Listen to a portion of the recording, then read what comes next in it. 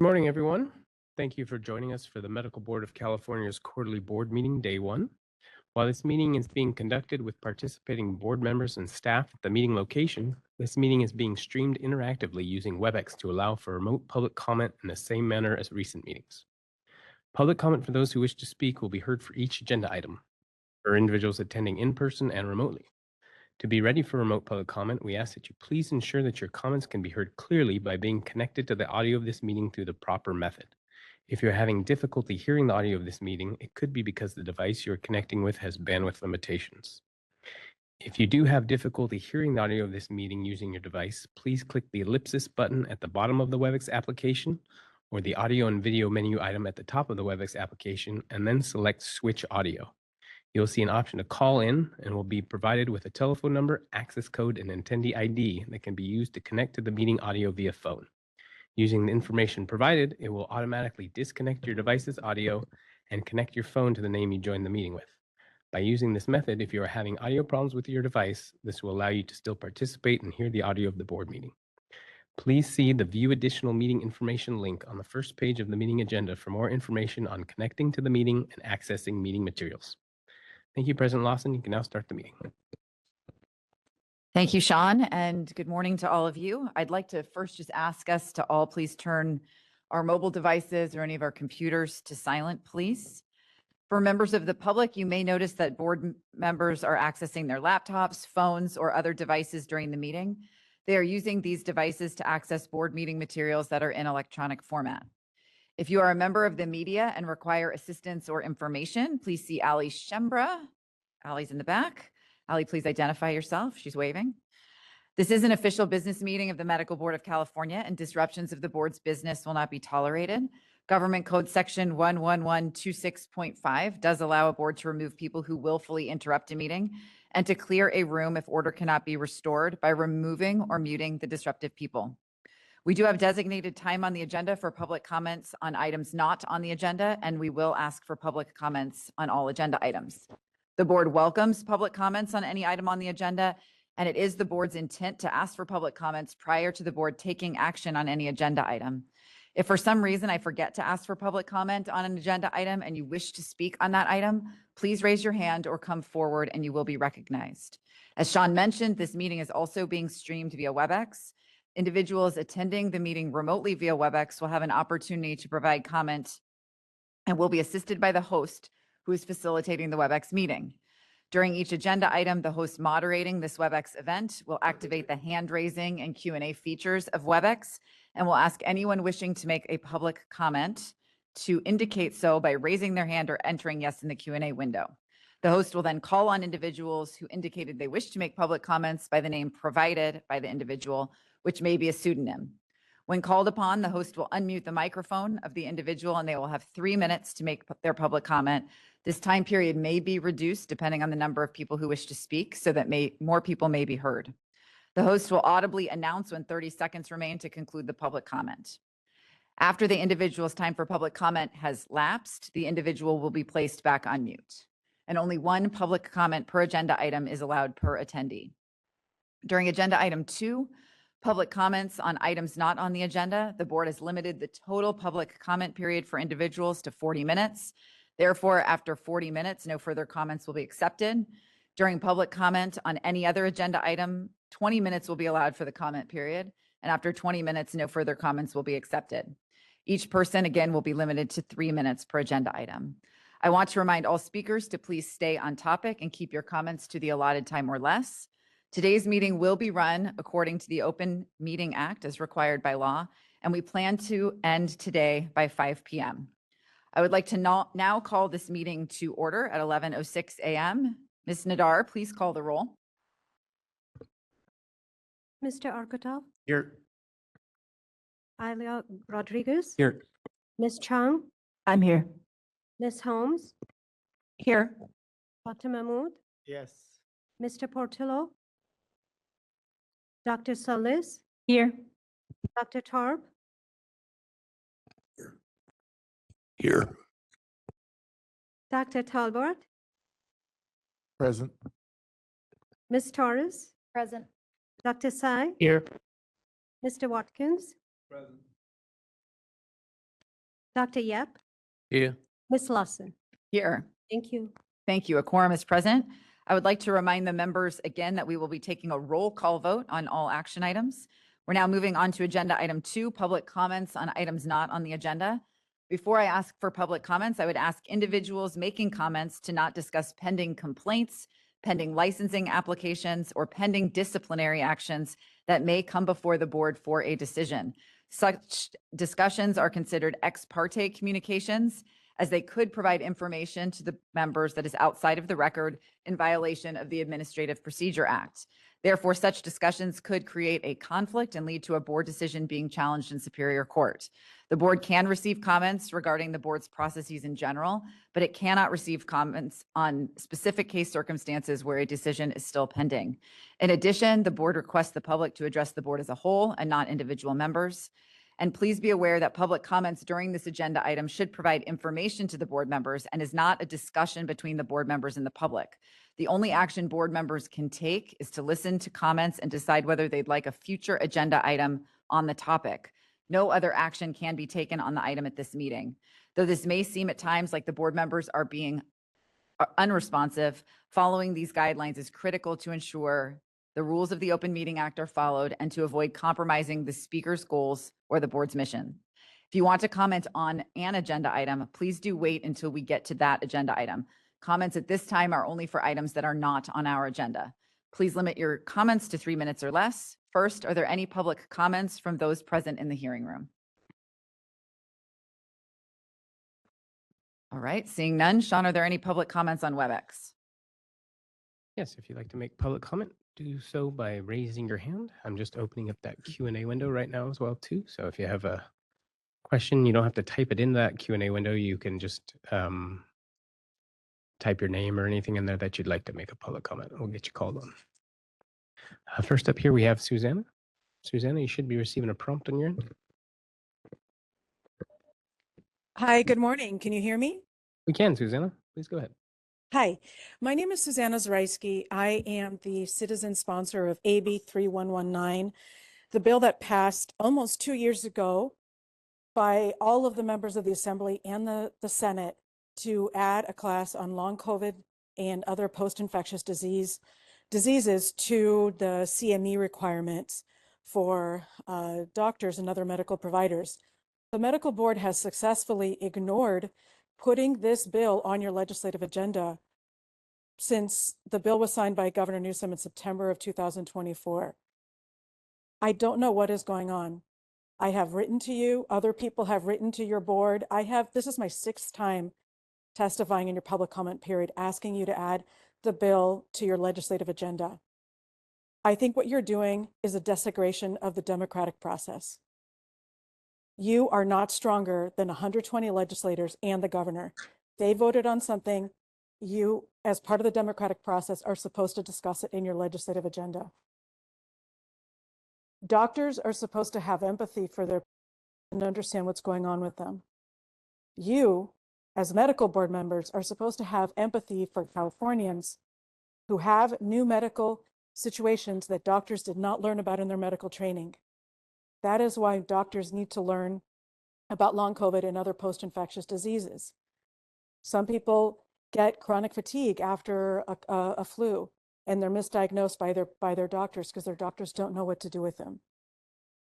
I'm asking you to think about putting yourself in the shoes of the people who have long COVID, of the people who have post-infectious diseases and can't find help.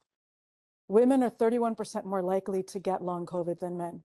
There's a new virus strain right now called cicada, and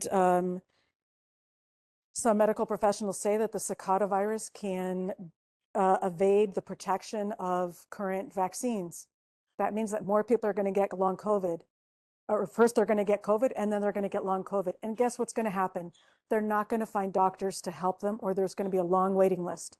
When I got long COVID, the waiting list was 5 months at the Stanford Clinic, 5 months. The point of having medical providers learn about long COVID is so that they can help their patients without sending them to specialized clinics that have long lines. I made a video that you can all find on YouTube asking Governor Newsom to take action. It's called Newsom, take action on AB 3119, long COVID medical education.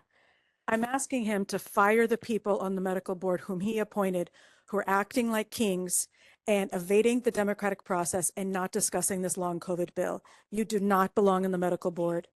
Thank you. Thank you for your public comment. Next here we have Marion Hollingsworth. Marion, you should be receiving that prompt. Okay, can you hear me?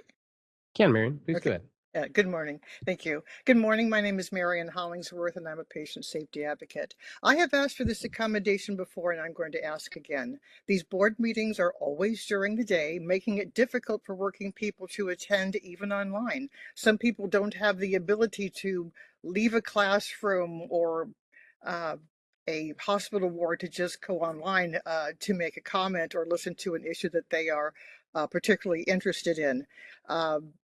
It would be great if you would occasionally have a meeting or at least one of the days during the evening, or have one of those days on a Saturday.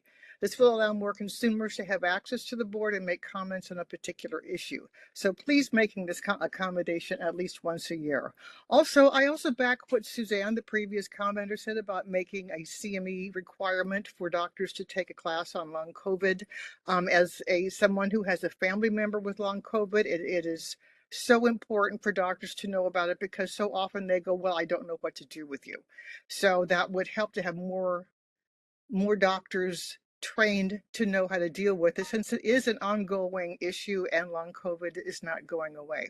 So please make that a requirement. Thank you so much.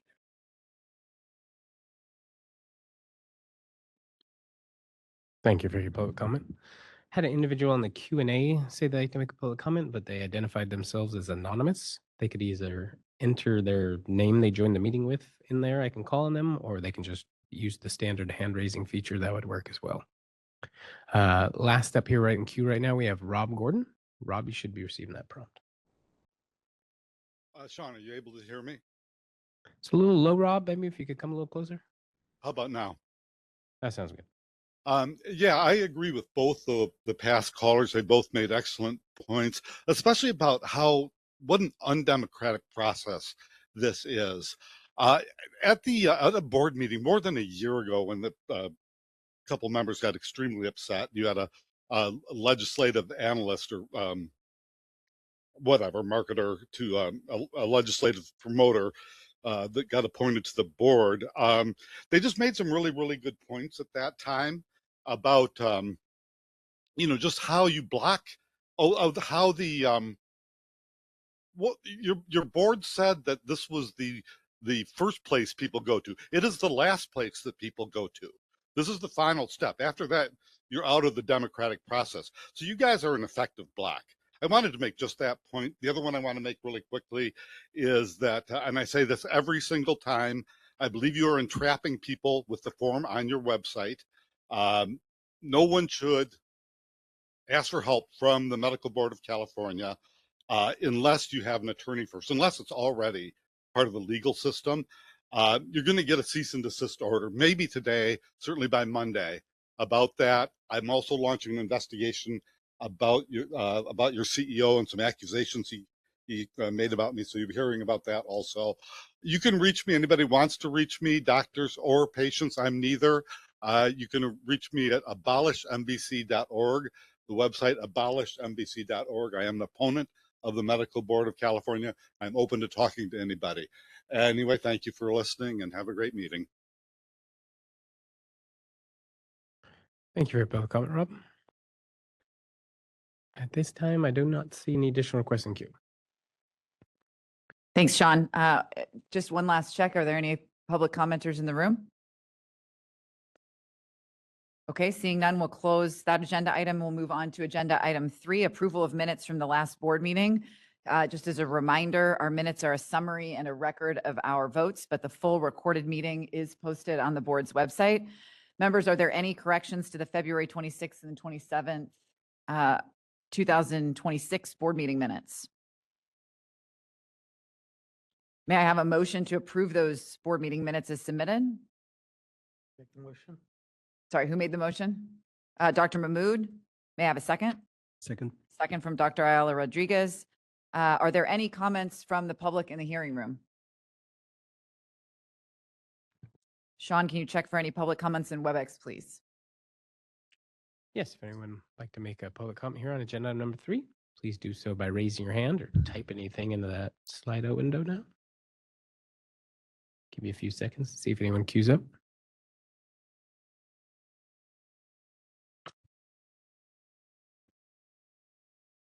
Not. Oh, here we go. Rob Gordon should be receiving that prompt now. Yeah, just really quickly. It was mentioned that there's, I'm sorry, forgetting the board members, TJ mentioned that he's been talking to NBC. I'm just wondering if we can get that contact. We might, some of the opponents of the medical board might want the contact at NBC also. That's all. Thank you. All right, Rob. Thank you very much. No additional requests in queue at this time. Thanks, Sean. We'll bring it back to the board. We've got a motion pending to approve the minutes. Ms. Nadar, would you please perform the roll call vote for us? Mr. Ortega, Yes. Dr. Ayla Rodriguez, Ms. Chang, Yes. Ms. Holmes, Dr. Mahmood, Dr. Solis, Yes. Dr. Tarp, Yes. Dr. Tolbert, Yes. Ms. Torres, Yes. Dr. Sai, Yes. Mr. Watkins, Yes. Dr. Yep, Yes. Ms. Lawson. Yes. Thank you. Thank you. The February 26th and 27th, 2026 board meeting minutes are approved. Moving on to agenda item 4, the president's report. As a first matter, it is my distinct privilege and honor to pause today and recognize someone who has given an extraordinary amount of himself to the people of California, our Chief of Legislation and Public Affairs, Aaron Bone. Aaron, 25 years of public service is not just a milestone. It is a testament to dedication, integrity, and a genuine commitment to public service. Aaron joined our board's executive staff in July of 2020, and in the time he has been with us, he has been an invaluable member of the team and a trusted voice on some of the most complex legislative and policy matters we face. But Aaron's record of public service extends far beyond our doors. Prior to joining the board, he served as the Information and Planning Officer for the California Board of Accountancy for nearly 4 years. And before that, he built an impressive foundation of experience holding positions with the Board of Equalization, the State Senate, and the State Assembly. Aaron, the work that you do every day matters deeply, and it has had a real and lasting impact on public protection and access to quality medical care. On behalf of this board, your colleagues, and the people of California, thank you for your expertise, your professionalism, and your unwavering dedication. It's now my honor to present you with a plaque in recognition of your 25 years of outstanding public service to the great state of California. Thank you, Aaron.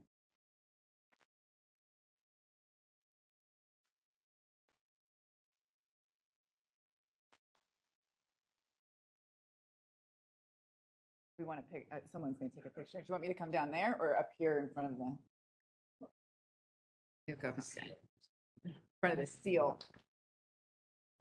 That's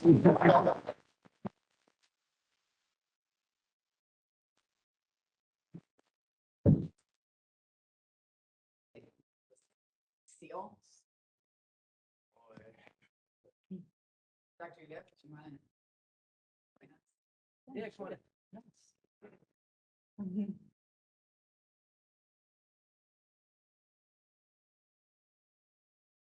Great, thank you.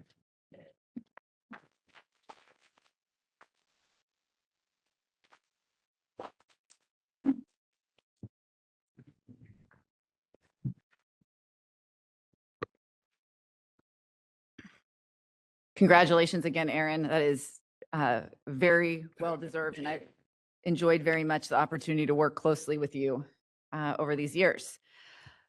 Before we return to the business of the board, I hope you will indulge me in a few personal remarks this morning. This is my last official meeting as a member of the Medical Board of California, and my final term on this board concludes officially next week on June 1st. I want to start with gratitude to the 2 governors who entrusted me with the privilege of serving on this board.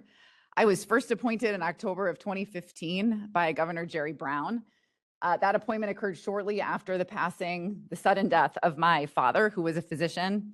And that appointment was profound and really deeply personal for me. It gave me a way to honor my dad's life work through public service. Governor Brown reappointed me in 2018, and Governor Gavin Newsom reappointed me in 2022. I am grateful to both governors for their confidence in me and for their shared commitment to protecting the healthcare consumers of California. I want to also express my deep gratitude to my fellow board members, past and present, for the extraordinary honor of electing me to serve as your board president 4 separate times. You placed your trust in me to lead this institution. I've never taken that trust lightly, and it has been among the greatest honors of my professional life. When I reflect on more than a decade of service on this board, I see a board that has been tested and strengthened in equal measure. We navigated a once-in-a-century global pandemic together. We faced sunset review processes that forced us rightly to examine ourselves with honesty. We confronted attempts by well-organized, well-funded groups to intimidate and undermine our work. And through it all, the board kept its focus on the people that we serve, the patients and healthcare consumers of California. I want to speak briefly about the COVID-19 pandemic because it was a defining part of my service on the board. As I assumed the board's presidency for the first time in 2020, California and the nation were in the grip of a crisis that exposed every fault line in our healthcare system. The board was called upon to act with urgency, and we did. We worked to ensure that our enforcement mission continued without interruption while all of our staff transitioned to remote operations. We communicated with licensees about their obligations during the emergency, and we made clear unequivocally that the spread of medical misinformation by licensed physicians posed a very real and a very serious threat to public safety. That stance was not without personal cost. As some of you will recall, in December of 2021, members of America's Frontline Doctors, an organization that Congress was investigating for defrauding consumers, surveilled my home. They flew a drone over my house. They watched my kids leave for school. They followed me to my office, and they ambushed me in a parking garage with cameras. They later released a 21-minute video about me, which resulted in threats against me from across the country. It was, as I said at the time, a terrifying experience, but it was also clarifying for me. Those vile threats did not deter me, and they did not deter this board from our mission.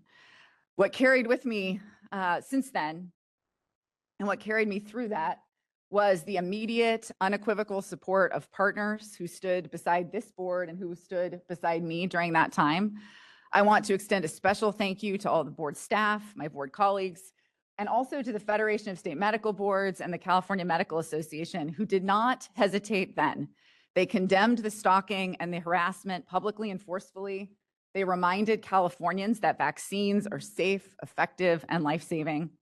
Then State Senator and physician Dr. Richard Pan also spoke out in strong condemnation, and many others across the healthcare and consumer protection communities from across the state and across the country made clear that attacks on public health officials are attacks on the public itself.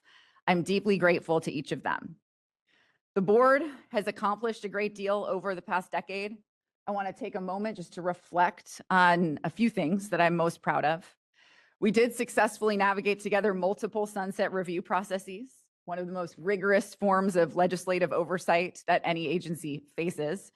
Those processes resulted in SB 815, signed into law by Governor Newsom in September 2023, which renewed the board through 2028 and enacted meaningful reforms.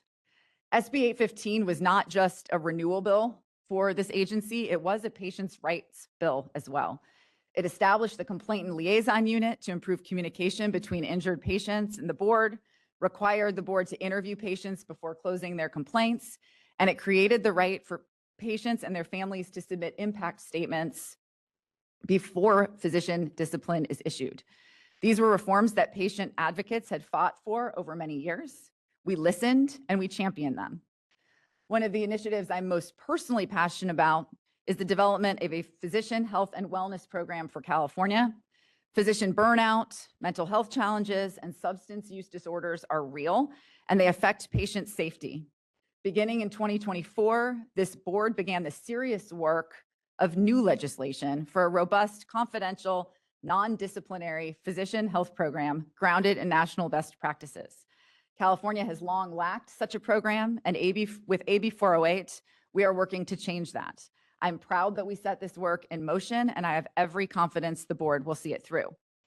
Relatedly, the board also worked to revise physician license applications, questions related to mental health conditions, reducing stigma, bringing our practices in line with current evidence, and encouraging physicians to seek help without fear of professional repercussion. These changes reflect the kind of thoughtful, evidence-based governance that I hope will define this board's legacy. None of this work happens in isolation. I do want to take another moment to recognize the advocates and partners who have made this board better. To Michelle Montserrat Ramos and Consumer Watchdog, your tenacity and moral clarity have made this board more accountable, more transparent, and more genuinely focused on the patients it serves. Michelle's advocacy was born of personal tragedy and has been sustained by extraordinary dedication. Through her work, families across California have found their voices in a process that too often left them feeling invisible. The reforms in SB 815 bear her fingerprints, and the patients who will benefit from them may never know her name, but we do. Thank you, Michelle. To the California Medical Association, thank you for standing by me when it mattered most. When anti-science extremists targeted me, and by extension this board, the CMA did not equivocate. Your immediate and public condemnation sent an important message that the medical community in California will not be intimidated by those who traffic in fear and misinformation. That partnership between the regulator and the regulated is at best when it's one of mutual respect and shared purpose. Thank you. I also want to recognize the Consumer Protection Policy Center at the University of San Diego School of Law, which was formerly known as the Center for Public Interest Law, which many of us still know it by. Founded in 1980, the CPPC has served for decades as an independent academic monitor of California's regulatory agencies, including this one. Its faculty, staff, and student interns have tracked our proceedings, published rigorous analysis in the California Regulatory Law Reporter, and they've shown up at our hearings to hold us accountable to our mission.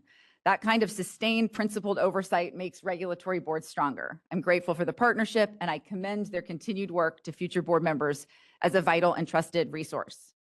To the Federation of State Medical Boards, thank you for your leadership at a national level and for the profound honor of the 2022 Award of Merit.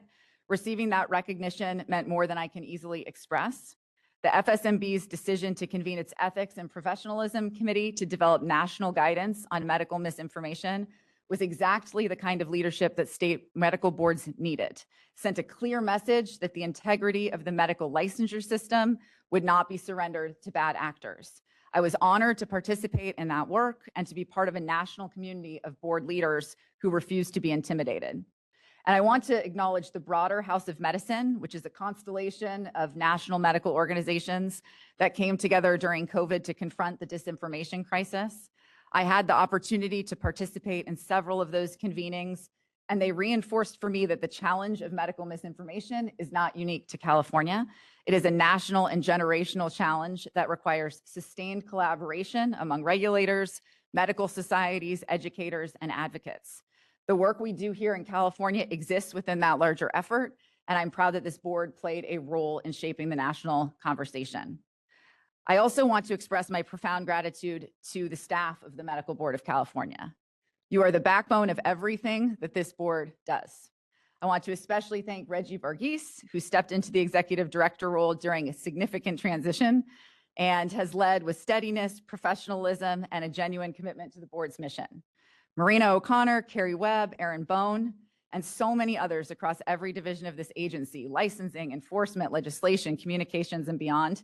You show up every day for California's healthcare consumers. Us board members, we cycle in and out, but it's the dedicated staff who carry the institutional knowledge and the mission forward. I've been honored to work alongside you, and I'm deeply grateful for the opportunity to collaborate with each of you.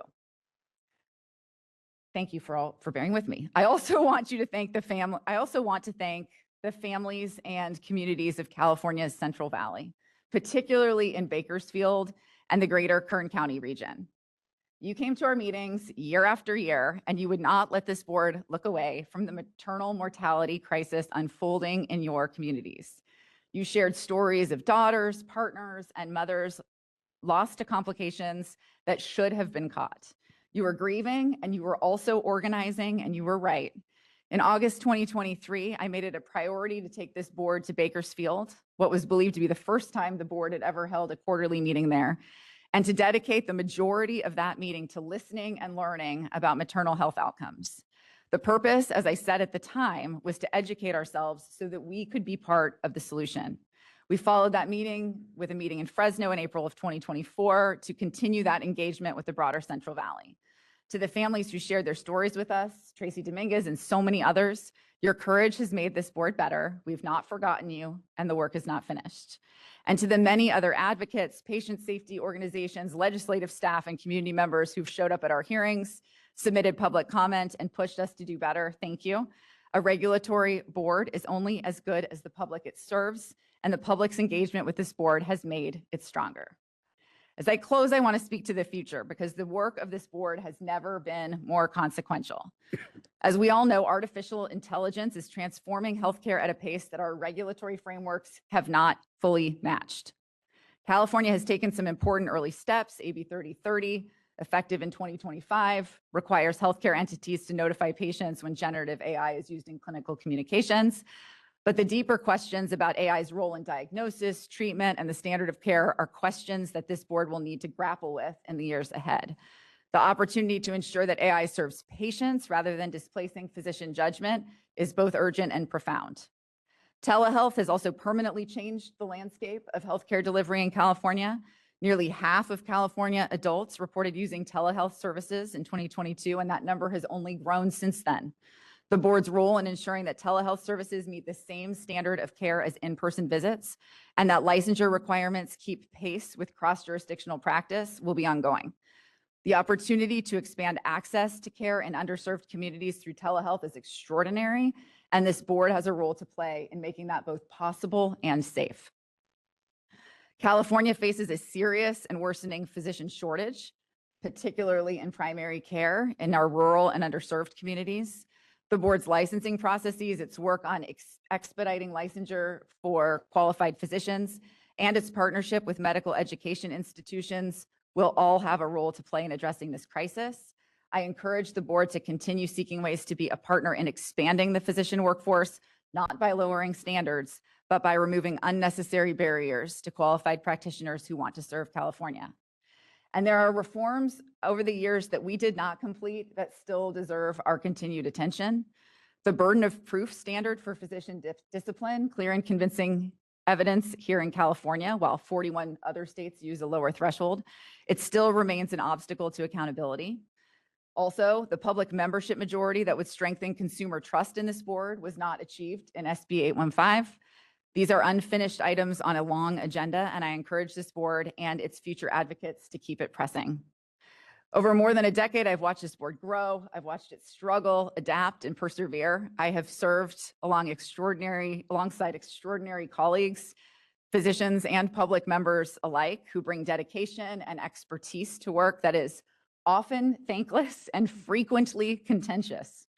I've seen our staff navigate seemingly impossible circumstances with professionalism and grace. The mission of the board to protect the people of California by ensuring that their physicians are competent, ethical, and accountable is as important today as it has ever been. I leave believing deeply in that mission and in this institution's ability to fulfill it. To the members of this board, it has been the honor of my professional life to serve alongside you and to lead this institution 4 times as your president, carry this work forward. To the patients and advocates who trusted us with your stories, your grief, and your hope, you're why we're here. Thank you. And to this board, California is lucky to have you. It has been a privilege. Thank you.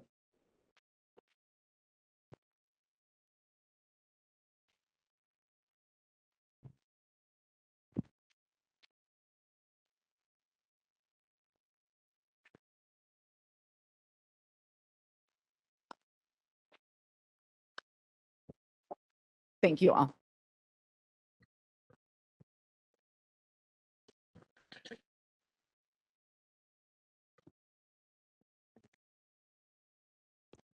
Hello? Yeah. In honor of Christina Lawson, President, Medical Board of California, who served this board from 2015 to 2026. With profound gratitude, we recognize Christina Lawson for her exceptional leadership and unwavering dedication during her tenure as President of the Medical Board of California. Her vision and tireless efforts have played a pivotal role in advancing the health and safety of California patients. With heartfelt gratitude, we recognize Christina's tireless work to build bridges between healthcare professionals and consumer advocates, fostering a collaborative environment focused on improving patient safety and advancing the public interest. Christina's commitment to addressing the well-being of physicians culminated in her championing of AB 408, the groundbreaking physician health and wellness legislation. Her vision for a more supportive, balanced healthcare workforce led to critical reforms aimed at improving the mental health and wellness of physicians, ultimately benefiting both practitioners and the patients they serve.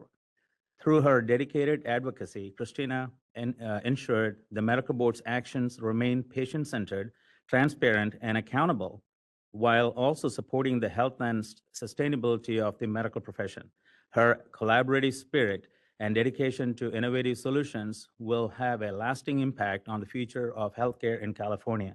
Thank you, Christina Lawson, for your unwavering leadership, your work with consumer advocates, and your profound contributions to the health and wellness of California's medical community. Your fellow board members and your board staff is proud to Thank you. honor you with this plaque and certificate. And I ask Ms. Christine Lally, the acting director of DCA, to join me on the podium.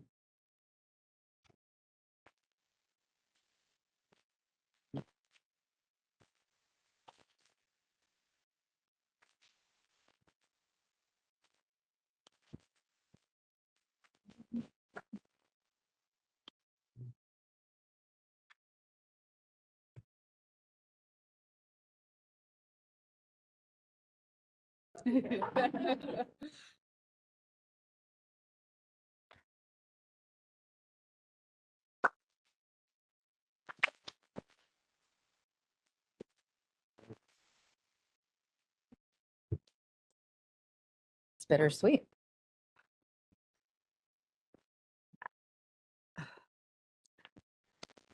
Burke.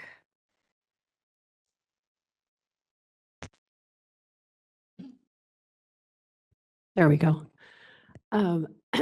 Really can't believe this day has arrived. It never seemed possible, but I just, on behalf of the department, President Lawson, I just wanted to give our heartfelt gratitude for your more than a decade of service.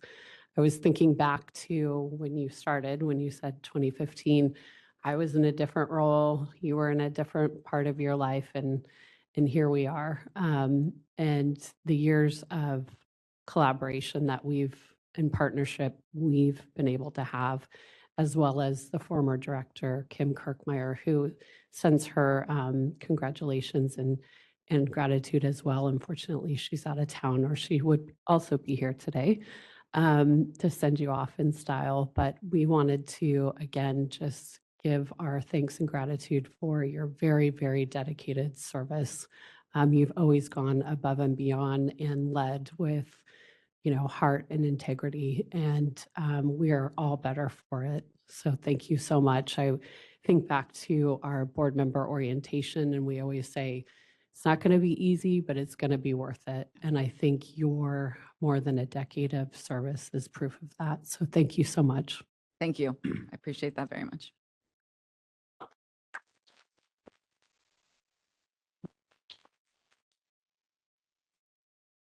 All right. Thank you all. Continuing the work. Next, I'm pleased to announce the appointment of Dr. Solis and Ms. Holmes to the Maternal Health Task Force. California has made significant progress in reducing maternal mortality, particularly through the work of the California Maternal Quality Care Collaborative and its development of evidence-based toolkits that support improved maternal and infant health outcomes and advance our shared goal of eliminating preventable maternal morbidity and mortality. The task force will identify opportunities to collaborate with CMQCC, the California Department of Public Health, and other maternal health experts and agencies in support of our mission of consumer protection. I'm grateful to the families and patient advocates who continue to bring attention to this critical issue, and I look forward to continued public engagement and meaningful progress towards ending preventable maternal deaths. Finally, I am reporting on the following contacts with interested parties. As is typical, I receive a number of communications and I forward all of those on directly to board staff. Are there any questions or comments, including contacts with interested parties or comments on the president's report from board members? All right, seeing none, are there any comments from the public present in the hearing room today? Welcome.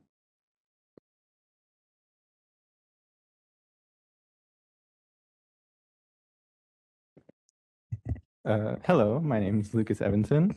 I'm not speaking on behalf of the California Medical Association today. I'm sorry I wasn't able to prepare a comment. So I will just personally thank you for your service on the medical board. I have honestly marveled at your leadership.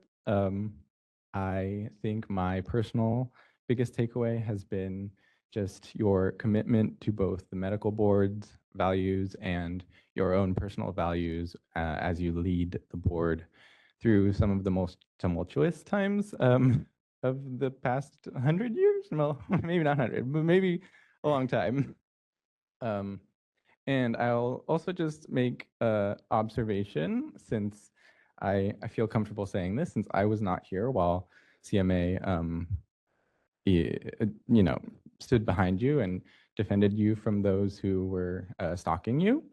So I don't know why they did that, but my observation would be that they probably felt relieved or lucky to have someone that they could stand behind and could defend, because that doesn't exist everywhere in the country.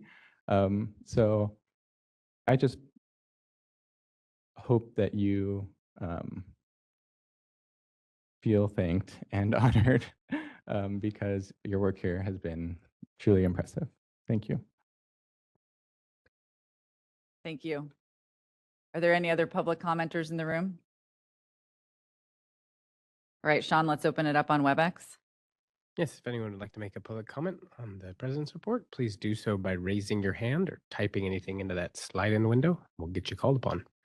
First up here, we have George. George, you should be receiving that prompt.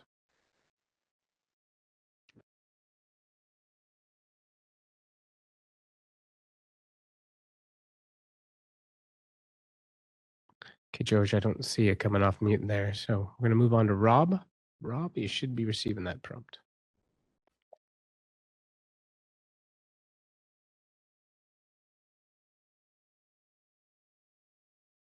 Rob, your line's open. Okay,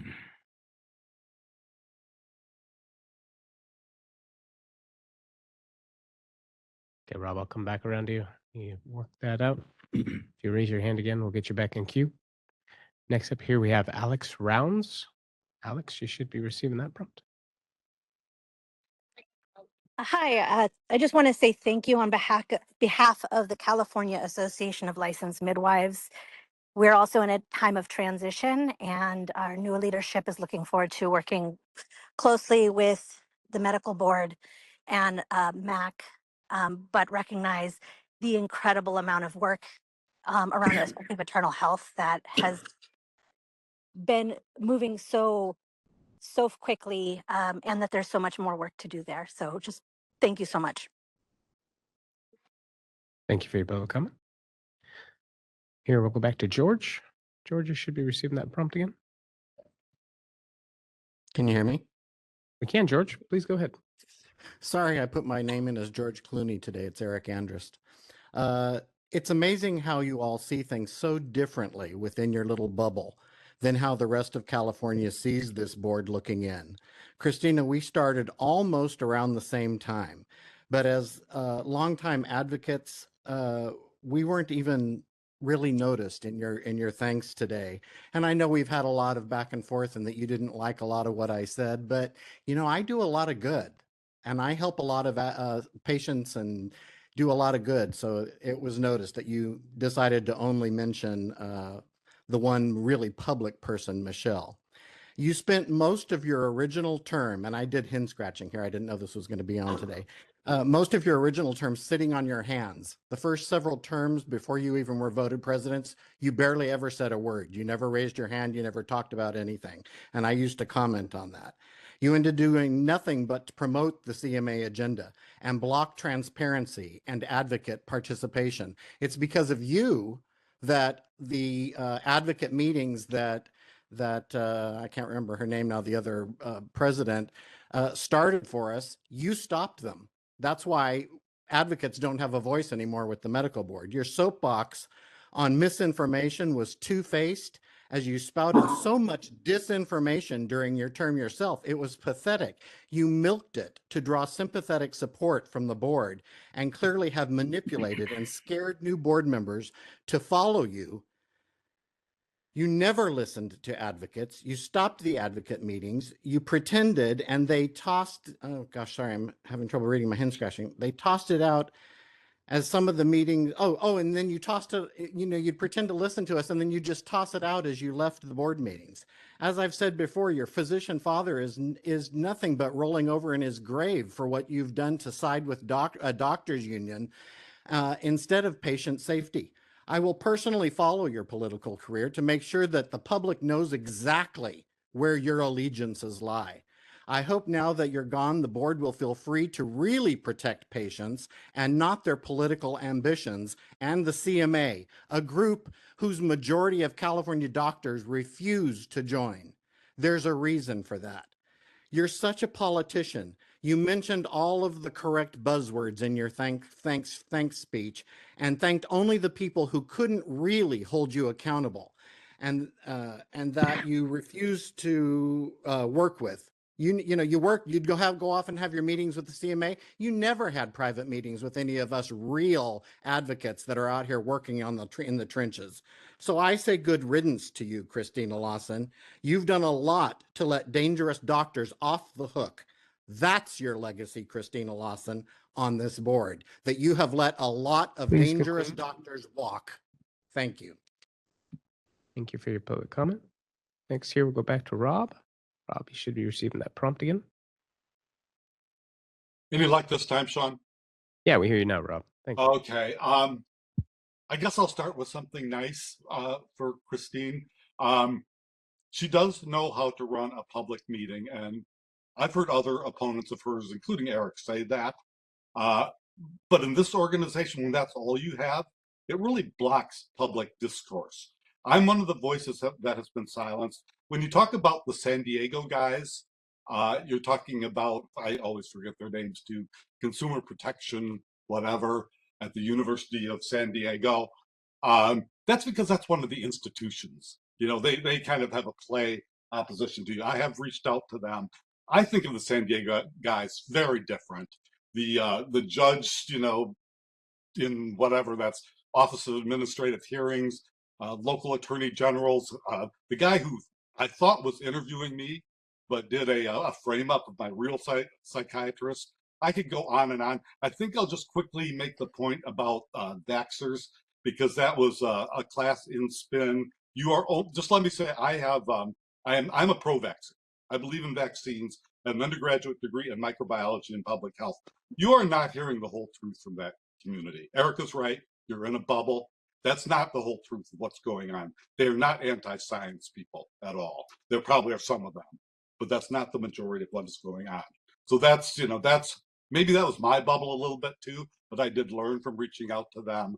So, this whole thing is really about an abuse of power. We're heading up to an American holidays that's always been held to me. I made it clear that I did not accept the concept of forced psychiatry and fabricated psychiatric conditions that were endorsed by you. This organization cooperated with the prosecution against me. So, I'm not leaving with any fond memories of this whole thing. And I do agree, it should follow. I said retaliation in my last comment. I'm really done, but I have to say very much I was talking about political retaliation, nonviolent. So anyway, good luck with whatever you decide to do, but there's still victims out there. Thank you, Rob. Next up here, we have Anne. Anne, you should be receiving that prompt.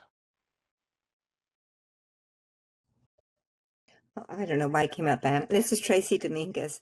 I just wanted to thank you, Mrs. Lawson, for hearing the voices and families in Bakersfield throughout California while supporting Save a Mom, Save a Family. Your compassion and willingness to listen and helping bring awareness and change for mothers and families across the communities.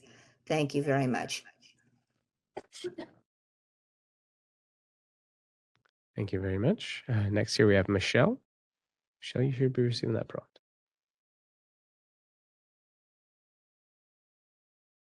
Good morning. I'm Michelle Montserrat Ramos, and I'm with Consumer Watchdog.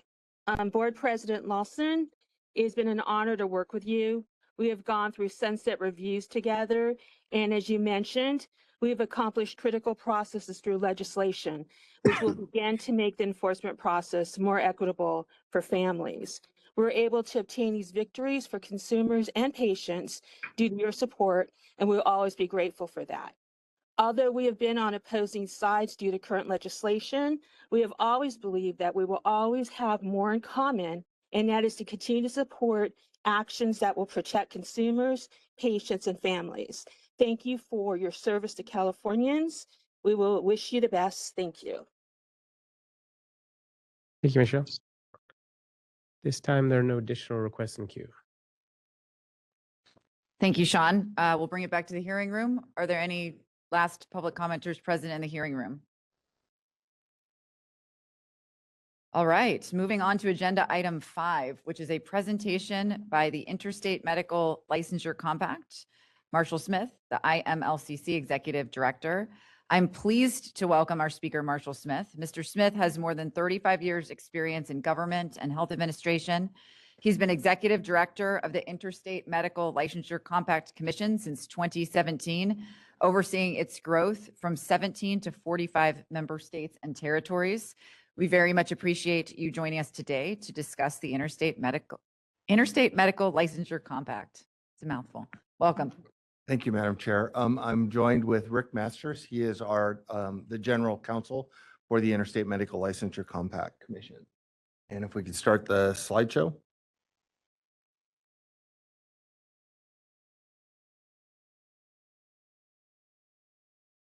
Okay. This is, I believe, the first of many conversations that the board will need to have about the Interstate Medical Licensure Compact Commission. So what I wanted to do is provide some groundwork about that discussion and about what the commission is, what it does, what it doesn't do, and some of the options that you have as in the state of California about joining the Interstate Medical Licensure Compact Commission. Is it? All right. So what we do is actually very simple. There we go. The Interstate Medical Compact Commission was founded on the principle that each state has the sovereign right, pursuant to the 10th Amendment of the Constitution, to define what constitutes the practice of medicine by physicians authorized to practice medicine in that state. What the compact does is it creates an alternative pathway or an expedited pathway for physicians to obtain the full and unrestricted license to practice medicine in your state that they would obtain if they went through the traditional method. We have alternative high bar, bright light standards that physicians have to meet in order to be able to use the compact process. And I'll cover those in just a second. And the next slide, please. One other thing I wanted to mention, so the California Medical Board, or the Medical Board of California, sorry, you are the first to publicly hear this announcement, but we now have our 44th member state. The legislation passed in the state of Alaska yesterday and is on the way to the governor's desk. So we're very excited about that. We have 6 more states to get into the compact. So the compact itself is a governmental instrumentality, which is a fancy name for meaning that we become a part of each state's government. It is the mechanism by which our process becomes expedited. It is the way by which we are able to get licenses issued to physicians on average in 7 to 10 days. The way that we're able to do that is that physician is licensed in a state. That state already has all of the primary source documents. They know where they went to medical school. They know the attempts that it took, number of attempts to pass the USMLE or the COMLEX. They pull a fingerprint-based background check, and they pull the MPDB report and the DEA report. So they have current information about that physician. The physician fills out an online application. That online application is verified by that member state. The other states then issue the license based on that documentation, the application, and the certification from that other state. That ensures that the physician is eligible. Your state then issues the license. You do not have to get those documents. You don't have to do the fingerprint-based background check. All of that's been done by another member state. Physicians that have used our process, there are currently 43 member states, are able to get 42 licenses in 7 to 10 days through our process. It's a high standard. Our member boards do incredible work. We have issued over 120,000 letters of qualification, or these documents that boards have said are the valid document that the physician meets the requirement. Of those 120,000, 80 have been found to not be valid. Once the board, and most of those are through boards doing their own internal auditing, they found that there was an error made by staff. They found that there was updated information that they needed to express to the other member boards. That's a pretty good odds, and our states do an incredible amount of work to do that. So back to what the compact is and what is a governmental instrumentality. The U.S. Constitution, when the founding fathers started our country and made that decision 250 years ago that we were going to do this, it's less than that for the Constitution, sorry, is they realized that states had to be able to make arrangements and agreements between each other. That's what a compact is. That's what we are. It's a legal agreement between your state and the other states that are part of the compact. The next slide. Our organizational structure, just putting this out here so you understand it, we are governed by our commissioners. We are a commission-run organization. We have an executive committee. As the executive director, I also serve as the secretary on the executive committee. Our commissioners meet twice a year. We just met on May 12th. Our commissioners approved our budget. We had several other discussion items, but we do meet at least once a year in person. And each state appoints 2 commissioners to serve on that commission. We do have a staff. We currently have 24 staff members on our staff. Next slide, please. So there are currently 46 member jurisdictions. If you'll let me add Alaska to that, it's 43 states plus the District of Columbia and the Territory of Guam. That represents 54 different medical boards. We currently have 40 of those member boards active and in full participation. We have 2 member boards that are still working on being able to obtain fingerprint-based background checks, so they cannot act as a state or principal license yet. And we're working with them. And then we have 3 member jurisdictions. Once the legislation passes, it takes about 3 to 6 months of training to get the board ready to do it, and then about 2 to 3 months after that to actually fully implement the process. We have over 60,000 physicians that have used our process, and over 200,000 licenses have been issued. It's important to note that while the compact may sound like it is something that is new and unique, it is not. Physicians get licensed in multiple states all the time. What we do is we create a mechanism so that your board retains control over the practice of medicine. You issue a full and unrestricted license. We have a different pathway to do that. I like to use the analogy of when you go to the airport, everybody has to go through the X-ray machine. There are 2 ways to get there. You can do the traditional way, which is fine and great and works very well, especially here in the state of California and our other member states, or you can do an expedited TSA approved method where you have a quicker pathway to that X-ray machine. The compact works that a similar manner. If you'll go to the next slide, the compact does have authority to make rules and has bylaws that govern its practices. We also have a series of policies that define what we do. These rules, policies, and bylaws are binding on all of our member states as part of the compact. We have an extensive rulemaking hearing. There are at least 6 opportunities for our member boards to provide comments during our rulemaking process, and the fastest we've ever done a rulemaking is about 9 months. So it is a very deliberative process. It's very involved, and it involves a lot of time and effort to make sure that we get it right. And all of these rules are on our webpage, and you're welcome to review those. The next slide, please. So I also wanted to do a little bit of level setting, especially as it relates to shield laws. I know this is a very important issue to the state of California. It's a very important issue to a lot of our member states that are currently part of the compact. The opposite is also true. There are states that believe that it's appropriate to restrict the access to care, women's health care issues. Those states have an equal right to enforce that and to provide that level of protection to their citizens as a state that develops its shield laws does. The thing about it is, and the most key takeaway of all of these items that I've listed there for you to read at your own leisure, is that one state may not take action against another state's physician for doing the practice of medicine that's licensed in that state.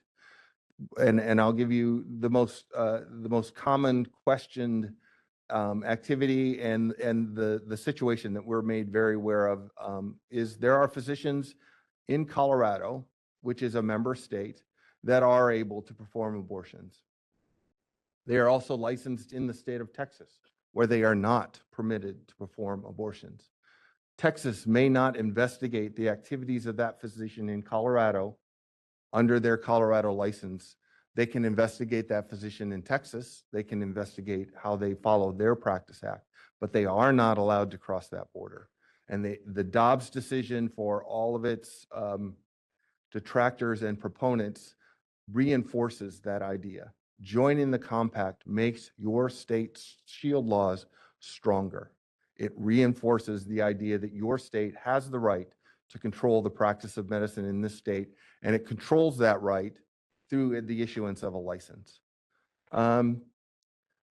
Put up some more items about that because this is an important issue. There have been states, recently New Mexico joined the compact.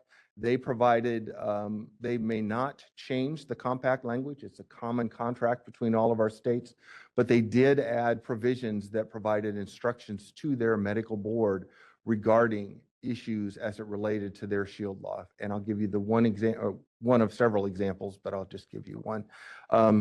That example is they instructed their board that they may not participate in a joint investigation if that joint investigation is in regards to the performance of women's health issues or related to their shield law. Joint investigations, and I'll talk to that for just a second, is the ability under the compact for our member states, investigative units, to talk to each other. Most states have very siloed investigative properties. Their investigators, the board cannot acknowledge that an investigation exists. They can't share that information with any other member state. The compact allows for the voluntary creation of joint investigations between our member boards so that those member boards can compare information and those investigators can share information with each other. We've had 2 joint investigations, and the one that I'm the most proud of because it really did protect the public in a very strong manner. There was a physician who was licensed in 12 states through the compact. That physician was sexually abusing patients in most of those states. There were ongoing investigations in all of those states. They could not gather sufficient information or evidence to be able to take action. The compact, 5 of those states formed a joint investigation. Those 5 states, investigators compared notes. They now had more than enough information to be able to take action on that physician. Within 45 days of opening the joint investigation, the physician had lost all 12 licenses and is currently serving in a federal penitentiary. So it is a powerful weapon that is made available to our states. It is used judiciously and importantly. So Let's go on to the next slide. The other thing I wanted to address, kind of the elephant in the room, was the Oregon white paper. A copy of that was provided to you, and and I can provide that to anyone that is interested in that. The state of Oregon, their medical board has repeatedly determined that joining the compact, and they have stated publicly that joining the compact, they believe, is a threat to the public health, safety, and welfare of the citizens of the state of Oregon. The compact itself does not believe that. We are currently operating in 43 states, the District of Columbia, and the Territory of Guam. However, the compact does support each state's right to determine whether they want to join the compact, and the right to determine what is best for their citizens. We did respond to that at the request of the Oregon Hospital Association's chief medical officers, and a copy of that reply was given to you. There are three of the highlights that I would like to make. First is that the state of Florida did join the IMLCC in March of 2024. Those boards, the two boards in Florida, process about 75 license requests a week, and they receive about 55 letter of qualification requests, or those are Florida licensed physicians wanting to use the compact to be licensed in other states. There are 154, as of April 30th, there are 154 of our 60,000 physicians that have been disciplined, resulting in 314 actions. Joining the compact makes it easier if a physician is disciplined for your board to take action against that physician. And that's why there are 154 physicians and 314 actions. And finally, 84 of the, as I mentioned before, 84 of the 120,000 LOQs, or letters of qualification, have been determined to be invalid. We immediately notify all of the member boards of that fact so that they can take action on that. Some general comments, and I'll be winding down in the next couple of minutes, is that about 62% of our physicians get one, the average number of licenses obtained is 4 per physician. About 62% get 1 or 2 licenses. The reason they like, and although they're getting 1 or 2 licenses, it's a known factor. They know that they will have those licenses in 7 to 10 days. They also avoid the verification process. So if you're applying for a license in a traditional process, and you are licensed in another state, you have to verify that information to the board that you're applying to. And you apply to another board, and now you have to provide 2 to that. That process is eliminated through the compact process. About 14% of our physicians get 7 or more licenses. Those are physicians generally that are doing telemedicine around the country. It takes about 37 days on average for physicians to get their letter of qualification, with 52% of them getting them in 30 days or less.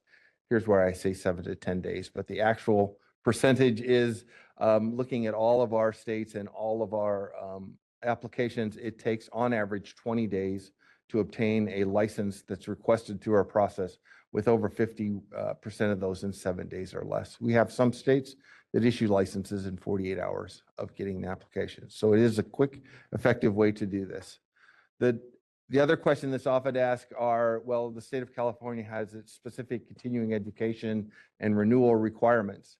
Do those go out the window with joining the compact? And the answer to that is no. You retain the right to establish the renewal requirements for those physicians in your state, just like every other state does. You will never, where it helps your staff and the process is that you will never get a renewal application through the compact process where the physician has not certified that they've met all of those requirements. So you're able to move that quickly.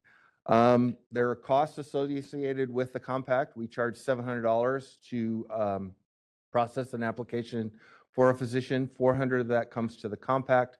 $300 is paid to the state or principal license. So if you are a member of the compact, you will receive $300 for each letter of qualification verification that your board does. So you have California licensed physicians. They're filling out their application. Your board certifies that it's true and correct. You're paid $300 to do that. We know the average cost for a physician to apply to a single state is $385. So a physician who uses our compact and applies for 2 or more states, it's an economic advantage to them. The license fee, your board will collect its full license fee, and the compact will pay that full fee to your board on a weekly basis through our remittance process.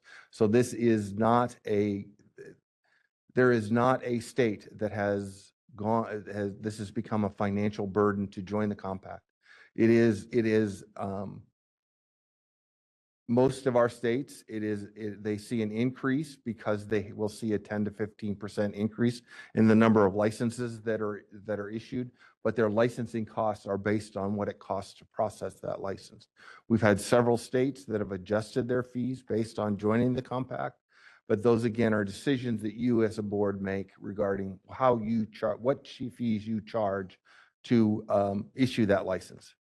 So my final comments are, these are the 9 criteria that all of our member boards have agreed that if these steps are met, they will then issue that license without doing any further or any additional requirements on that physician. So first, the physician has to select a state of principal license.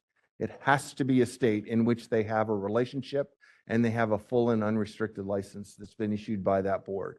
A relationship is considered that they live in that state. 25% of their practice occurs in that state. Their employer is located there, or they use that state for federal tax purposes. About 80% of our physicians use the first bullet to establish their relationship with their state of principal license. A lot of California licensed physicians are currently using the compact, and they're doing that because they're using the 25% rule. 25% of their practice takes place in Arizona or Nevada, and they can use that state to then obtain that letter of qualification and then get those licenses. And finally, the last slide is, these are the 9 standards. These are high bar standards. They're bright light standards. There are no appeals to these standards. If a physician does not meet any of these standards, they must then use the traditional process to obtain their licenses. All of our member boards have agreed that if these standards are met, they will issue a license to that physician. So they have to have attended an accredited medical school. They can have no more than 3 attempts at the USMLE or COMLEX. They have to have their graduate education basically in the United States. It has to be ACGME or AOA approved. They have to be board certified at the time that they are applying for this process. They can have no prior convictions or criminal activity on their background check. They can have no history of licensure actions by state licensing boards on their MPDB report. They can have no actions listed on their DEA history. The state board that is acting as a state of principal license cannot have an active investigation. And the physician has to agree to do a fingerprint-based or a biometric-based FBI background check that will pull a national review of criminal activity. So with that, thank you for giving me the time. And as again, I believe this is the first of many conversations. The compact will be beneficial to the state of California. There actually were 3 professors of economics at San Jose State University, which you might be aware of. They did a study that we were unaware of. They looked at the compact, they reviewed the compact and its impact on states. It found, 1, that it's the single most effective way to increase the number of physicians practicing in a state. 2, that it significantly impacts the ability for patients to receive physician care in rural and underserved areas. Over 50% of our doctors that use our process do that so that they can obtain a license to practice in a rural and underserved area. And 3, they also found that it not only increases the number of physicians you're getting licensed through the compact process, you will see a 10 to 15% increase in the number of licensees issued or requesting licenses from the state of California. And there is a significant increase in the traditional license application process. So thank you. I know I probably went a little long, but I appreciate this opportunity and look forward to talking with you more. Thank you for a very informative presentation. Are there any questions or comments from board members to begin? All right, we'll start here with Ms. Holmes. Thank you for that. I was just curious, given that when you talked about discipline, and there are 41 other states that have different standards of evidence than we do, How would that actually work in our state? I mean, would it work? So what the compact is part of the statutory language that's put in there, that being disciplined, I'm sorry, should have taken a drink. Any discipline issued by a member or by a state licensing board is considered a disqualifying event for the compact. Mm. That means that their ability to, the physician's ability to continue in the compact is ended. And that means then your board, if you've issued a license through the compact process, can make a decision whether you immediately terminate that license that you've issued or allow the license to lapse when it comes up to renewal, and the physician would then have to apply to your state through a traditional process to get that. Whether your state is able to use another state's disciplinary actions is something that each of our member states determined, but it is considered professional, or it is considered unprofessional conduct as part of the statutory agreement. So the answer to your question is yes and no. If you can certainly use other boards' activities, you're able to, through the compact, obtain all of their disciplinary and investigative records so that you can then make that decision and use your own counsel to determine how you proceed. Does that make Sort sense? of, and obviously this would be a big thing that I would want to understand in a lot more detail because I feel like it's a flyby and I don't actually, I'm not clear. So I would ask the board or the staff to, make that understandable to me as a member of the public. Yes, ma'am. And my other question was just maybe to the board is why aren't we in it? What has been the issue? I'm new. So why are we not in it? I can't answer for the board, but I can't answer it either, to be yeah, honest. th- So this that's is why our- we're this having has this been our first- conversation. Yep. I'm sorry, Madam Chair. No, I mean, Reggie might be able to Well, I answer think that. it was asked before by others, and the response is that there was no legislation put before this board to take a position on. Right. So this idea was floated, but there was not a formal legislation introduced for us to take a position one way or the other. Yeah, I mean, just for a reminder about the background and the genesis of this conversation and the context of our last meeting as we're thinking about legislation that is pending, that is seeking to expand access and expedite licensing and do these things, that many of which the compact is already doing. The thought was, well, perhaps we should have a conversation with the compact to see if this is a strategy that makes more sense than these individualized bills that are sort of chipping away at our licensing authority here, right? For very good reason, right? With telehealth, with access being much easier across the country, with the Cleveland clinics and the MD Andersons of the world and all these various things. So that's why we're having this conversation today to think about And it whether or made not. sense post-COVID Right. era, because during COVID time, when patients that received cancer care at MD Anderson, for example, for post-care, they couldn't travel because of the COVID travel restrictions. So the physician who treated that patient in MD Anderson, if they're not licensed here, could not follow that patient back in California. So a lot of things start to fall in place and make sense post-COVID era. So I think this is the right time we are discussing this. Yeah. Thank you. I have one more question. So would that address the concern from the last meeting from one of the members of the public around having access to a physician's for a second consult or at, chronic disease, all that kind of stuff. So this would sort of address that issue rather than a one-off, one by one. Okay. All right. Thank you. Thanks. Madam Chair, if I could also Please. amend. So one other thing, Ms. Holmes, is that the one thing about discipline is if a member state takes an action that suspends, revokes, prevents a physician from practicing, whatever terminology is used, all of the member states are required to take a similar action and open an investigation. And so the state will determine whether they want to continue that suspension or not. But it's a public safety issue that if you have a physician that some state has felt is not safe to practice and they've taken formal action to do that, all of our other member states are required to do the same thing pending a final decision by their investigation. Thank you. Thank you, Madam Chair. Dr. Singh?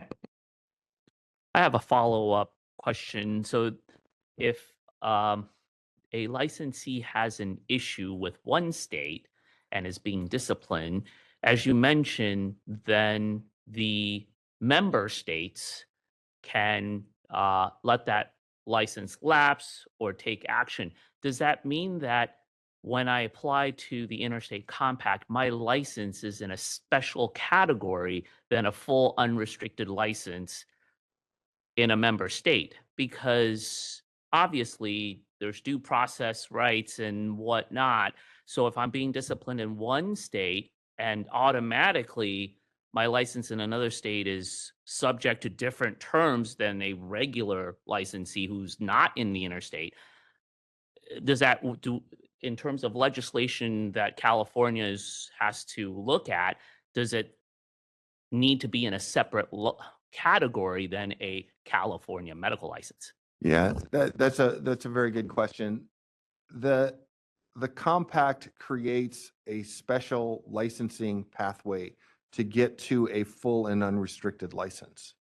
It also creates terms and conditions on that physician to use that pathway. Just like, if, again, to use the airport example, you know, if you're going to use the TSA, you have to give them your social security number and all of these other sorts of things.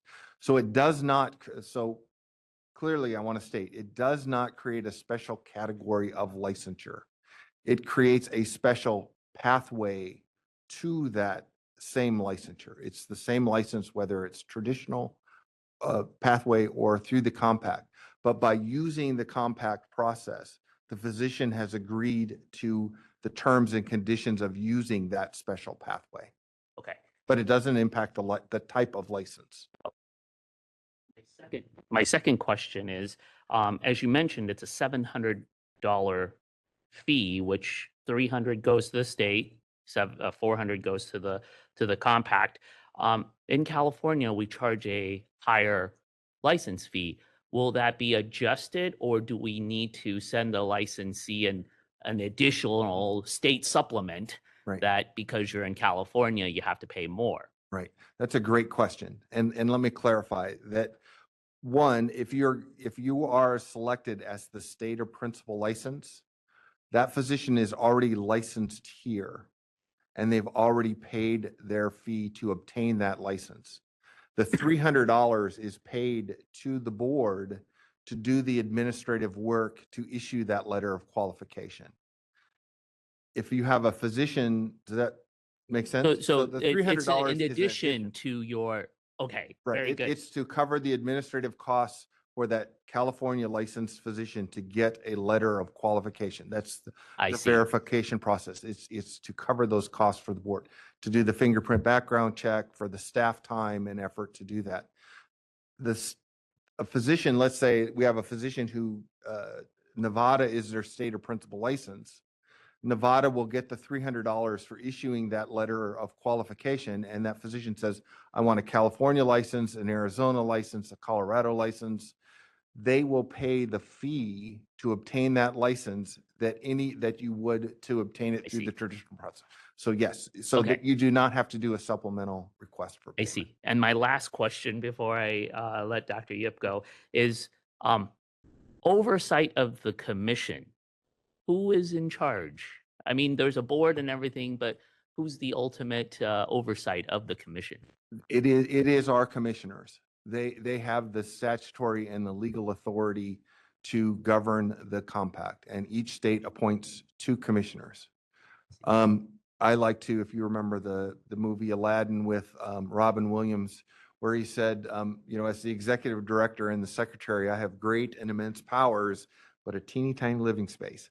I can only do what my commission authorizes the commission to do. They have complete and total authority. They are the only authority that can issue rules and that can change the bylaws. Dr. Yip? Thank you. I think it's timely for this discussion. One question I have is, based on the analysis and the licensee, what are the top 3 specialty in the licensee that goes through the program? I would think of radiologist, a big one, maybe dermatology, psychiatry. What has been the data? So that's a very interesting thing about the compact is that we do not know what specialties our physicians use. That is information that is appropriate to each of our member states. They can gather that information if they choose to, but the commission itself does not. We survey our physicians when they do renew their license. We know that almost 48% of our doctors that use the compact are intending to use it for telemedicine or remote purposes. And we know that about 48% of them use the compact so that they can expand their direct patient care, either because they're in a state border area or they are following their patients as they're moving snowbirding from one state to another. And about 4% of the physicians use it for academic and corporate purposes so that they can provide expert testimony in all 50 states. So we do not know the specifics of what the specialties the physicians have. It also brings up another important point that all of this data and all of this information that the compact has in our system does not belong to the compact. It belongs to our member state. So any request for data out of that system, anything that's done in that system other than by redacted or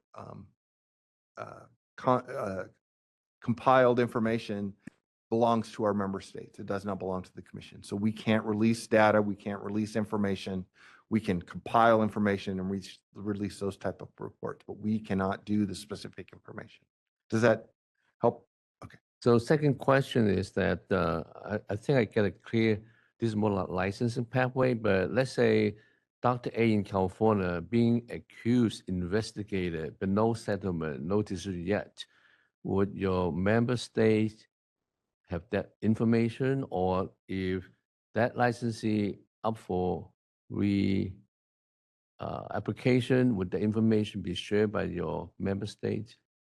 The investigative information. So once a physician is in the compact and they've been issued licenses, the sharing of investigative information is voluntary.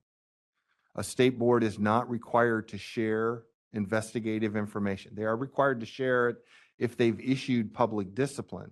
But during the investigative phase, it's entirely voluntary. That's where, again, I gave the example of New Mexico instructing their board that if this is the purpose of the investigation, they may not participate in that. And that's specifically addressed to it. So it becomes voluntary. If you believe you have a physician practicing in California and Nevada, and it would be helpful for you to talk to the Nevada board, you can request that board form a joint investigation with you. You can also request that they share that information, but it is not an obligation unless you've issued public discipline. And once you've done that, you are obligated to share that with other boards. Thank you, sir. So we'll go to Dr. Ayala Rodriguez first, Mr. Watkins, I see, and everyone else's hands on this side. My comment is about the commissioners. So you mentioned that there's like two per state. For example, the state of California has the largest amount of physicians, and commissioners play such an influential and key role in the management of medical complex program. In that particular case, has the complex ever taken any consideration about the amount of physicians that a state has, like to determine the number of commissioners? There was a very early decision or very early discussion in the compact's creation about creating just two commissioners without regard to the size of your physician population in the state. And that was that licensing boards, and I'll say it indelicately, licensing boards all do the same thing. You look at physicians, you determine whether they can practice or not, and whether they're able to practice safely in your state. And based on sort of that discussion, and that is the foundation of it, the decision was made that each state gets two commissioners without regard to the size of their physician population. All right, Mr. Watkins. Yeah, thank you so much. My question is more, since we live in a data-driven age and AI, is as the compact produce measurable evidence of patient outcomes, because during the talk, it's heavily weighted on the accessibility and the speed at which doctors can get into the compact and immediately have access to a whole lot of the market, so to speak. But my concern is more on the public protection end of it. And what data has the compact collected to satisfy, are we making patients more safe by the compact, or are we just letting more doctors loose into our different markets? That's my question. Yes, and that's an interesting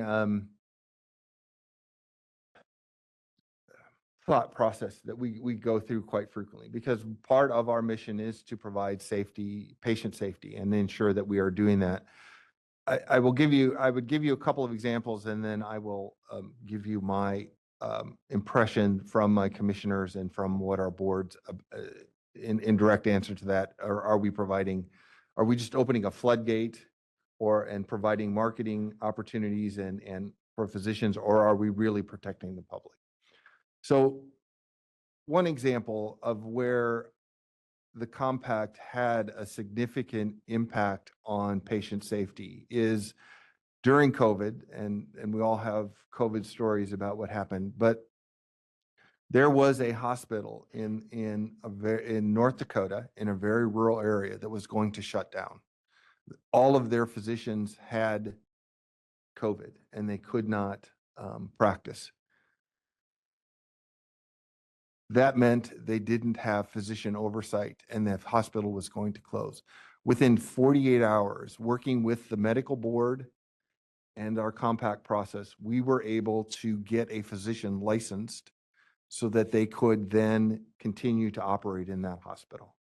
So that's one way in which we can ensure that patients are safe and able to receive care, is because we provide that quick access to that care and to that physician oversight. Another example is, and it was one of the conversations we had with several of the First People leadership in Alaska, was that by having the compact in Alaska, what it will do is it gives them options. They can now, instead of having to go to a local, the members of their tribe having to go to a local city to get medicines and to see a doctor, they can use the compact process and telemedicine to get a physician who can, and they will open a clinic on their lands that will allow someone to get that care, and they can receive care via telemedicine. They can get prescriptions delivered through Amazon and however else those things are all done. I go to my doctor, I get my prescription, I go to my pharmacist, I get my pills.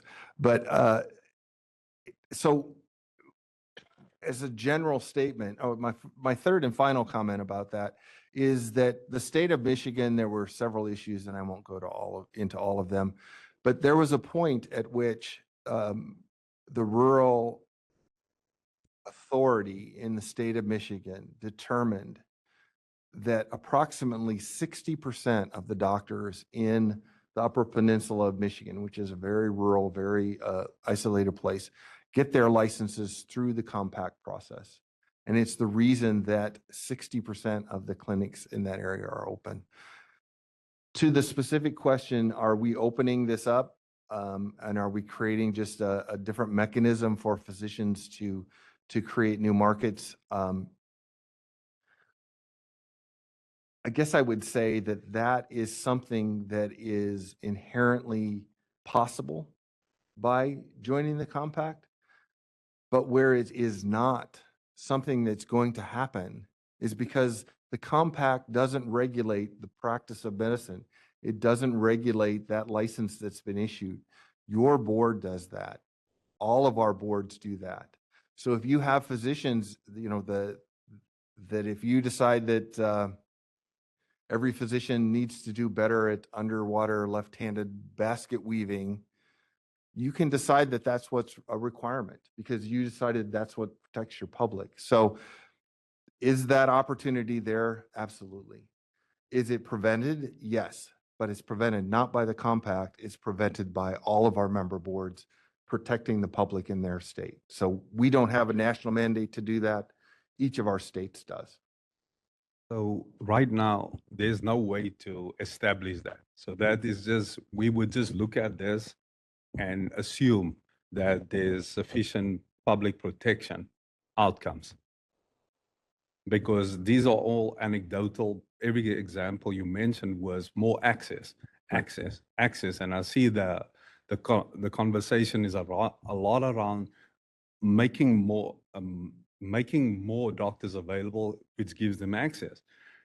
I am more concerned about the outcomes that has produced at that patient level, because that's ultimately what the mandate is. We protect the public, and if there's real evidence of that happening, then we don't have to use anecdotal type evidence, because everything.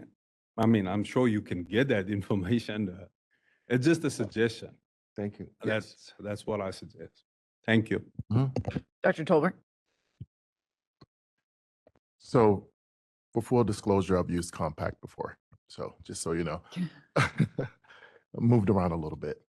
So I think of like this in two ways, protection of the public, and from the protection of the public, my questions then become, is this process rigorous enough that we can agree that the public is sufficiently protected, and that in terms of the 9 common standards that you discussed. And I guess that'll be an ongoing discussion with the board, staff, and the board itself, and that sort of thing. The other thing is, I do think that the access is a big thing, because as part of the board, I feel like we're also promoting increasing the ability for some physicians to practice. In my previous roles, I've used compacts to increase the mental health across a 5-state medical school, and we're able to treat patients or our students as patients in rural areas. And it was a private, done in a way that it was HIPAA compliant, and so it improved access. And I think that we want to improve access so that our patients get the care that they need, regardless of where they are, but do it in a way that's safe. And so ultimately it'll boil down to, is this a safe process? The other thing I want to say is, and maybe for a discussion at some point, is how does this actually affect, will this have a positive effect, I would assume, on staffing, in terms of, does this help lessen the burden on our staff so that we can spend time doing more other things and not have to hire in some of these positions, because part of this might be offloaded if it's appropriately done. So. Thank you. If I could address both. So I think one of the markers is, are those 9 standards effective? We have over 60,000 physicians that have used the compact process. We have about 160, I don't remember the exact number, about 160 that have been disciplined. It is a high bar standard. These are high quality physicians. They also know, I mean, if you're a doctor, you can all understand this, I'm sure. You're not going to use our process if you're skating right on the edge, because if you get disciplined in one state, you're going to lose everything. And so it does create a high bar standard, and it does create that patient safety. Our safety net, again, is the ability, not from the compact. So now you're hearing Marshall Smith's opinion. The reason why I think having a national physician license is not a good idea is because instead of having one group that does the investigations for the entire country, one group that looks at all of the activities around the entire country, we have 58 boards that are part of our compact. Those boards care about their state. They care about the practices that's happening in that state. And you can discuss and have all of those sorts of conversations. But the compact process creates patient safety because it puts that responsibility and authority on that state board. And that's what you do. To the staffing issue, we are working with Reggie and his staff, and we've had a couple of conversations about this. We're talking to some of our other states that have implemented the compact. What they have found is that it actually does create that efficiency that you're talking to, in that these are squeaky clean license applications. That means your licensing staff can then focus on the difficult applications, because you've got an IMLCC application, they've met all of your criteria, they don't have any discipline, they don't have any criminal background check, they're board certified, you can process them. What we found in some of our larger states, Texas and Florida, they initially start, because they're going to get a lot of applications at the very beginning, over the course of a year or two, they have cut their staff related to the compact process in half, but they've continued to be able to provide a high level of evaluation, because they have those staff and they're able to focus on more than just compact things. So what they do, if you don't mind me talking the technical part of it, is I'll give you the example of Texas. They hired 12 staff to initiate the compact process. They've been a part of the compact now for 3 years. That 12 is now down to 4. Those other 8 still do compact applications as an overflow, but they also are able to then focus on the other applications. So it is, but again, that's something that your board staff will figure out the best way to do that. All right, we have a few more here, Dr. Jim. Dr. Solis. Hello, can you clarify of the states who have already joined the pact? Did the allopathic and osteopathic boards work together? And then how does because I think there was mention that this requires legislature and so forth. So just curious how the logistics work. Yeah, so each state joins the compact, and each state enacts the statute. That's why you have an attorney sitting there, so you say it right. Each state enacts the compact. Each state then empowers the issuance of license to whatever board they do. Most of the boards are joint boards, but there are also boards where there's a DO board and an MD board. They then operate within whatever framework their state has established, but they both issue licenses. So a state that has an MD and a DO board can't go live or start processing applications until both boards have signaled that they are ready to proceed. Dr. Thorpe, then we'll go back to this time. Thank you. So my understanding is that the advantage of this compact is that people or applicants who have a pristine record, have no disciplinary history, and have met all these common standard criteria, have a clear path to licensure in multiple states, including if California decided to do that, could be in California. The discipline and the oversight of those licenses once they get given is still with this board. It doesn't leave and doesn't go to the compact. Our quality of care in California is still decided by the Medical Board of California, and our disciplinary actions are still the responsibility of the Medical Board of California. The only difference is that the licensing process is expedited for those people who have an excellent slate, so to speak. If those people who have an excellent slate are disciplined, they're automatically taken out of that pool. That's absolutely correct. Is that correct? You are correct. Okay. Just another comment. I think one of the reasons we traditionally have not been part of the compact is the concern that in California we have had, there have been some states that have been viewed as less rigid in their licensing standards. And California has been very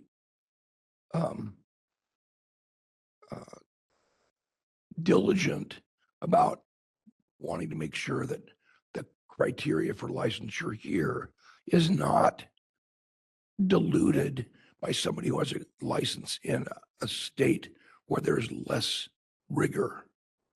And I think that was at least part of the concern historically. That may not be the case any longer. Because by the way, I appreciate your presentation. It was actually extremely, it was helpful to me. But I think that's part of the problem is, are we at risk of diluting our quality of licensure by becoming part of the state compact? And at least I mean, we need more information, as everybody has said, but so far what I've heard gives me confidence that that's not true. Thank you. I believe that is not true either. It works because we create a fast way to get the license, but the state still controls how that license is used. So yes, thank you, sir. All right, Dr. Yep, and then. Thank you. On the warranty sharing, if the physician here is being investigated before decision, settlement, etc., and we know he also practices in Arizona, etc., do we need consent from the licensee that we can approach the other board regarding any other activity being investigated? Or California asked Arizona, do Arizona need to give their consent? How does it work? Yes, so that is all part of the agreement that the physician makes to use the process. They agree that and understand that boards may exchange information. There's like with any other application process, you have those list of things. So it is one of the requirements that, again, the applicant has agreed that they understand that boards may share information. It's part of their consent when they use this process. That's good. And again, again, I want to stress that it is voluntary. There is no obligation unless you formed a joint investigation or you've issued public discipline already to share your investigative information.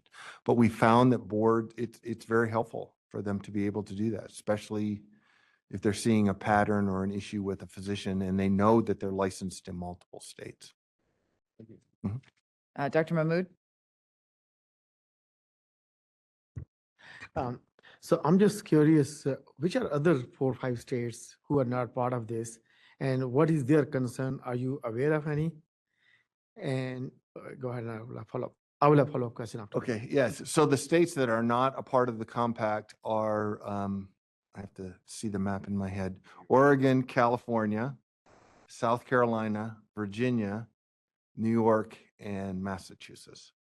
There's currently active legislation in Massachusetts. They formed a task force to look at and make a recommendation, and that task force is expected to issue their reply in July. The primary concern of the task force were the shield laws that were in Massachusetts. After conversations with them and providing that with that, a straw poll done by the chair of the task force found that the recommendation of the task force will be that Massachusetts should join the compact. Oregon, you've seen their white paper. They again continue to believe that it is a threat to the public health, safety, and welfare. And I vehemently disagree with that, but I also respect their right to make that decision. The other states, New York has introduced the bill several times. It's got the strong support of their medical board. It has the strong support of their hospital association and physician medical society. But it just can't get enough legs to get through the legislative process. It's been introduced for the last 5 years in a row, and it just doesn't move beyond hearings. Virginia has they just never took action. And the same thing with South Carolina. One of the things about the compact is that we can't advocate or introduce the legislation. It has to be introduced and advocated for by someone within that state. So it's And frustrating. And my follow-up question is that you've been around like 10 years now? Yeah. And all Really these, 25 years old. This is what this job does to you. Yeah. I'm in your organization. Right? Yeah. Uh, if all the things, has there been any concern? Has there been any issues that clearance letter has been issued and then later on the certain state board found something, okay, there was something missing and this was not appropriately done or something? Yes, that is the 80 that I mentioned. There are 86, I believe, out of the 120 letters of qualification. It's where the state has gone back, either the state itself, so that this is another, you bring up another very important point. So if you receive a letter of qualification and the application and your board believes it has something that has been missed by that state or principal license, you can challenge that. We have a process, administrative process, that allows the state to challenge that letter of qualification. The ultimate decision maker is that state or principal license. So if we then, I'll shortcut the explanation, but the state board says we think there's discipline, or we think there's a criminal record, or we believe that they're not board certified. Can you ask the state or principal license to review that process? The state or principal license reviews that process and makes a final determination about eligibility. That state or principal license is the only authority that can make that decision. And as a member state, again, that's why I have counsel sitting here, but you are not, no state is allowed to question the decision made by another state, and there are reasons for that. So there have been 80 situations where it has been found that the physician should not have gotten that letter of qualification because they didn't qualify. The majority of them are because they received their graduate medical education in Canada, not the United States. Thank you. And I'm supplying to the board that list, a redacted list of those, or the board staff, I'm sorry. Other board comments before we go to public comment?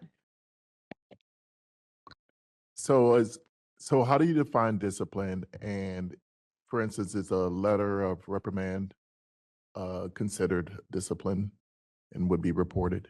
Discipline is defined in our statute and rules as a disciplinary action taken by a state licensing authority that is reported to the National Practitioner Data Bank. So so there are some states, I'll give you an example. Ohio is one of them. They issue public non-disciplinary letters. They're reported to the NPDB, but they are not disqualifying because they are not disciplinary actions taken by that state. Whatever term the state uses, letters of qualification, or letters of admonition, letters of concern, whatever it is, if it is reported to the National Practitioner Data Bank as discipline, it is considered discipline for the compact. Okay. We are going to open this up for public comment now. Thank you very much. Thank you very much. We appreciate it. Is there any public comment from those in the room?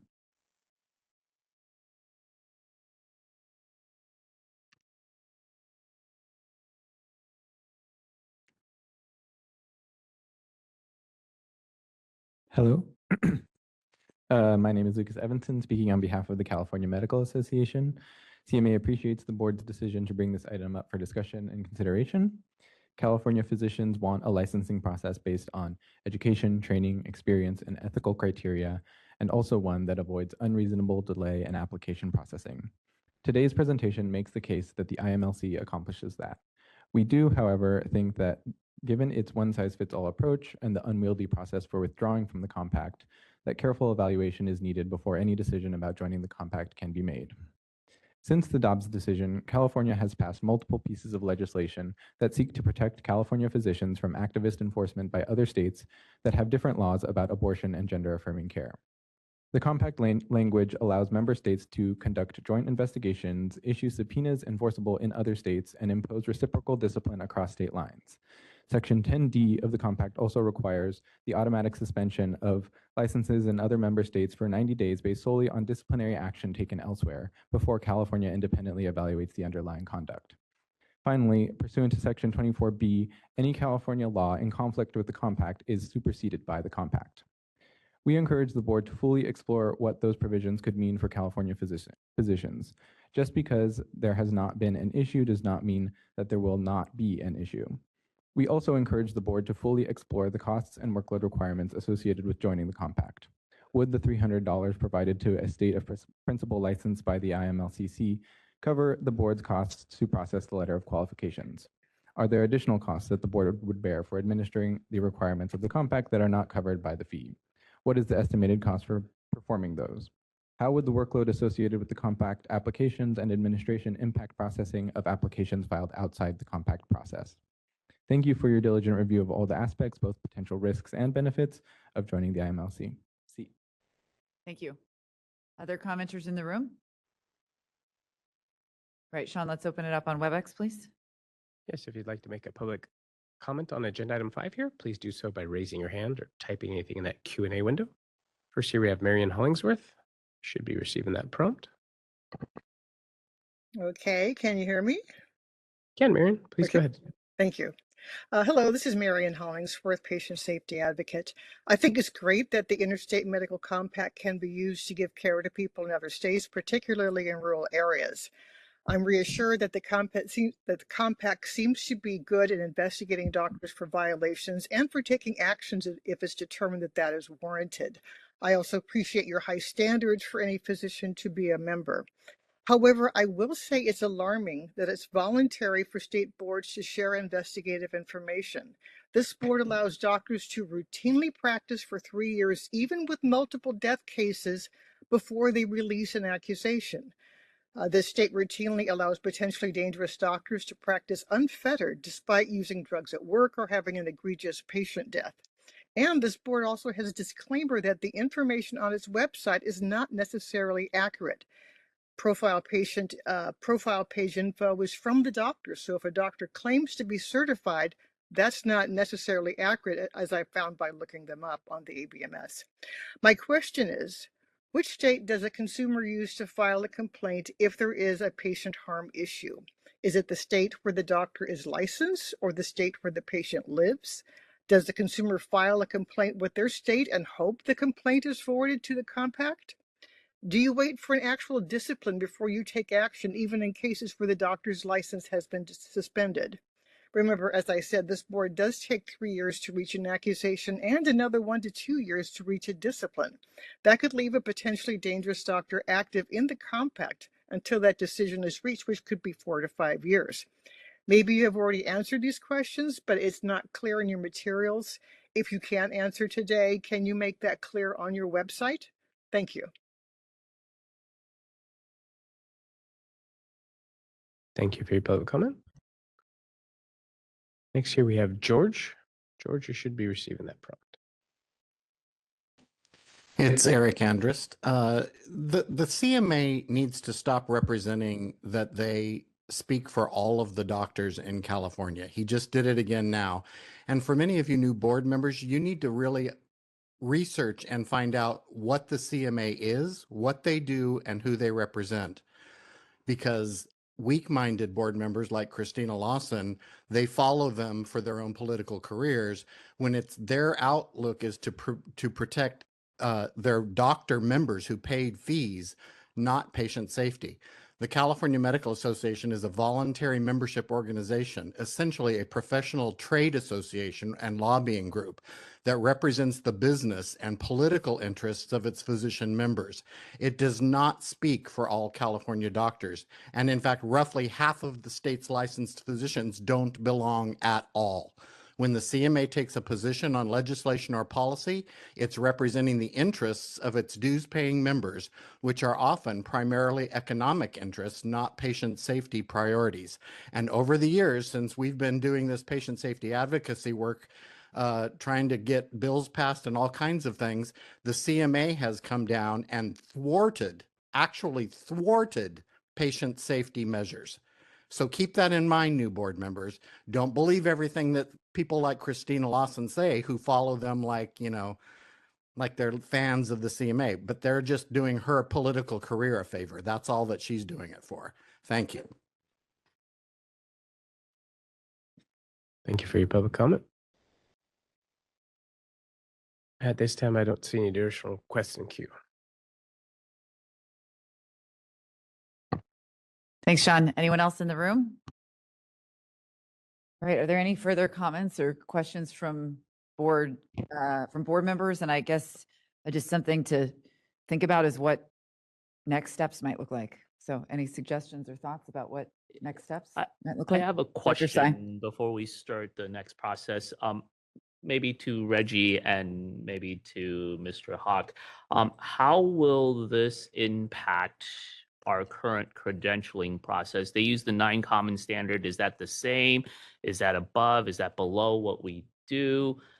If we had joined the compact, will there be significant changes in the licensing process for us? And as somebody mentioned, the $300 for the letter of qualification, will that be something that sort of pays for the cost, or is that significantly below? Do you have any input? And of course, the corollary to that is, as the executive director, our neighboring states, Arizona and Nevada, how do they view this compact? Is it a good thing, or do they regret they ever joined it? What's their input? So the first part response to the first part of your question about how the licensing processing actually changed. We really need to look at the legislation first of all, and then study that much more carefully to see what are the.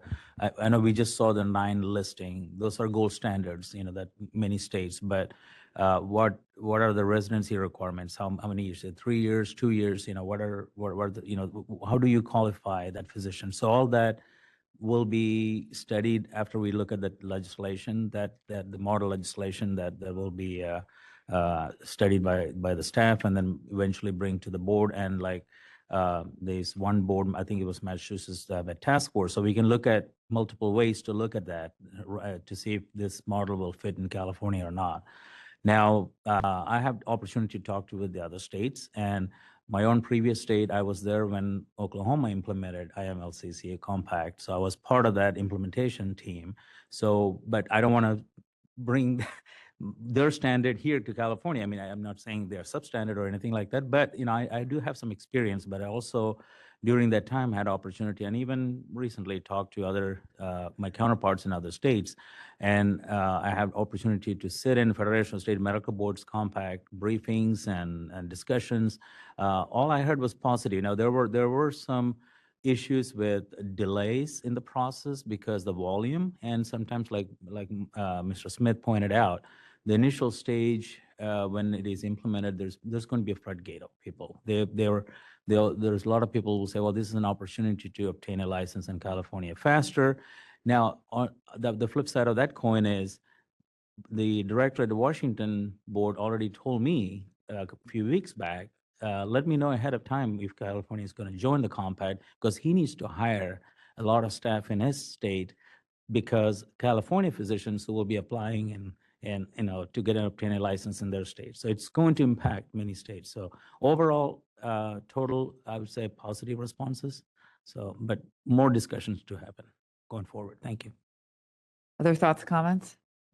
Dr. Ayala Rodriguez? Just that I would support like a follow-up discussion with those details that Dr. Tsai mentioned, because I think that definitely there's more information that we have to learn and discuss to feel more comfortable for either direction.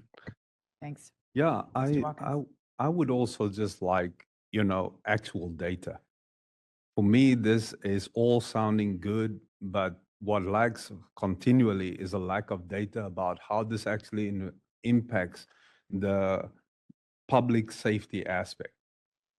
And so as much data as we can get from all these conversations from other states, that would be awesome if we know how long it takes for just the time period before it gets reported to enforcement, to how many, when the states actually know. And also, do they actually do it? if they say, okay, discipline in California, we say 3 years or 5 years, do the actual, because it's reciprocal, right? So do the other states actually follow suit right down the line? I would, because that's an important selling point of this, because it demonstrates, that statement says there's strong public protection. But I just want to see the data for that. And since we're also bringing in the best doctors, so the probability of that, of we having serious complaints kind of goes down if you have such rigorous entry requirements. And I think sharing that data would probably be great to have to make this decision to move forward. Thank you. Ms. Holmes. Thank you. I think there's just an action item at this point. I might be wrong, and if I'm breaking protocol, correct me. But I think that we should task the staff to do some analysis on these dimensions, the access, the safety, the data, everything that got raised, and have come back with a recommendation or analysis. Yeah, I think also because the osteopathic medical board would be involved here also. I mean, some sort of joint task force, right? At some point where there's 2 members of this group and 2 members of that board providing some direction to the respective staffs about what the issues are is probably in order. Mr. Varghese. Ms. Lawson, I just want to recognize Erica Calderon, who's my counterpart at the DO board, osteopathic board. She's here to listen to the entire conversation, and her staff too. So. Welcome. We are glad you are here. Okay, I think staff's heard from us. Staff need any more direction at this point about next steps? No, we will have continue. We already had 2 meetings with Mr. Smith and his team. We'll continue to have that discussion. And of course, Mr. Watkins, we will be working with them to get the data. If they have the data, they will be supplying that. If not, they will be pointing to the states where we can collect that data from if they are willing to share that. And the same token, please feel free to send my way any more questions you have about this as you study this more, because we'll have continued dialogue with Mr. Smith and his team. Thank you. Okay, thank you all. We were going to do this a little bit later in our agenda, but I'm going to break us for lunch right now until 1:30. It's 1:08 right now. But if we go too much further, we're going to find ourselves at dinner. And so let's break for lunch, but let's please be back in what is 22 minutes at this point. So thank you.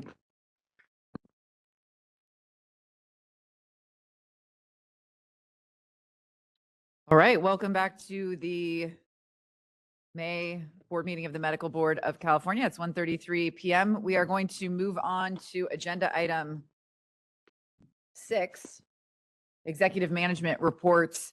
And for this item only, we had a request offline to take these items separately for public comment. So for this item, we're going to take 6A, B, C, D separately for public comment. We'll go from there. Sean, you'll start us off. All right, good afternoon. For ISB updates here, I just wanted to give a quick updates through our projects here. So staffing update wise, we've managed to recruit and have a start date now for our enforcement business analyst position. That'll help a lot with brief changes and reports and things like that. And starting to work on recruitment for IT supervisor 1 position that we lost with a retirement a couple months back here. So infrastructure update, we've been rolling out laptops. We're down to the last 5 to 10 individuals that have been difficult to swap out. They've been on leave and things like that. So that project's almost wrapped up. Expect in the next week or so, we'll finish those out and start the long process of now surveying out all that old equipment and sanitizing it and donating it to schools and other organizations, things like that. In regards to the complaint tracking system, we're still doing testing with the executive office and enforcement staff to fine tune everything in there. So looking forward to more testing on that and getting you guys further updates as we proceed. On the iOS application on April 7th, we deployed our newest update. We found that a lot of individuals have automatic updates turned on their cell phones, and so it updated the application for them, and they may or may not have heard in our board meetings the warning we gave that it will change how their licensees are stored in the application. It stores them now in iCloud data, and so we've noticed now that we've got some additional metrics on it that A lot of devices have updated. Last count, there was around 800 devices that we've now seen registered in the application. And a large portion, I don't have an exact percentage, but I'd put it around like at least 80% are not currently following licensees because that app either automatically updated, they lost the licensees that they're following, they need to go back and put in there. Working on an update now to the application so that a notification will pop up on their phones letting them know, hey, you're not using the app to its full potential. We advise that you put some licensees in there, so that we can start getting those metrics of how many users are following how many doctors and things like that. And I have all of the physician board members in on my app, and like I noticed Dr. Ayala Rodriguez renewing his license a couple weeks ago. So I'm happy to report after the initial launch, when the Department of Consumer Affairs was moving around some web services and the services were a little slow in responding, the last couple of weeks have been up to the speed and performance that we were expecting from it during our testing and things like that too. So keep an eye out for all the rest of you renewing here shortly too when it's your time. With the consultant expert management application, that's our SEMA, we call it. We've prepared some updates for the new functionality they requested regarding training and things like that, and the reimbursement rates that those individuals can get in certain specialties and things like that. The testing for it was all approved by the unit that's responsible for working that application. We're now just working with them on what of the 40 plus reports they had in the old system they need available for go live on the new system. We'll be launching that here hopefully in the next couple of weeks. But happy to get that one going for them so they can automate a lot of those processes for renewing the contracts for those licensees. Now that it'll automatically send out renewal notices and things like that, it takes a lot of burden off of staff that have to do that to free them up for actually farming out cases to those consultants and things. On the doc stats there, the docs unit intake staff in our call center went through and they had a new registration form that made it so that we can accept electronic signatures of all kinds from all of these different users on the doc system. And so they completed a process where we gave all of the docs users the new form, told them they had to re-register. I want to say it was over 6 months they had to go ahead and fill in that new registration. The individuals that did not get back to them in time on that, we sent out a 30-day warning notice saying that, hey, your account is going to be deactivated. We expect a lot of them or people who had separated from their organizations anyways and things like that. But those that we didn't hear back on, we went ahead and disabled those user accounts. So the first time in the history of the doc stats that we've been providing you guys, you'll see the user counts are down, over our last reporting period because we did deactivate so many users, but the number of documents coming in is still following the same trend and things like that. So the active programs and schools and their users are still uploading the same documents. We've just weeded out a bunch of old, dead, probably deactive accounts. This was over a month ago that we did this. So anybody that did lose access and claimed to have not received those warnings probably already been re-registered now and stuff like that. So I expect it to be a one-time kind of a thing. Going forward, we'll be looking at accounts that don't have logins in a certain period of time and looking to deactivate those automatically so that we don't have to do another big cleanup process like this, hopefully until there's some other reason to have a re-registration or something like that, which we hope to avoid. For the voluntary physician registry, just a informational update there. A few more volunteers have signed up. It's a rather small program there. For the HCI survey, the Department of Healthcare Access and Information, their survey, we're tracking a couple pieces of legislation along with Aaron's assistance that could increase the number of questions that we're asking, both for all license types, and then there's another specific piece of legislation specific to licensed midwives that we might be looking to add some questions in there too. Till we know the outcome of that legislation, we won't be making any of the changes, obviously, but we're tracking those, and our percentage increase to that theoretical limit around of 90% is creeping ever so closer to it and stuff like that. But it's mainly just informational update there for you guys. For the Breeze online complaint form redesign, we had a meeting with the Department of Consumer Affairs to review the vendor provided code changes, and they weren't exactly what we had asked for. So it's been sent back to the vendor now for some additional corrections. Waiting to hear back from the Department of Consumer Affairs on when we can test those again. Essentially, when you're adding the involved party types into your complaint, the patient information, witness information, it should be very much like how you would add a address to a license record where it shows you a screen and you can click the add button, you can add as many things as you want. And it wasn't as user-friendly as we had hoped and we had designed with them when they set out to work on it. So we've kicked it back to hopefully get it as good as can be. So waiting on more information about when we can test that again and hopefully get it implemented. As such, so I don't have a date for that, so I can't give you an update on when that complaint form redesign will be done, but hopefully by the next time it comes back, we'll be able to get that configured.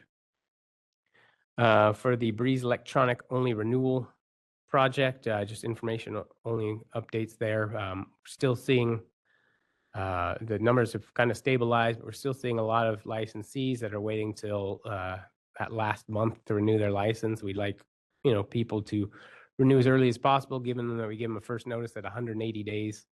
I'm same type. I probably would wait till the last minute if I was doing it too. So I know we'll never get that number down to 0, but they're getting their email notices early and often. So we're hoping people take advantage of that. We'll just continue to track that. Wallet card usage continues to kind of follow along the same numbers there.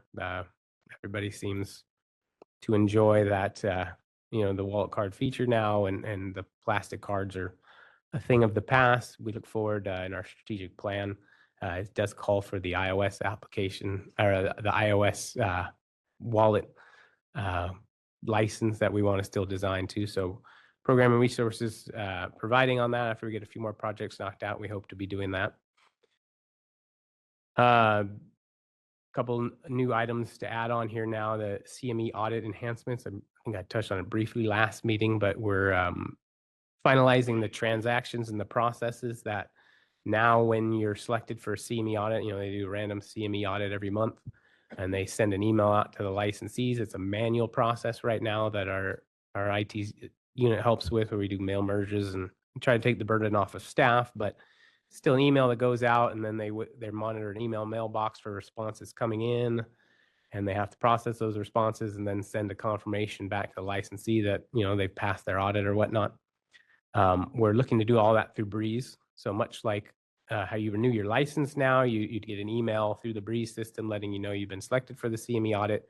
You can log into the Breeze system, start that transaction, upload your documentation that way, and then it'll show on your Breeze dashboard that that process is pending until the licensees or until the analysts that are responsible for working those CME audits verify all of your information. And then as soon as they approve that they've received everything they need on their end, the system will automatically send an email to the licensee to let them know they've finished their audit. If they need any additional information, that'll be a deficiency letter, much like a renewal situation where they'll get an email and they'll be able to go back onto the Breeze side, upload more documents if they need to, and continue on with that. We hope it gives the licensees a better view of what's happening with their CME audit process, so they know when it's completed, and it will also take the burden off of our staff of manually sending a lot of those emails and things like that, because they're already doing the work tracking the information in Breeze. This will just automate a lot of the notifications and things like that to make them more reliable and timely for licensees. And finally, the outpatient surgery settings database project. We've started that. A developer has been working on it for a few weeks now to revamp the outpatient surgery settings database system. It's an old system that is due for cosmetic and technical updates and things like that. There's some issues with inputting data into the system right now. We're taking a total rewrite position on it and building it so that staff internally, the way they previously did it, they can input information on behalf of these accreditation agencies. The phase 1 launch will replace that, so our staff can go in there and put information in on behalf of the accreditation agencies with quick to follow, hopefully phase 2, that will allow the accredited agencies themselves to log in there and update their own information, with our staff just making sure that it's accurate, timely, and being more of the gatekeepers of the information, not having to do so much of the data entry themselves. So that information gets out to the public interface that's searchable so that the public can see that information quicker. And since it's truly not our information, it's the accreditation agency's information anyways, we'd like to put that responsibility on the accreditation agencies themselves to be entering that data in there. It'll provide a lot more data quality if we can make sure the fields as they're entering them, dates and things like that are in the proper formats, things like that, clean the data up and stuff like that. So it's a just quick update on the projects that we're tracking in ISB and reporting for you guys. If you have any questions. Thanks, Sean. Are there any questions? All right, seeing none, we are going to open this up for public comment. Are there any public commenters in the room? How about online? Sorry, Sean, you probably are in charge of that, and now you've got to get back to your computer. It's okay. I feel more comfortable back here anyway. So if anyone would like to make a public comment for agenda item 6A, please do so by raising your hand or typing anything in that Q&A window. First up here, we have Marion Hollingsworth. Marion, you should be receiving that prompt. Okay, can you hear me? Yes, we can, Marion. Let me scroll up to my comment on here. Hello, this is Marion Hollingsworth, patient safety advocate. Regarding the new app format for the iPhone, it's actually working well. I like the notification history. I think it's very helpful. And speaking of notification history, there's one drawback so far. I'm getting repeated notifications on a doctor that has the same public actions change, but nothing has shown up that's different since the initial new accusation. The same accusation from April is up and hasn't been replaced. This happened about 8 times so far. Sometimes at odd hours, like 8 o'clock at night or early hours of the morning. Perhaps it's a glitch in that particular doctor's case, but the rest of the new format seems to be going well. I use the app regularly and see the changes, so it's helpful to me. And I was wondering if there was any new update. I don't know if I missed you saying that. If the app has been offered to phones other than iPhones yet, or if that's just iPhone for the time being. Thank you so much. Thank you, Marion. Next, here we have Michelle Montserrat Ramos. Should be receiving that prompt. Good afternoon. I'm Michelle Montserrat Ramos, and I am a consumer watchdog. The online complaint form redesign. We've urged the board and board staff to involve us in the review stage of the online complaint form and to consider our recommendations, as we are the stakeholders who use these forms. Locating a complaint form online is complicated. It requires 4 steps to find a complaint form. Users must scroll halfway down the page to access the boxes that lead to the complaint section, to file online, or to obtain the mail-in complaint form for submission. You have to search to find the How to File a Complaint video, which is different from those previously posted. Unfortunately, this video lacks accuracy because it doesn't explain the 4 steps needed to access the first screen. Most importantly, it skips right past the most vital element of the consumer complaint form, the summary of the patient's complaint. Although you have a lot of text on your website, there's no clear guidance on what information needs to be included in the summary of the complaint. This is one of the primary reasons why your staff receives complaints that do not contain all the information you need to move a complaint forward. Why create extra work for your staff when you could provide clear upfront information that empowers the public to file effective consumer complaints? It would streamline the process for everyone involved and ultimately improve efficiency for your staff. The Osteopathic Medical Board did not have a video. They invited us to meet and accepted our recommendations for their video on how to file a consumer complaint. It is surprising that this board remains hesitant to partner with us in developing this important resource for consumers, while the OMBC welcomes the input and has developed a video. Collaboration on this video would not only enhance public understanding of what you need in a complaint, but it would save your staff time and save your board money, making the entire process more effective. With Sunset Review on the horizon, How does this board work with the Osteopathic Medical Board in your joint efforts to protect consumers? Considering that the OMBC does not have IT services, what is the possibility of working with them to ensure that they also have a consumer complaint tracking notification system? Many of our families have needed to file complaints with both boards, and it would benefit the public to have the same tools available with both boards. Thank you. Thank you for your public comment. At this time, I don't see any additional requests in queue. Okay, we'll bring it back to the room. Any public commenters? All right, seeing none, we are going to move on to the licensing program summary. Mr. Hawk?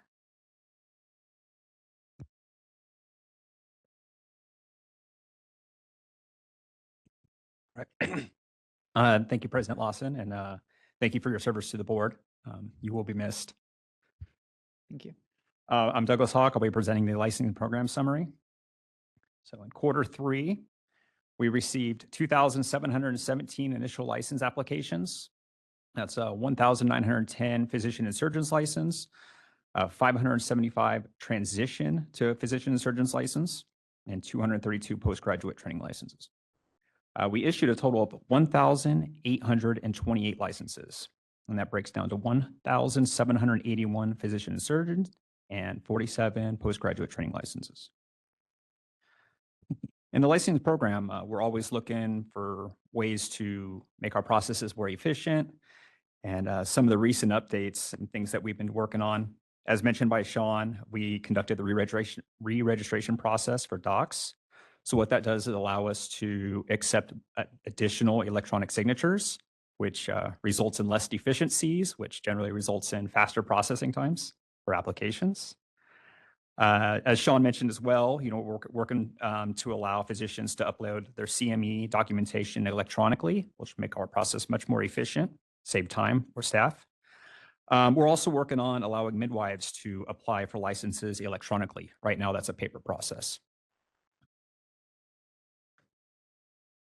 We continue to collaborate with DCA to update our procedure manuals for all our processes to make sure we're accurately reflecting paperless workflows, our newly revised processes, and updated document titles. For our webmaster update, we responded to over 3,000 emails in the last quarter. The most common topics were license updates, initial renewals, and CME requirements. For our outreach update, in quarter 3, we conducted 3 in-person events, and our outreach coordinator is back there. She visited during this last quarter the College Medical Center in Long Beach, the University of California, San Diego, and also she was at our February board meeting in Pasadena. During these events, topics discussed included PTL requirements, first and second time renewal requirements, and just other general licensing questions and process questions. An update for our call center. In quarter 3, we received 11,535 calls with an average wait time of 1 minute, which is incredible. The top 3 topics addressed by our call center during this quarter were renewal assistance, complaint questions, and application questions. And that's a brief update from our licensing program. Thanks, Mr. Hawk. Any questions? All right, any public commenters in the room? How about online? Yes, if anyone would like to make a public comment on agenda item 6B, please do so by raising your hand, typing something in that Slido window. Give a few seconds to see if anyone queues up.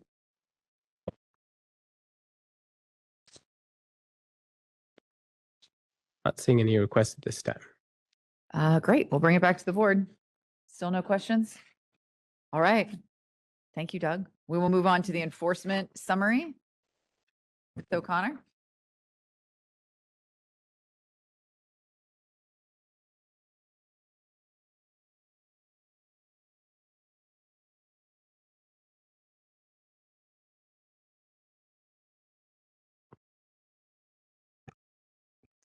Good afternoon.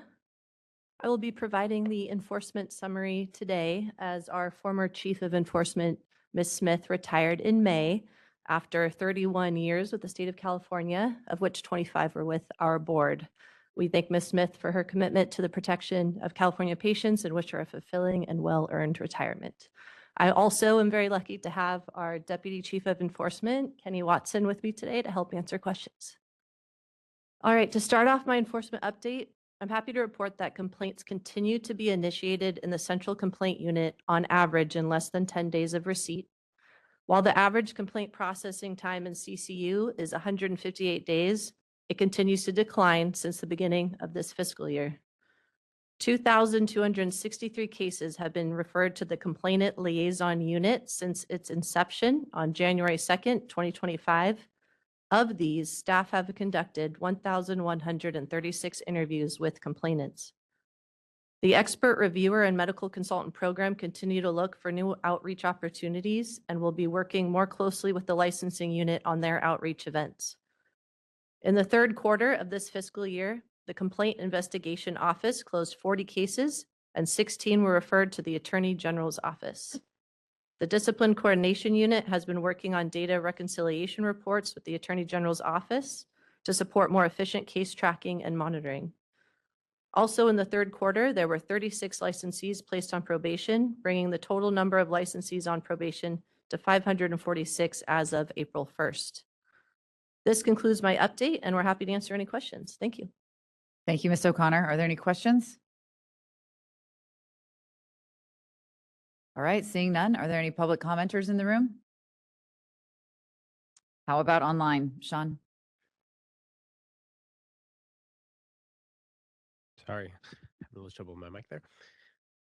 If anyone would like to make a comment on Agenda 6C, please do so by raising your hand or type something into that Slido window. First up here, we have Marion Hollingsworth. You should be receiving that prompt. Okay, can you hear me? We can, Marion. Yeah, thank you. Hello, this is Marion Hollingsworth, patient safety advocate. In looking at the enforcement statistics, it's alarming that there are so many citations this year. The fiscal year is not yet over, yet you already have more than 200 to 300 citations more than previous years. According to your own statistics, you have 477 citations listed for the first 3 quarters of this year. Compare this to 22 for fiscal year 21-22, 195 for fiscal year 22-23, 135 for fiscal year 23-24, and 179 for fiscal year 24-25. And as I said, this year is not yet over. These are your own statistics, by the way, on page 12 of 6C, by the way. Can you explain this sudden interest in citations? Is this a cheaper way to let doctors off the hook for patient harm? For failing to take the required drug testing and for testing positive for controlled substances? I can even name a high-profile doctor who had an egregious case with a childbirth case, but instead of giving a full investigation, he was just given a citation that is now off his record. But this is a high-profile position in the state, and it appears to have resulted in a cheap citation that he was able to buy out for just $350. It's outrageous that this board is being so lenient with using citations for medical harm or substance abuse violations. According to your own website, citations are supposed to be used for minor issues like record keeping. Doctors should not be able to plead down to a citation for record keeping by lying about the condition of a patient on their records. This is what happened to the high-profile doctor case I mentioned. It was impossible for board members not to know him given his position. This is an example of how the board can choose to be lenient with high-profile cases and using citations instead. I would hope the number of probations and revocations would be higher, but it seems that citations are easier and cheaper to crank out. Please be more judicious with the use of citations so that dangerous doctors don't get away with paying off their complaints with a $355 check to clear the citation. Thank you. For your public comment. Next here we have Michelle Montserrat Ramos. Should be receiving that prompt. I'm Michelle Montserrat Ramos, and I'm with Consumer Watchdog. Average HIU investigation days, to break down the type of case and how many days it takes to investigate. Do all the substance abusing physicians fall under category of self-abuse of drugs or alcohol, or are some substance abusing doctors fallen under the category of unprofessional conduct and mental physical illness? Administrative outcomes for physicians. It appears that the majority of disciplinary actions this board is taking are citations. You will notice the proposed action citations and fines. It is noted that of 88 additional citations that the board issued, the board anticipated approximately 25 informal conferences per year at a cost of $3,359. What are the informal conferences and who is involved in them? We bring up citations for another reason, as we have viewed disciplinary actions involving substance abusing doctors who have been caught under the influence while practicing, who are put on probation, and when they do not comply with their probation and skip multiple drug tests, the board will issue a $350 citation for skipping multiple drug tests. Then when the substance abusing physician continues to skip required drug tests and then fails a random drug test, the board will again issue a second citation for $350. Then when the substance abusing physician continues to fail random drug tests, then the board will finally review and investigate those findings and then add 1 year to an already existing probation.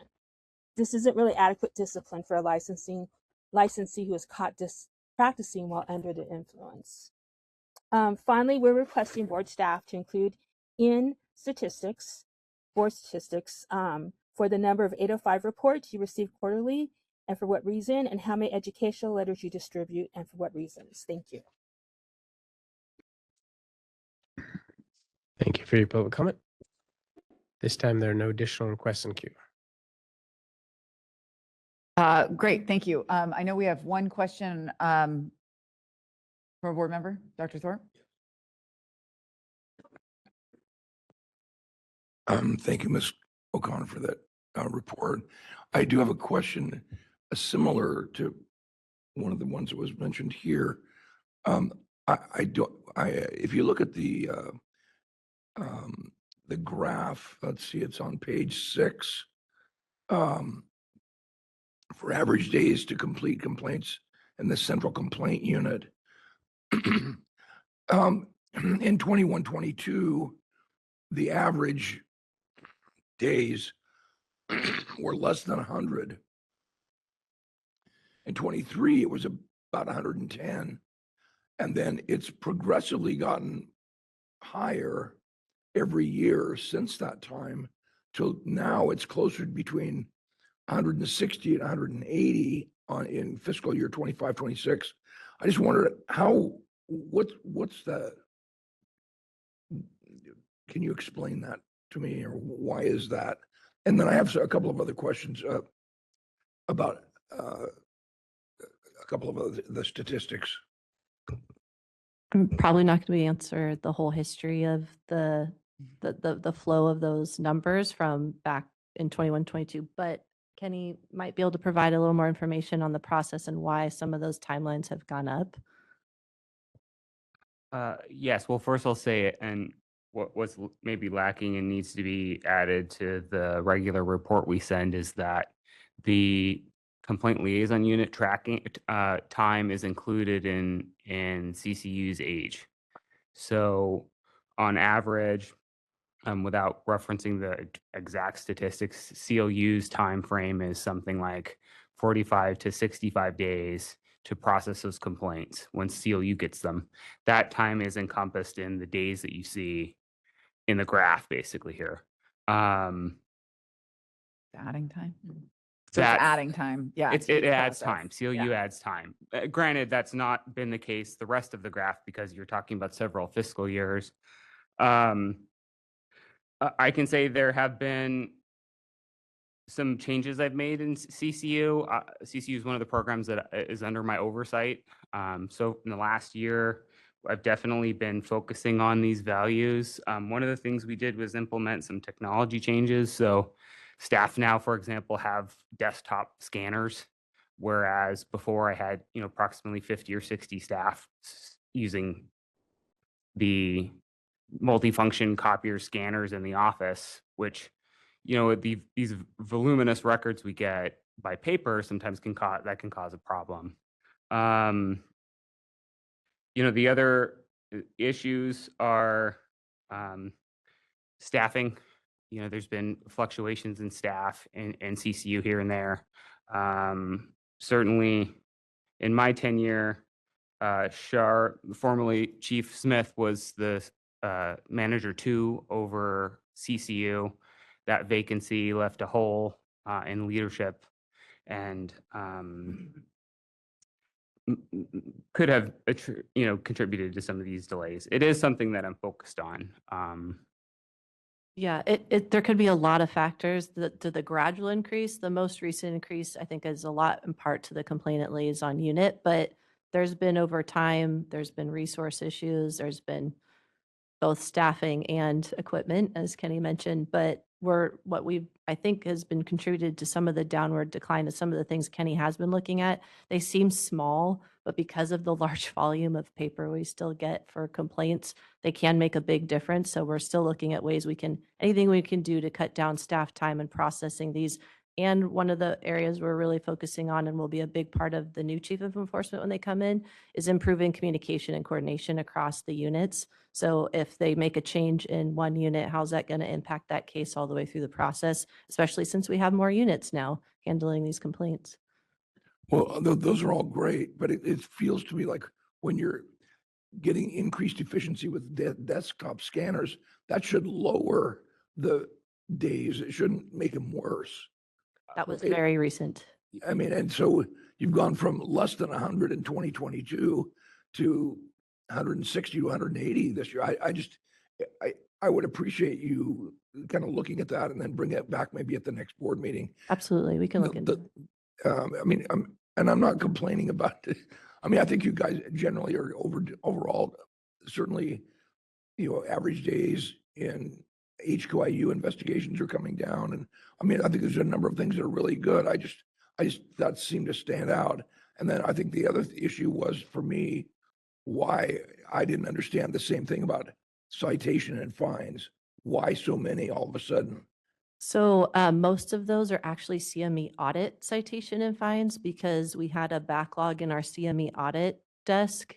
We had some staff vacancies and we had temporary help come in and help with that. And we're working through that backlog. So that's why there's more referrals for citation and fine. They're coming from the CME audit. So you're going to see that high number for a while until we work through the CME audit backlogs, which we are working through. We've made a lot of progress. It'll eventually come down, but that's been that major increase. Well, that helps. Thanks. Great. Any other questions? Mr. Watkins? Yeah, I'm on the citations too, and that's very helpful to know because if the CME violations or whatever is contaminating those numbers, then these numbers become inconsistent. So what I suggest is if you could break down the citations into when it is CMEs, probation violations, and then the regular citations, because that will kind of separate those numbers, and then you can get a better read for what is going on, especially the volume. That's 161% in like 1 year, and it's only 3 quarters. So thank you. Yeah, absolutely. We can look into breaking that out for future board meetings. Any additional questions? Okay. Thank you, Marina. Thank you, Kenny. Thank you. Thank you. Moving on to the administrative summary, Mr. Verghese. Good afternoon, members and Madam President. Thank you. So I will keep my summary very brief. The report and also the numbers and the graphs and charts are all attached to the report. So this past quarter, we continue to have meetings with the board leadership and also with other board members on a regular basis. Also, staff met biweekly with Ms. Castro, Senior Assistant Attorney General, and with Stephanie Whitley, HQIU Deputy Chief. And also, staff met with other organizations and groups on a variety of topics, list of those organizations and groups, and the topics are listed in the staff report. Staffing update, board's vacancy rate is still below the 10% mark. It increased slightly this past quarter from 4.3% to 6.51% due to some of the vacancies, but we are actively trying to recruit to fill those positions now. Budget update, happy to report board strong fiscal health. Current fund condition and future projections show a positive outlook for the board's economic reserve balance in this budget year and beyond. Also, please take a note that we continue to maintain a debt-free financial position with no outstanding loan balances. Media relations and external communications. Yesterday, I had a chance to present at the California Association of Medical Staff Services, CAMS, their 55th Annual Education Forum in Long Beach, California. Presentation objectives included top areas of enforcement and reporting requirements, status and scope of physician health program, MBC's top area of focus, and board expectations of physicians. And on May 18th, 2026, the board sent an email to board licensees reminding them about financial scams and those impersonating board staff. And this continues to be an issue, and we posted some information on our website and also continue to post that in our newsletters too. On April 24, 2026, the board sent an email on behalf of California Department of Public Health notifying licensees in silicosis cases throughout the state. We sent out several such email brief out to licensees from CDPH. The board staff continued to post notices on Facebook, X, and send email to subscribers with information about the board's administrative actions. So those are my prepared remarks. Happy to answer any questions. Thank you, Mr. Verghese. Any questions? Not a question, Ability to function as the president. but just to trying to make you look good. Yeah, I just want to say, Reg, thanks so much for the leadership and the financial, the fiscal responsibility, and this is so different than when I joined the board in 2019. It was constantly from one quarter to the next, just we were on the brink of disaster. And so it's so refreshing to see that the board is, with the increase in the dues, that the board and your management, that we are not in that state anymore. And it's really refreshing. Thank you. Thank you, Dr. Thorpe. It is not just my effort, it's also the staff back there in the office who are listening, and we're all strong behind this moment. Thank you, and with your support. Any other comments, questions? How about from the room? How about online, Sean? Yes, if you'd like to make a public comment about agenda item 6D, I'm sorry, please do so by raising your hand or type anything into that Slido window. First up here, we have Monty Goddard. Should be receiving that prompt on your end. Excuse me. Good afternoon. I think we're at the point of the meeting after having had the president's report and the executive director's report. I have to ask or point out, it's been 5 months since we had the Patients and Prescriptions Forum at Sacramento State University. I was hoping to hear sometime today an update on what's happening as follow-on to that activity. I do have to say, I'm going to miss you, President Lawson. You're one of the few, you, Dr. Thorpe, I think TJ Watkins, and maybe Mr. Mahmood, Dr. Mahmood, are about the only ones left. And an item I think was significant that happened during your tenure that you did not list. And that was the approval in May of 2023 of the board's updated opioid prescribing guidelines. I think that's a significant accomplishment. I would have liked to have seen more adoption within the community that you guys license. But I'm concerned that the board is folks that have a history with that process, which was significant. You guys are all leaving. That concerns me.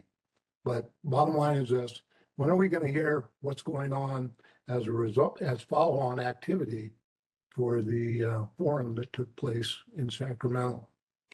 Thank you. Thank you for your public comment. At this time, there are no additional requests. Oh, right. Michelle Montserrat Ramos should be receiving that prompt. I'm Michelle Montserrat Ramos, and I'm a consumer watchdog. I reviewed the list of stakeholders that executive staff or the executive director had meetings with, which listed patient consumer advocates. We were not included in any of these meetings, Yet the meeting topics included many that we and our team have brought before this board, including this board's commitment to create a maternal mortality task force. Although Board President Lawson mentioned the maternal mortality task force, and there is a concern of what outcome we will receive without her leadership, I see that the maternal mortality task force update is not on this meeting's agenda, regardless of the many board members who requested that executive staff give an update on the progress of the task force. I've taken note of subjects that you have met with other entities, but only one of those meeting topics relates to the issue we brought before this board and the reason why so many young mothers and babies have died in the state and particularly in the Central Valley. It was Board President Portillo who stated that there should be some board members on this task force to ensure that we are getting the data that we are requesting. It would be effective to invite us to the meetings because we are the stakeholders that brought this issue before you, and we will continue to bring this issue before you until the public receives the information needed. If you send emails to all licensees to make them aware of tuberculosis diagnosis and prevention techniques, and emails reminding them of the importance of immunization and diagnostic suspicion of measles, then you can do the same for rising cases of maternal and infant mortality. Again, we're looking for real data of how many mothers and babies are dying from this crisis, how and why. The mothers and babies from the Central Valley did not die because of the many L&D closures. There have been no closures of labor and delivery units in the Bakersfield area. We cannot claim that a workforce shortage is the issue.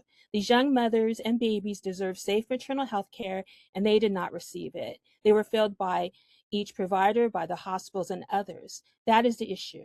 If we're going to make a real effort at making a difference in maternal and infant mortality, then you need the stakeholders who are calling for this data at the table. Thank you.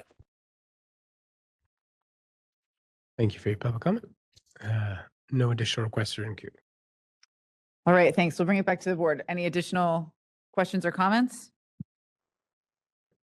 Okay, we will move along to agenda item 7, updates from the Department of Consumer Affairs. And we will take questions and comments after we hear from both Ms. Saldivar and Ms. Whitley. Welcome. Hey, good afternoon, President Lawson, members, and staff. My name is Lucia Saldivar, and I'm the Deputy Director of Board and Bureau Relations at the California Department of Consumer Affairs. Thank you so much for the opportunity to provide a brief update from the department. Firstly, DCA would like to thank board members for completing their annual Form 700 submissions, which were due on April 1st. As a reminder, all new board members must file a Form 700 with the Fair Political Practices Commission, or FPPC, 30 days after their appointment and annually on April 1st of every year thereafter. Additionally, board members must file a Form 700 leaving office statement within 30 days of leaving the board. We appreciate board members' commitment to this important disclosure that provides transparency and accountability to the public. We are also excited to share that this spring, DCA relaunched the Enforcement Academy Training Program, which had not been held since the COVID-19 pandemic. This 4-day training program offered DCA board and bureau enforcement staff an overview of the enforcement process, investigations, complaint intake, and formal discipline, as well as the opportunity to learn best practices and make connections across other programs. Our March session included staff participation from over 20 different boards and bureaus, and we are planning additional academies in August and October of this year. I would also like to extend our gratitude to this board's incredible staff who assisted with this effort. It would not have been possible without you, so thank you so much for your partnership. I also wanted to report that DCA's Diversity, Equity, Inclusion, and Accessibility Executive Steering Committee recently selected 15 employees from throughout DCA to participate as members of the inaugural DEI subcommittee. This subcommittee will meet bi-monthly to develop and implement multiple initiatives and goals to promote positive organizational impact. The first meeting of this subcommittee is scheduled for July 31st of this year, and we will continue to highlight their milestones and accomplishments in the future. We wanted to remind members about the upcoming reorganization of DCA's oversight agency, which is quickly approaching. On July 1st, the Business Consumer Services and Housing Agency will be split into 2 new entities, the California Housing and Homelessness Agency and the Business and Consumer Services Agency. The new Business Consumer Services Agency will be responsible for consumer affairs, licensing and enforcement, and the Department of Consumer Affairs, which will be among one of the 8 departments under this new entity. DCA will continue to keep board leadership apprised on the upcoming transition. And DCA would also like to continue to remind members and staff to please book their travel in advance to secure the best rates. It's incumbent upon all of us to ensure that we are being fiscally prudent in our decisions, especially when we are traveling for board business. Lastly, for members who are serving or will be serving in their grace period and are interested in continuing their service on the board, please reach out to Member Relations. We are so grateful for your dedication to public service and are happy to work with you to relay your interest to your appointing authority. And you can contact our team at memberrelations@dca.ca.gov. To close, thank you all so much for your commitment to advancing the protection of California's consumers. And I would also like to join in thanking Board President Lawson for her years of service to the board. I'm available for any questions that you might have. Thank you. Any questions? I guess we're going to take questions at the end after we hear from Ms. Whitley. Let's hear from Ms. Whitley first.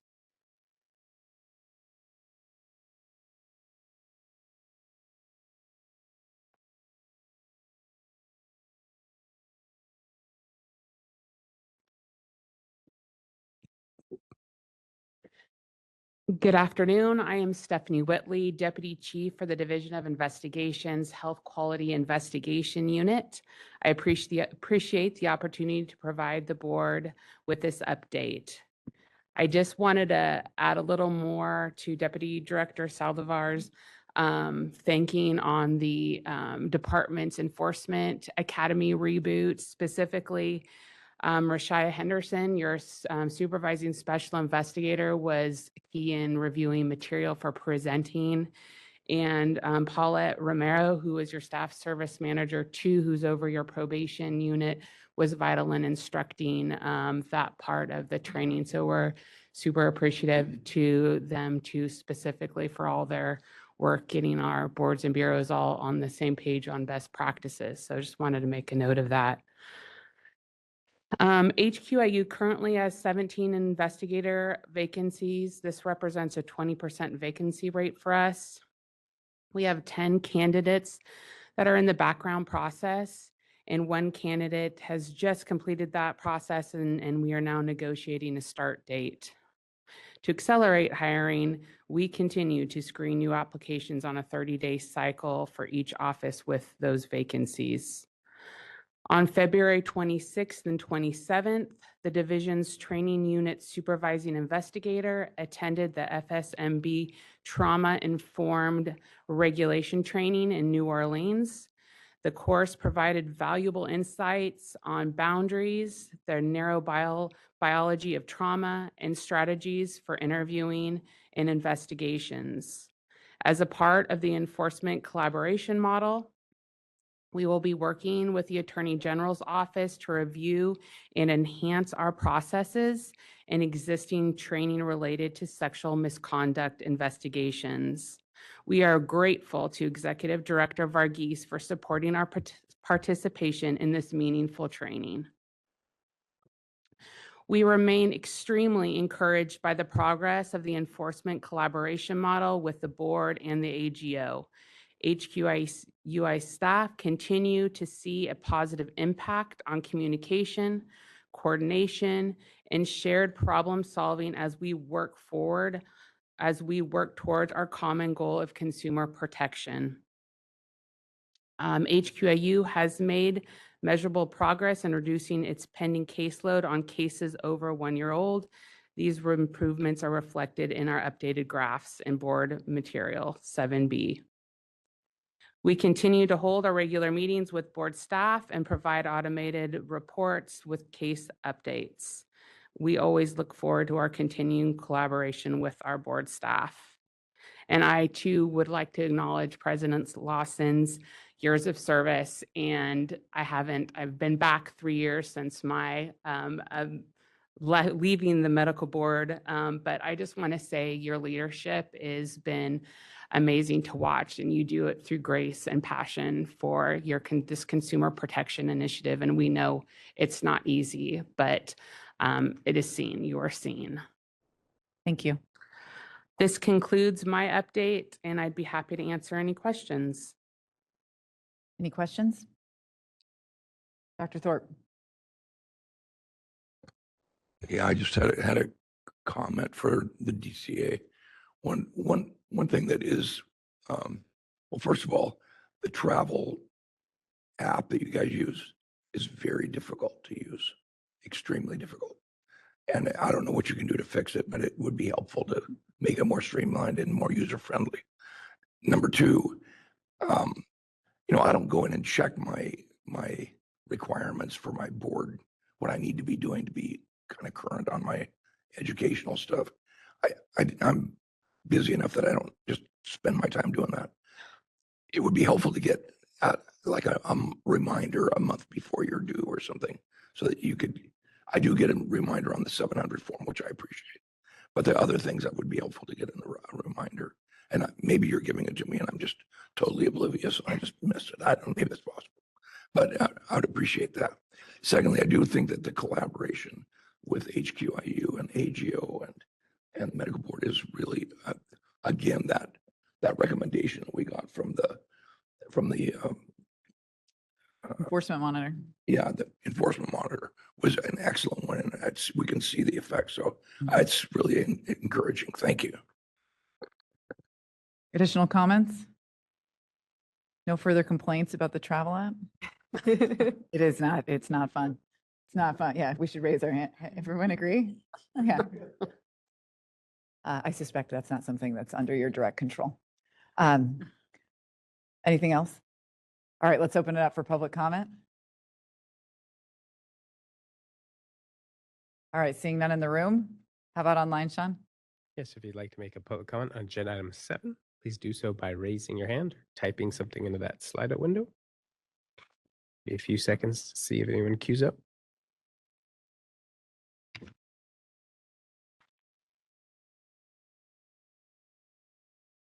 We've got Monty Goddard here. Monty should be receiving that prompt. Wasn't going to comment, but since it's Department of Consumer Affairs on the agenda, and they were the ones that hosted that forum in Sacramento on December 17th, I was wondering if the update that I'm looking for is going to come from the Department of Consumer Affairs or one of the sponsoring boards like the Medical Board and the Board of Pharmacy. Thank you. Thank you. Thank you, Monty. At this time, there are no additional requests in queue. All right, we'll bring it back. Thank you, Ms. Saldivar and Ms. Whitney. Thank you. We appreciate your time. Sure. I apologize. I shouldn't even be talking. I don't have a voice anyway. But I just want to respond to Mr. Goddard and say that, the forum that we had in November or December was, in general, I think, successful. It's still unclear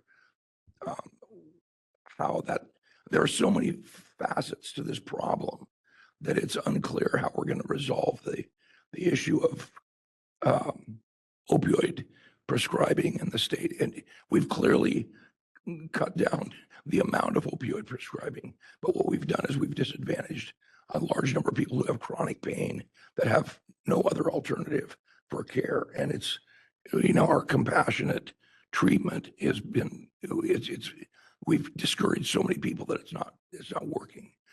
But there is some additional planning in the process that will hopefully take us to the next level. So hopefully we'll have a chance to give additional updates later. Thanks. Any other comments or questions? All right, thank you again. Thank you. Up next, agenda item 8, discussion and possible action on legislation and implementation plans. Mr. Bone. And you will share with us the slightly revised agenda in which we're going to take these items to facilitate some people making their flights and others in the room, et cetera. Just gotta finish emptying my pockets here, Madam President. 2 law books. Excuse me, pardon me. I'm sad that this is the last time I will be appearing before you, Madam President. So I just want to add my echoes to the prior comments about you and your leadership, and you'll definitely be missed. And I've learned a lot and grown a lot and really enjoyed working with you and under you. And you'll be missed. I'll get to the updated agenda order in a moment, members. Good afternoon. It's been a very busy time in the legislature. And as you all may be able to see and imagine from the big board meeting agenda that we have, that the staff have been tracking a high volume of bills that pertain to the board's mission and operations. Last week, the suspense file hearings for the Senate and the Assembly Appropriations Committees were held, and a few of the bills that were originally on the board meeting agenda were not approved during those hearings and therefore are not expected to move forward. Accordingly, those were removed from the meeting agenda. They're shown in strikeout. Next week, the legislature will be voting to approve most bills that were introduced this year and are still alive. The month of June will also be very busy as the legislature has to approve the annual state budget and wrap up most of the policy committee hearings for the year. Turning to today's agenda, the blue and green, color-coded tracker list provides the status of the bills that are on the agenda for discussion today. The bills shaded in blue are ones that we do not believe require discussion, but the bills in green are those that are mostly new to the board, and those were introduced too late to make it onto the prior board meeting agenda. There are no updates to share at this time on AB 408, but our practice has been to take public comment on this bill. And unless there are other questions at this time, Madam President, I recommend we go to that item. Sure, happy to do that. Are there any public comments on AB 408 in the room?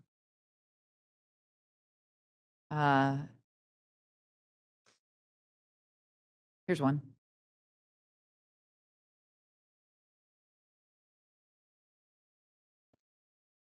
Hello, my name is Lucas Evanson, speaking on behalf of the California Medical Association. CMA continues to be appreciative of the board staff and the board for their leadership in working to make this long overdue solution a reality. Physician health programs have a long history of successfully improving patient safety by addressing physician impairment before patient harm occurs.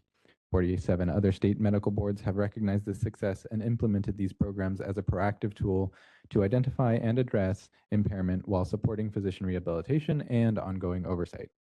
CMA looks forward to continuing to work with the board this year as AB 408 continues through the legislative process. Thank you. Thank you. Any other public comment in the room? All right, Sean, public comment on AB 408. Yes, if anyone would like to make a public comment on AB 408, please do so by raising your hand. Type anything in that window.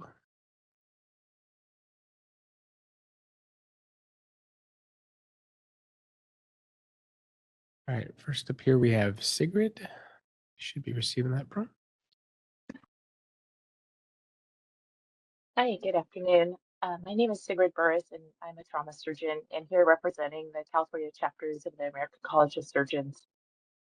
AB 408 would create a confidential and evidence-based program that helps physicians address health challenges and helps us remain safe to practice and provide care to our patients.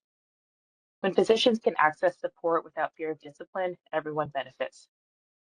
Physician health programs follow nationally proven evidence-based approaches that support physician wellness and safe practice. Physicians experience high rates of burnout, but often avoid seeking help due to stigma and fear of disciplinary consequences. The confidence that barrier, and PHPs recognize mental health conditions and substance use disorders as treatable medical conditions, not moral failings, and encourage recovery without unnecessary penalties.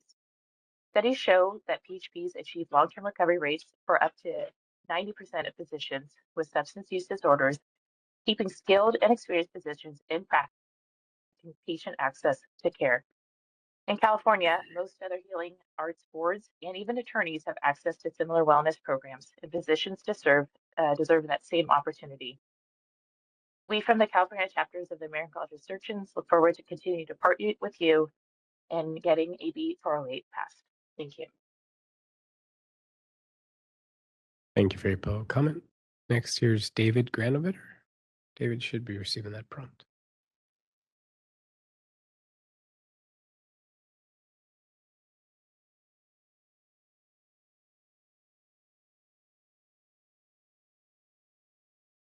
Let's go here to Veronica Lasso. Should be receiving that prompt. David will come back around to you. Hi, yes. Yeah, I'm Veronica Loso. I'm a psychiatrist with UCSF. I'm also here representing the California Society of Addiction Medicine.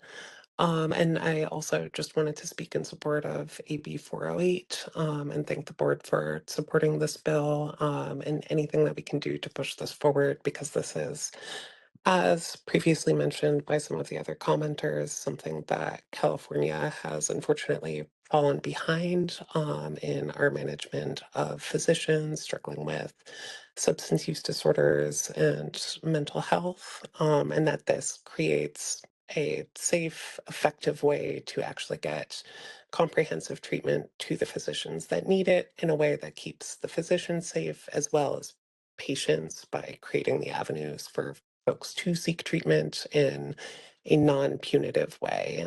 So we in the California Society of Addiction Medicine very strongly support this bill and would ask that you do the same. Thank you. Thank you for your public comment. Go back to David now. David, looks like your line's open. Yeah, can you hear me okay? We can. Please go ahead. Okay, thank you. So President Lawson and members of the board, good afternoon. My name is David Granovan. So I'm a board certified addiction medicine physician, having practiced in California for more than 36 years.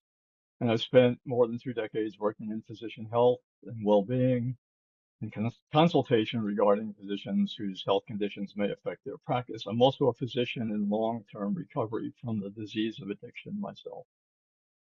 So I serve as a board member of California Public Protection and Physician Health, otherwise known as C3PH, and I'm speaking today on behalf of C3PH in continued support of AB 408 and the creation of a California Physician Health and Wellness Program.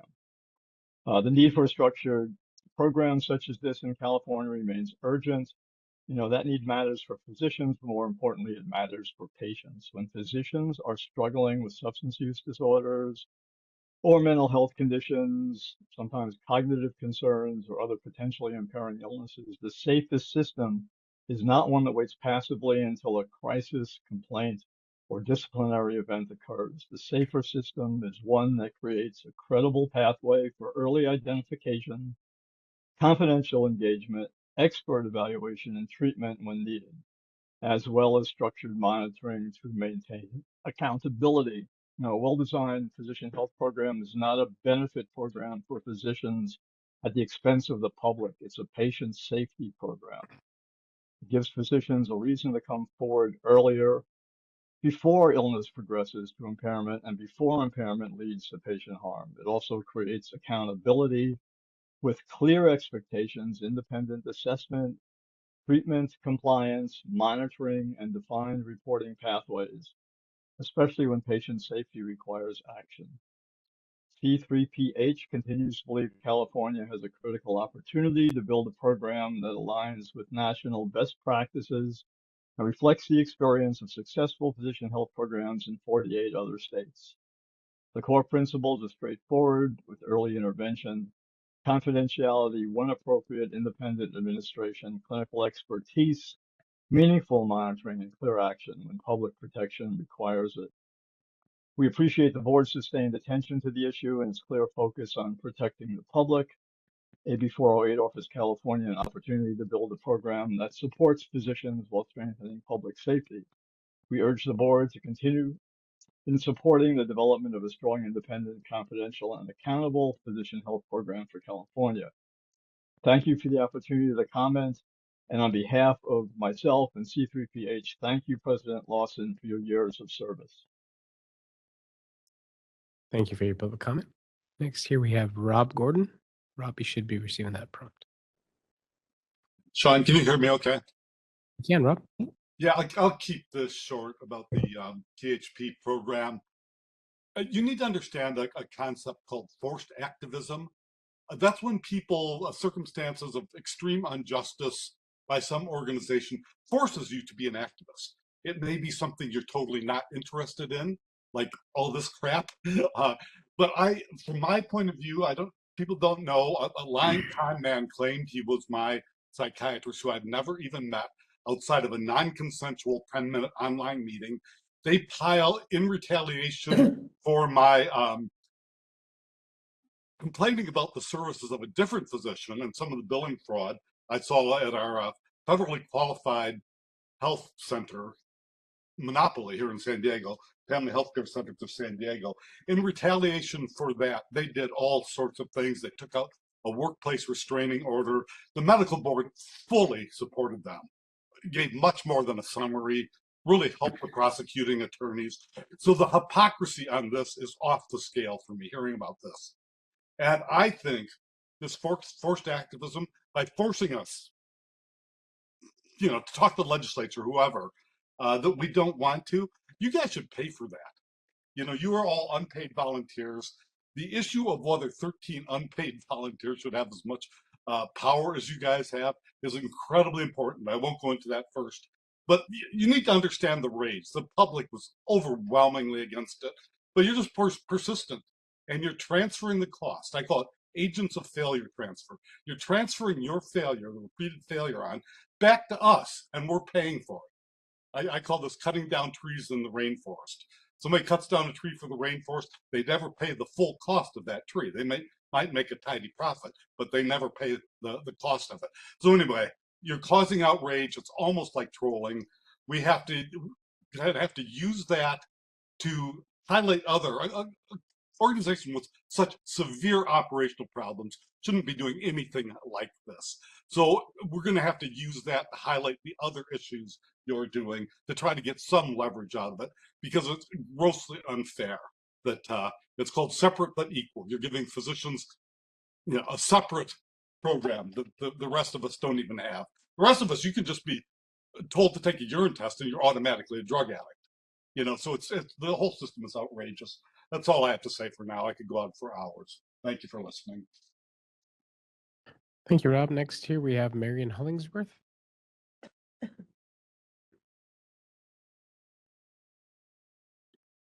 Okay, can you hear me? Can, Marion, please go Okay, ahead. thank you. This is Marion Hollingsworth, patient safety advocate. I continue to oppose 408 because it allows physicians to hide their addictions without giving patients informed consent before treatment by that physician. I have said this before, informed consent should include all the risks and benefits of a treatment or procedure, and that should include an impaired doctor. You have already had an unusually high number of disciplined doctors and ones with accusations and suspensions this year. In fact, about a month ago, I counted the number of doctors disciplined in a few-week period.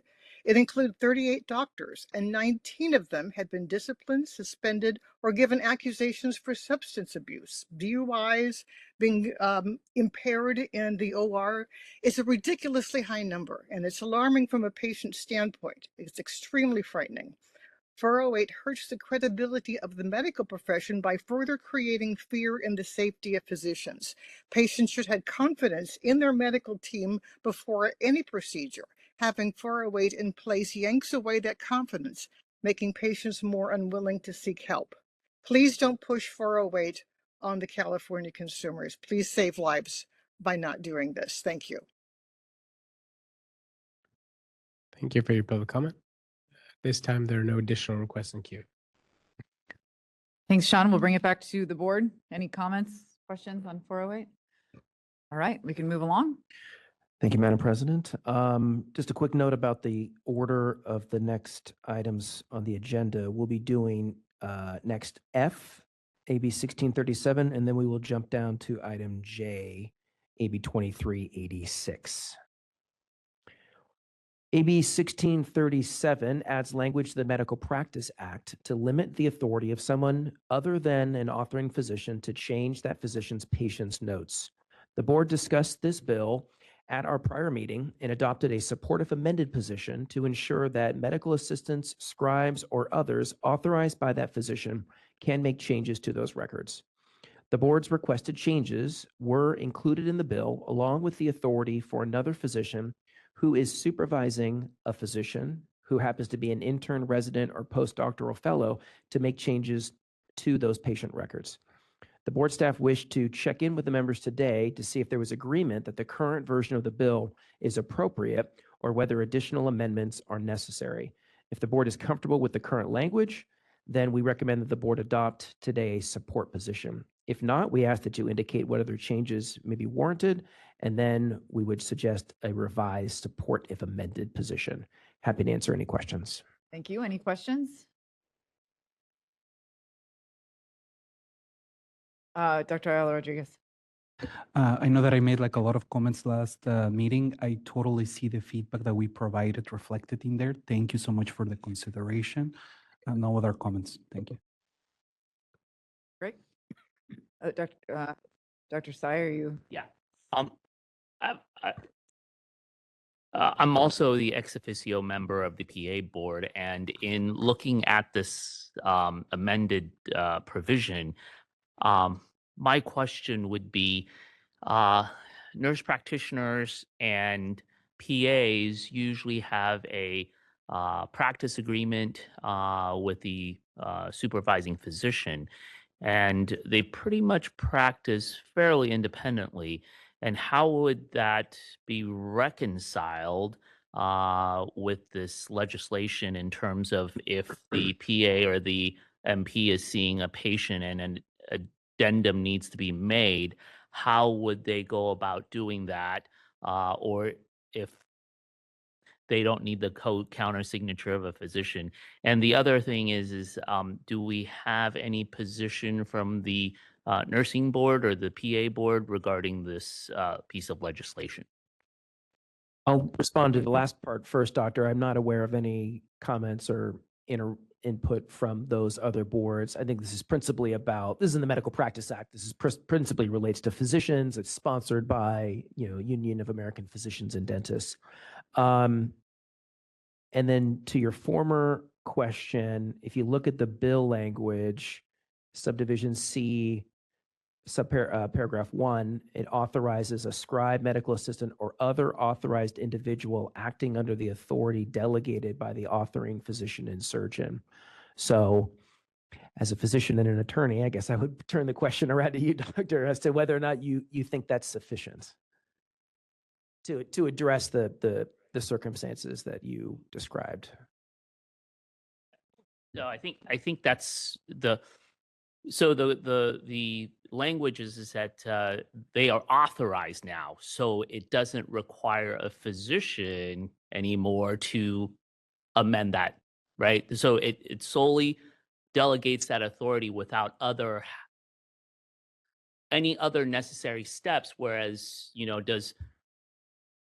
because I have an MP or a PA or my medical student, or sorry, my resident, they make the addendum and they're authorized under this piece of legislation, I wouldn't no longer be needed to countersign that addendum, right? Because it's more of a technical issue than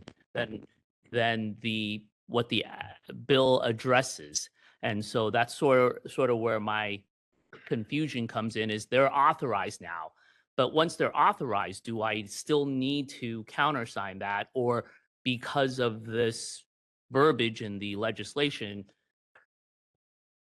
So in the supervisorial relationship or in the delegated authority relationship, I think the answer is no, that this is separate and apart from standing orders or a PA written, supervisorial agreement. But at the right time, Madam President, if you want, we can go to public comment, because sitting to my left is a representative of the sponsor of the bill. Okay, thank you. Great.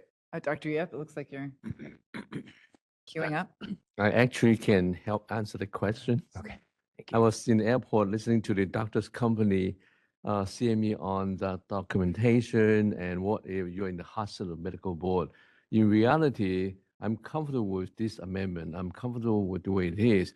In reality, in practice medicine, your PA and prescribed change, is still under our liability. It is our practice to review, to amend, and particularly now the comment is that there is electronic medical record.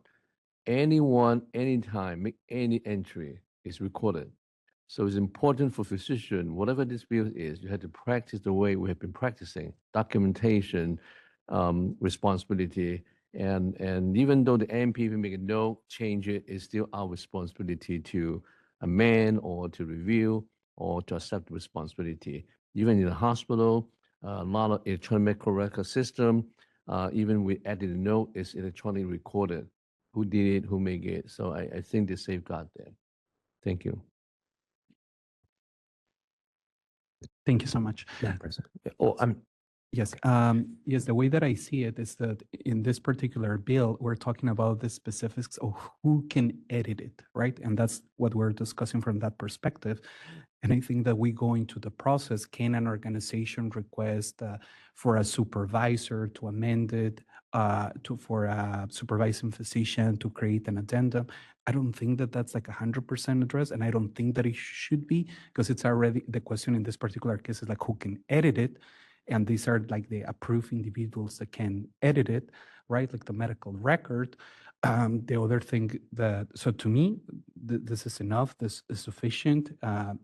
If people are concerned, for example, about like, do we need to have some form of disclaimer that this bill does not supersede or remove organizational policies, for example, to provide cross-collaboration documentation, you know, when supervision occurs or collaboration occurs.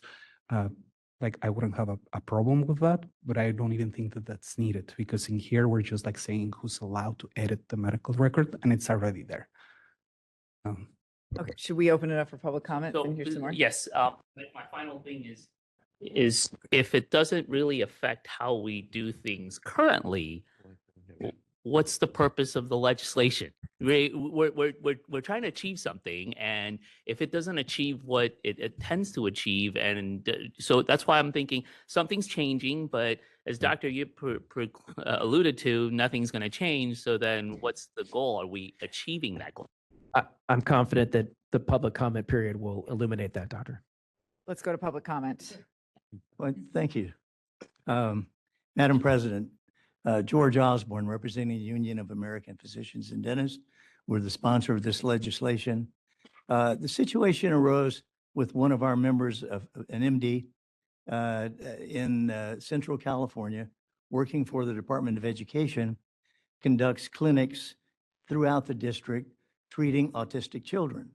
She would submit her patient notes to the supervisor above her at the county office, and the supervisor would change the notes because she said it makes the district look bad. So that's where the genesis of this bill came from. So then we investigated it and looked at it, and I looked at the statutes, the Medical Practice Act, and also the Civil Code. And if for this to be against the law in current statute, it would take a two-step process. First of all, the person changing the notes must have had a fraudulent purpose. So that's a pretty big bar to cross. And being an attorney, you'll understand that. And then secondly, then it's against statute. So we thought it'd be much simpler to say, if you change the notes, well, you just simply can't. It's against the law. And during the course of deliberation, including before your board, which I appreciate, and in consultation with CMA and other medical groups, including the emergency physicians and the OBGYN groups, we came up with a couple of additional amendments that have to do with practical application in their practices. That's where those additional amendments came from. Not something that we generated, but those were presented to the author by CMA and these other medical groups, and she accepted them. And that's really, that's where we are today. And we would appreciate it, of course, the board would continue its support. And I'm here to answer any other questions that the board might have. Thank you. Okay. So when you say that this physician supervisor, well, it wasn't a physician supervisor, it was a lay supervisor. It was a bureaucrat who was not an MD. Correct. Okay, thanks. Is that clear enough? Yeah. All right, Dr. Ayala Rodriguez. Thank you. And for example, I'm going to use a recent example. So our organization went through an electronic health record implementation. So many times when electronic health records, when you adopt one, you have to create different profiles. So different profiles within an electronic health record have different rights. Some people can only view, some people can only write, some people can edit, some people can bill, some people cannot bill. My understanding in this particular bill is to be very, very, very specific that patient records, clinical documentation, people who have access to that should pretty much only be clinicians. Like you're not a clinician, you're not a licensee, you're not part of that, you should not have that right. So I can see this bill, for example, affecting EHR implementations because now that's no longer going to be a question. Now pretty much this is defined, you're a clinician, you have that right. You're a stakeholder, you have that right. You're not a clinician, you don't have that right. Because right now, that's an open question from the technology world as you do the implementations. All right, is there additional public comment in the room? How about online, Sean? If anyone would like to make a public comment, please do so by raising your hand or typing anything in that Slido window. First up here is Rob Gordon. Rob, you should be receiving that. Yeah, my comments might be, you can hear me, right? Yes, we can, Rob. Yeah, my comments might be a little bit scattered, but first of all, that supervisor should be charged with fraud to the maximum you can possibly do. The second thing, this has happened to me. I don't know really where to start, but the worldview or the attitude among the people who regulate this is that medical records are sacrosanct. They are the words of the prophets. I should say the attitude of the medical board and the investigators. They are just unvarnished truth, whatever people say. But the reality is, at least in my federally qualified health clinic, anybody could change anything they want, and they can do so with fraudulent intent, which was done with me. It was done in retaliation for reporting some billing fraud. In your world, you'd be protected under whistleblower laws, but we're just normal people out here. So I guess on the modifications that the board is making, I keep those records sacrosanct. If you're pretending they are, at least try to make them that way. I would require at least an initial from anybody who authored, who changed anything. You'd say, if I was changing, I'd say RG on behalf of, and at least then the records are intact. Right now, it's just people can say whatever they want. They can go back into old, 5 years ago. I got new psychiatric diagnoses that way, and nobody cares. So I'll give some bonus, some information that doesn't involve you, so no need to be offensive. But HIPAA is absolutely fraud, and I can say that just unequivocally. Their success rate, their investigation rate is 0.007. It's infinitesimal. For any person who makes a HIPAA complaint, nothing happens ever. I mean, it's like 1 or 2 people since the program's been in existence, and the bigger frauds have simply never happened. The criminal intent has like a jail sentence and stuff, but everybody talks about HIPAA like it's just God's law. It's 100% of fraud. Anyway, I could go on for hours about medical records. They are not private, and they are not secure. So go, yes, get this billing at least as a start. Thank you, Rob. This time there are no additional requests in queue. Thanks, Sean. All right, we'll bring it back to the board. Aaron, you need direction from us specifically as to. If the board is comfortable with the current wording of the bill, then I would say a support position is appropriate. Otherwise, please clarify what other changes and then adopt a supportive amend. Great. Dr. Yip, do you have a question or comment? Make a motion. A motion to adopt. I second. I'm sorry, adopt. Well, you didn't get support. Okay. Thank you. It's like we didn't get a position there. All right, we have a motion and a second to support. Any further comment? All right, Ms. Nadar, can you please perform the roll call vote for us? Mr. Orkatov? Yes. Dr. Ayla Rodriguez? Yes. Ms. Chang? Yes. Ms. Holmes? Yes. Dr. Mahmood? Yes.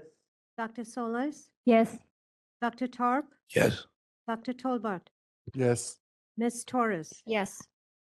Dr. Sai. Yes. Mr. Watkins. Dr. Yep. Yes. Ms. Lawson. Yes. All right, that motion passes. What's up next? The next bill is AB 2836. Excuse me, 2386. 2386. This bill includes two significant proposals. The first would authorize participants in the Licensed Physicians from Mexico program, or LPMP, to obtain a permanent medical license from the board. Currently, those licensed under this program have a limited term license and have no opportunity to renew it.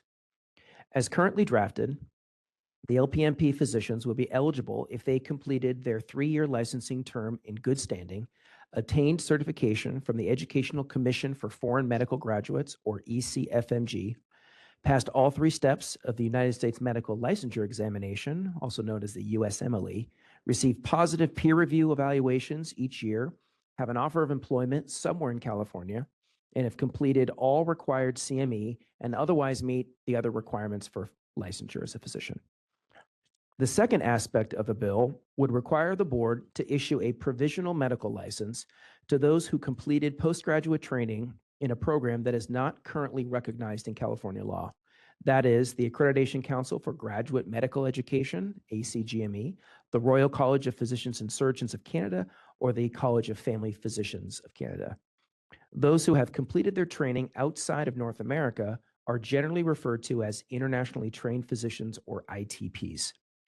In addition, to qualify under this law, ITPs must hold a full and unrestricted license to practice in another country and have been in good standing for at least 4 years, excluding any time in postgraduate training. They must have had no disciplinary action taken against them from a licensing authority, not been subject to adverse judgments or settlements that constitute a pattern of negligence or incompetence, nor committed any disqualifying acts or crimes. They must be ECFMG certified, pass steps 1 and 2 of the USMLE, and be appropriately proficient in English, be authorized to work in this country, and have an offer of employment from a sponsoring entity that is approved by the board. Once licensed, they shall be supervised by a California licensed physician who must enter into a written supervision agreement with the provisional licensee. The sponsoring entity must generally be a licensed facility or a clinic owned by a public hospital or health system. Further, the sponsoring entity must ensure that the provisional licensee practices under appropriate supervision, maintains an appropriate peer review process, and is responsible for the medical services of the provisional licensee. The board would also be authorized to extend their provisional licensure period one time for up to an additional 3 years if the licensee demonstrates continued progress towards meeting licensure requirements. If they have passed step 3 of USMLE, completed 36 months of practice in California without any disciplinary actions, and received a positive recommendation from their supervisor or the director of the sponsoring entity's medical staff, then under this bill, they will be deemed to have met the instruction, education, and training requirements necessary to obtain an unrestricted medical license. Last August, the board heard a presentation from Dr. Hank Chowdhury, President and CEO of the Federation of State Medical Boards, or FSMB, who discussed their work along with other key organizations to help guide state boards consider how to evaluate potential pathways to of licensure for ITPs. At that time, Dr. Chowdhury indicated various challenges that ITPs face, including immigration uncertainties and complexities, questions related to the quality of care provided by ITPs, and how to determine what training is substantially similar to the training typically required for licensure in the United States. The analysis of the bill provides links to various resources from FSMB's advisory committee formed on this topic and includes recommendations that revolve around creating strategies to determine whether or not ITPs have been appropriately trained and possess the proper knowledge and clinical competencies. Those recommendations from FSMB emphasize the value of adopting appropriate standards relating to assessment of an ITP, using specialty examinations that inform learning plans, provide multimodal evaluations, determining the qualifications of supervisors, and ensuring that ITPs are treated appropriately from an employment perspective during their time here. According to the FSMB, As of earlier this month, the state of Georgia became the 25th U.S. jurisdiction to enact legislation that provides a pathway for ITPs to obtain a full medical license. FSMB further indicates that 18 states have pending legislation that would also license ITPs, including this bill we are discussing now. Clearly, there is a lot of momentum surrounding this issue nationwide, with California actually being an early entrant into this space due to the Licensed Physicians from Mexico program. I have not been able to review all the laws of those various jurisdictions, but to the best of my knowledge, no two states have taken the same path. Several states have a pathway on the books that, similar to this bill, calls for their state medical board to determine whether the ITP's training is substantially equivalent to ACGME standards. I am not aware that any of those states have adopted a methodology to make such a determination. As currently drafted, the bill tasks the board with determining what is appropriate training, what should be required of sponsoring entities, and what are the appropriate fees to charge. This is certainly an important issue for the board to address and should be done so with the appropriate time and necessary resources in the view of board staff. So many questions are raised in this legislation that the topic deserves a substantial examination that ought to be supported by experts and possibly additional board staff. Accordingly, the board staff cannot endorse the approach in AB 2386 or in any other ITP licensure pathway. Unfortunately, due to the legislature's calendar, this board meeting today and tomorrow represents our best opportunity to weigh in on the bill. By the time that the board next meets in August 20 and 21, the legislature session will have 10 calendar days remaining, making it nearly impossible for interested parties and the legislature to consider any requests that the board may have at that time. Returning briefly to the Physicians from Mexico provisions of the bill, I'm almost done, Madam President.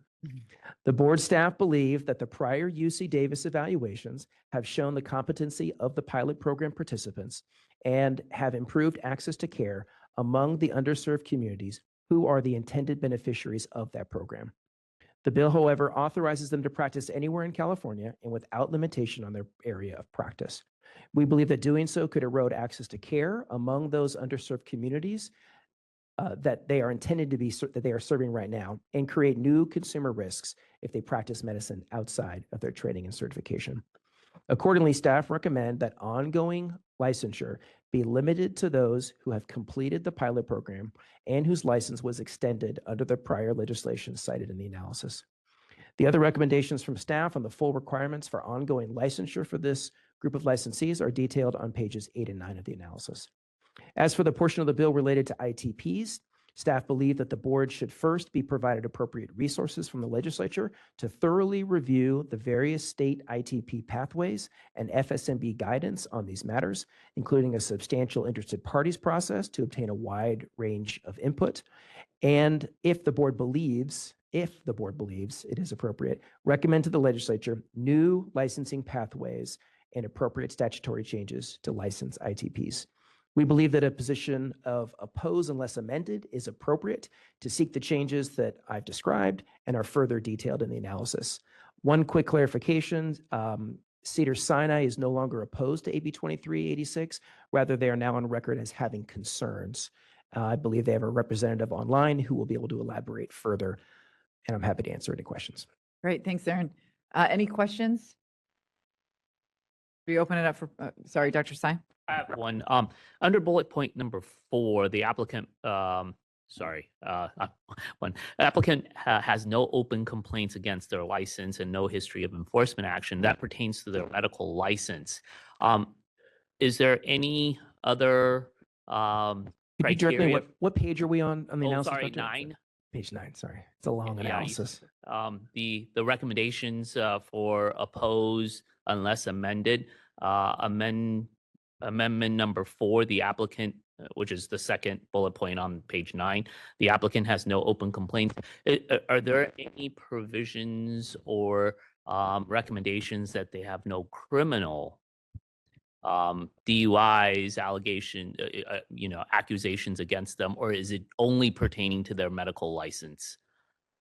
The way I see it is, if they have a DUI, then of course now they become somebody that we should monitor. And so if they have just a clean medical record, this amendment would allow them to get that sort of transition to permanent license. So we're talking about the LPMP provisions, not the Right. ITPs. No, The pathway to Right. unrestricted license. well, for the physicians from Mexico, we're recommending not make it an unrestricted license. It would be ongoing licensure, but they would be tied to essentially doing the same type of work in the same type of communities that they're working in right now. But I think with respect to your point, and I'll let my colleagues weigh in, I believe if you have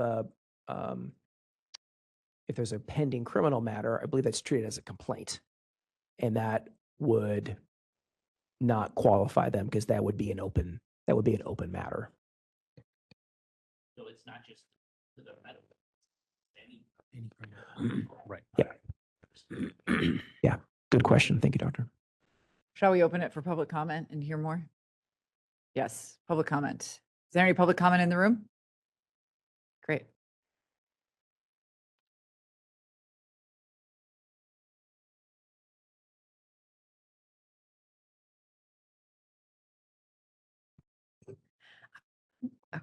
No, it's on. Oh, cool. Thanks, Aaron. Good afternoon, Madam President and members of the Medical Board. My name is Navreen Randava, Legislative Assistant to Assemblymember David Alvarez, the author of AB 2386. Assemblymember Alvarez would like to thank Medical Board staff for their collaboration and input on this measure. Our office has appreciated the opportunity to meet with staff throughout this process, and we look forward to continuing this dialogue. As you know, California is experiencing a significant and growing physician shortage. By 2030, California will need thousands of additional physicians to meet residents' basic health needs, and millions of Californians already live in communities without adequate physician access. AB 2386 is intended to help address that challenge in a responsible and carefully structured way. This bill builds on the success of the Licensed Physicians from Mexico program and creates a new pathway for qualified, internationally trained physicians to serve California communities that continue to face serious access barriers. The purpose of AB 2386 is not to diminish California's standards, weaken consumer protection, or reduce the board's oversight role. To the contrary, Assemblymember Alvarez is committed to working closely with the medical board to ensure this pathway is rigorous, accountable, and protects patients' safety. We recognize and take seriously the concerns raised in the board staff analysis, including questions relating to training standards, supervision, competency, implementation, and consumer protection. These are exactly the issues where the board's expertise is essential.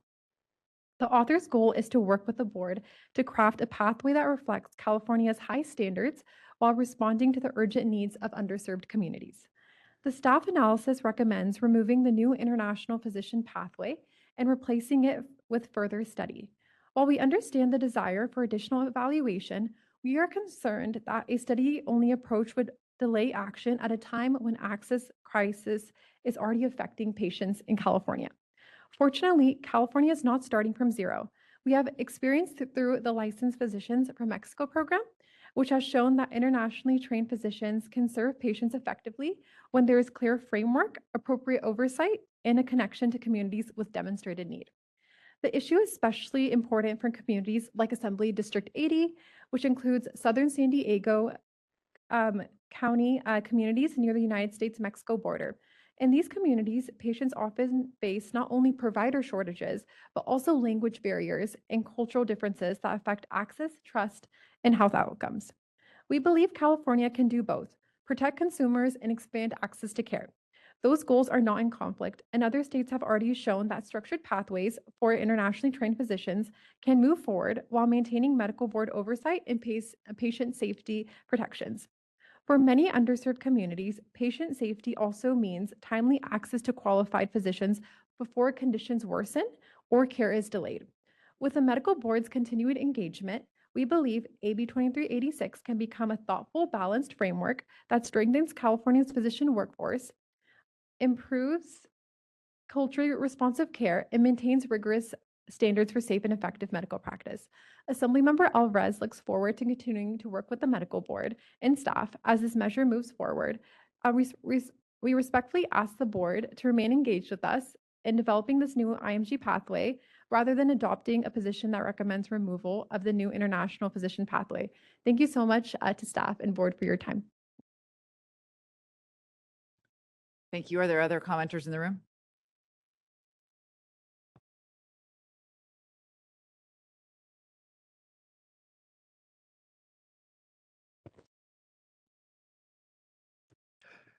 Thank you so much, and really appreciate that you were flexible with us, and my wife will be very welcoming that I'm not arriving at 11 p.m.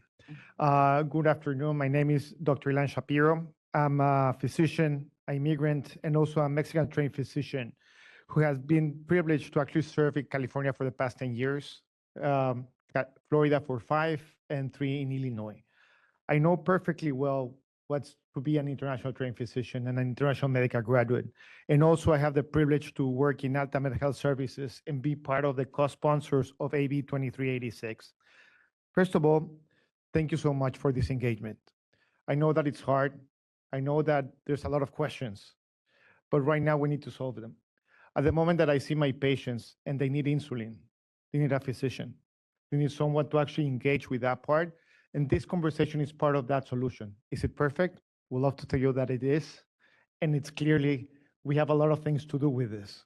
But it's one part of creating that pipeline that we need to create to make sure that our communities, and especially right now with all the changes that we're having in our beautiful California, in our beautiful United States, to actually make sure that our community is taken care of.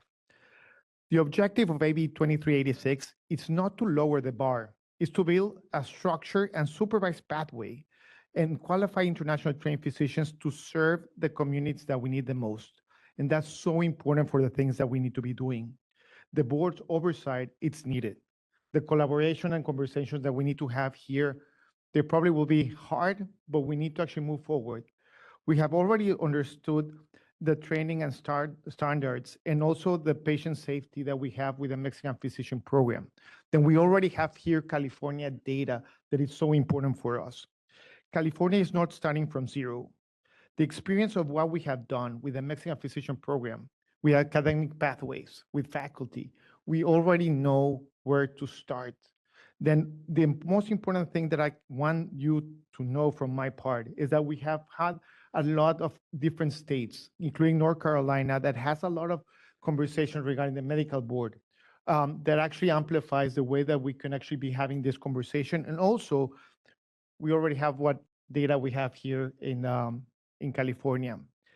It's very important to understand that right now we need to actually reflect what California workforce is, that culturally and linguistically needed physicians that need to be in our communities, and most importantly, to create that pathway. What makes California approach especially strong is AB 2386 brings together multiple safeguards, ECFMG certification, international board certification, supervised California practice, and other steps that actually enhance the way that we can actually do this. And we need your voice.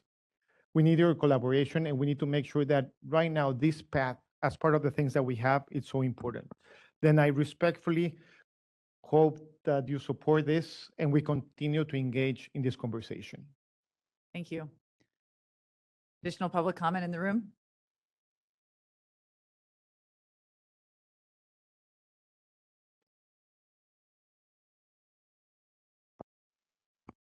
Good afternoon, and thank you for the opportunity to provide public comment today. My name is Andrea Mavisca, and I'm with the California Primary Care Association Advocates, representing California's community health centers and clinics, providers on the front lines of care for more than 7 million Californians. We are proud co-sponsors of AB 2386, which provides a timely and necessary solution to one of the most urgent challenges we face, ensuring patients can access care. California is experiencing a physician shortage crisis. Today, more than 11 million Californians live in areas without enough primary care doctors, and the state will need more than 8,000 additional physicians by 2030 just to meet basic demand. At the same time, community health centers and clinics are struggling to recruit providers. Over 70% report critical workforce shortages, and it now takes an average of more than 27 weeks to fill a physician vacancy. The shortage is compounded by a stark gap in representation that my colleagues prior to me spoke to, with Latinos making up about 40% of California's population, but only about 6% of physicians. We know that solutions like AB 2386 work. As again, my colleagues shared, California's existing licensed physicians from Mexico program has demonstrated that clear success. Participating clinics have reported improved detection and management of chronic conditions, stronger patient satisfaction, and better communication with Spanish-speaking patients who are more comfortable and more engaged in their care when treated by culturally and linguistically competent providers. AB 2386 builds on this proven model. It creates an additional carefully structured pathway for qualified internationally trained physicians to serve in California while maintaining the high standards that protect patient safety. More broadly, internationally trained physicians are already a critical part of our healthcare system, making up nearly a quarter of new residency placements nationwide and filling essential roles in primary care and underserved communities. Importantly, this bill is complementary to the Licensed Physicians from Mexico program. Together, these pathways expand our ability to meet urgent workforce needs now while continuing to invest in the long-term solutions. At this moment, amid growing demand, persistent shortages, and widening disparities, we cannot afford to delay. AB 2386 is a practical, evidence-based step to expand access, strengthen our workforce, and ensure every Californian can get the care they need.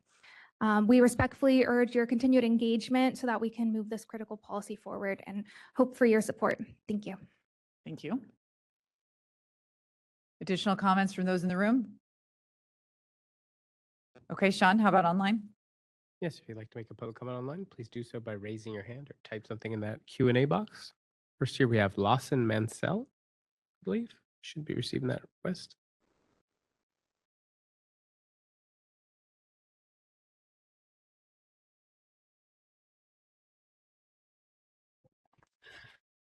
Hi there, can everyone hear me? We can, please go ahead. Great. President Lawson and the rest of the board, thank you for the opportunity to comment today. My name is Lawson Mansell, a senior health policy analyst at the Niskanen Center, a Washington DC-based think tank. Assembly Bill 2386 would convert the successful but time-limited licensed physicians from Mexico program into a permanent pathway to full licensure and extend comparable pathways to other ITPs who meet rigorous qualification standards. AB 2386 builds on a track record of demonstrated success. The existing licensed physicians from Mexico program has produced strong outcomes. An independent evaluation by UC Davis Center found that participating physicians integrated seamlessly into community health center practice. This bill also follows a pathway already blazed by 25 states who passed similar legislation over the past few years. The bill before you today reflects the same design principles those states have adopted: clear eligibility criteria, structured sponsorship by licensed facilities, supervised provisional practice, and a path to full licensure. California is also in a unique position compared to other states that have already passed bills to implement this law without significant administrative burdens. The credentialing and oversight systems built for the existing Mexico program are already in place. At the Niskanen Center, our staff have worked with dozens of states that have passed these pathways into law. No two states have passed identical bills, as each state has unique challenges and standards. We stand ready to assist the board with crafting the right details for California on top of the already strong foundation with the Mexico program. Thank you for your consideration, and I'm available for any questions. Thank you for your public comment. Next here we have McKay Carney. You should be receiving a prompt on your end. Hi there, thank you. McKay Carney on, okay, great, you can hear me. McKay Carney on behalf of Cedars. Thank you so much. Wanted to express continued concerns, but very much look forward to continuing to work with the author and co-sponsors on additional amendments as we move forward in the process. Thank you. Thank you for your public comment. Last here is Mike Zimmer. Mike, you should be receiving that prompt. I think I just did. Thank you. My name is Mike Zimmer. I'm with World Education Services, a nonprofit social enterprise dedicated to helping international students and immigrants achieve their career potentials. Thank you, President Lawson, and members of the committee of the board for allowing me to testify. As others have testified, California, like most states, already faces a growing and significant shortage of physicians. In addition, particularly in California, recent census data indicates that 40% of Californians speak a language other than English at home, underscoring the need for a physician workforce with greater linguistic and cultural diversity. As an earlier individual testified, California was really a very early leader nationally in seeing the value of internationally trained physicians through the establishment of the licensure pathway for physicians trained in Mexico, which created one of the first systems for authorized practice of international physicians without requiring an ACGME certified training program. As others have testified, a large number of states have already enacted this legislation. I would point out that I could give you the states, but that would be boring, but it represents a broad political and geographic spectrum. Of those 25 states that have enacted the legislation, most at this point are still in the regulatory process, but 12 are now accepting applications. And a number of those states, I think 6 at this point, have already licensed physicians, having the medical board done their own review. Like the legislation adopted in surrounding states, AB 2386 contains the important provisions necessary to assure quality care, requiring completion of prior international residency or postgraduate training, previous licensure in a country of training, sufficient practice history, ECFM&G certification, USMLEs steps 1 and 2, and a bona fide offer of employment from an eligible hiring entity. President Lawson, again, members of the board, thank you for the opportunity. We have worked with a number of states and stand ready to work with the board on crafting a system that works best for California. Thank you. Thank you, Mike. Additional request here from Rosa Fernandez. Should be receiving a prompt on your end.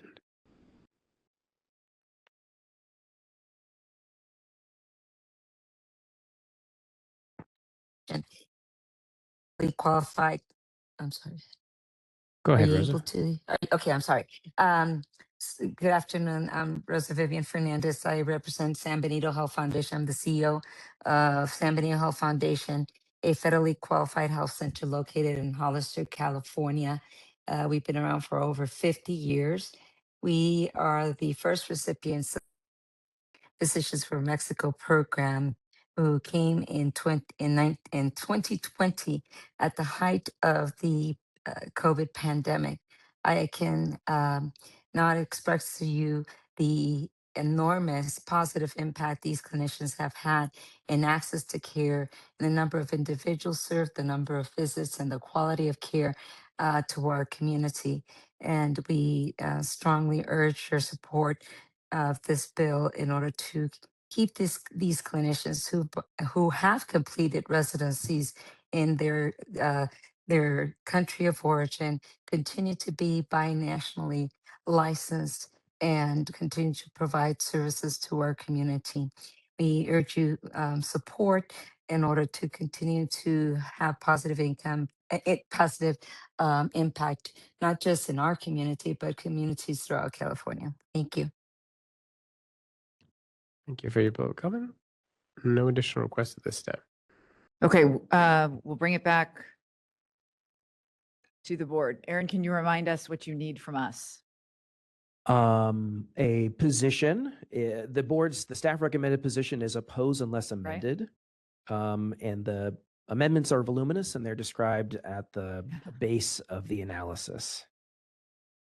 Comments, questions, Dr. Mahmood? Yeah, I'm so sorry if I was sleeping.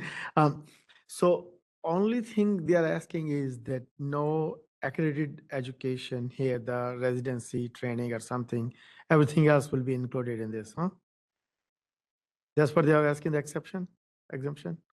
One of the key exceptions would be the training, instead of being ACGME certified, or one of the training that we typically accept, which is available in North America, that you'd have 36 months of training in some other program in another part of the world that the board has to make a determination is substantially equivalent to ACGME training, which at this point, we're unclear on how the board would make such determination, nor do we believe that we have the resources on staff right now to do so. And this will be only for the people who are already working here, or for anybody? No.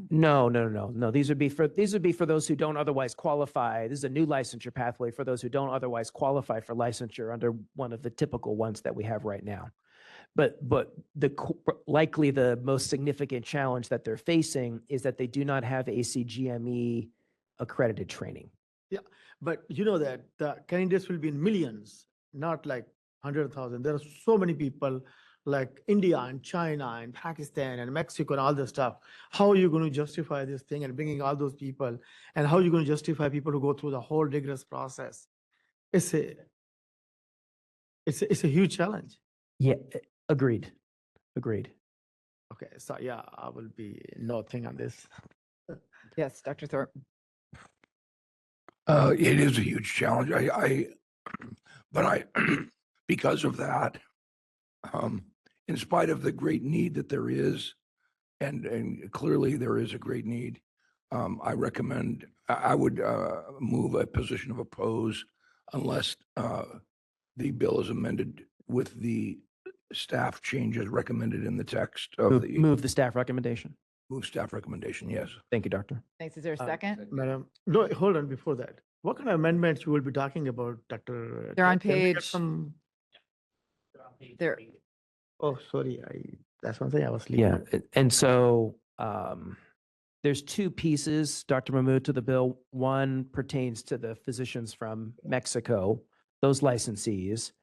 And then there's the ITP provisions, which have generated the bulk of the comments Okay, so we've got a motion and a second. for the staff For recommendation. the staff recommendation. It looks like there's some additional comments. Did you have an additional comment, Dr. Ayala Rodriguez? Yes.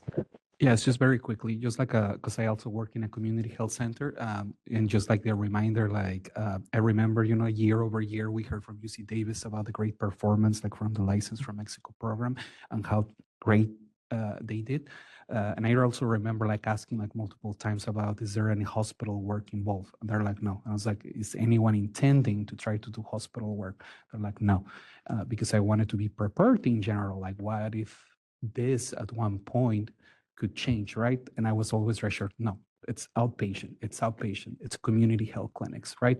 So for me, I really think that it's a very good, initiative in terms of these physicians are addressing a gap that exists in California, and resetting all the time definitely takes a toll into a system if there's no way for permanent licensure and things like that. But at the same time, it was a system that in California, it was only tested in one particular health setting. And I do agree with the recommendations from the staff about narrowing to the scope of practice that was intended, like, for example, the OB/GYN, psychiatry, family medicine, the things like stipulated in there. Yeah. But also at the same time, not to forget what was the gap that we were trying to address, which is making sure that we had physicians in medically underserved areas, which typically are handled by community health centers and the like. So I'm in support of the staff recommendation. Thank you, Doctor. Thank you. Yes, Ms. Holmes. I really like the idea. On here, yeah, I really like the concept. It's boiling the ocean right now. So will there be time to amend before, the end of this legislative calendar? Or is it just too complicated to unbundle right now? Sorry,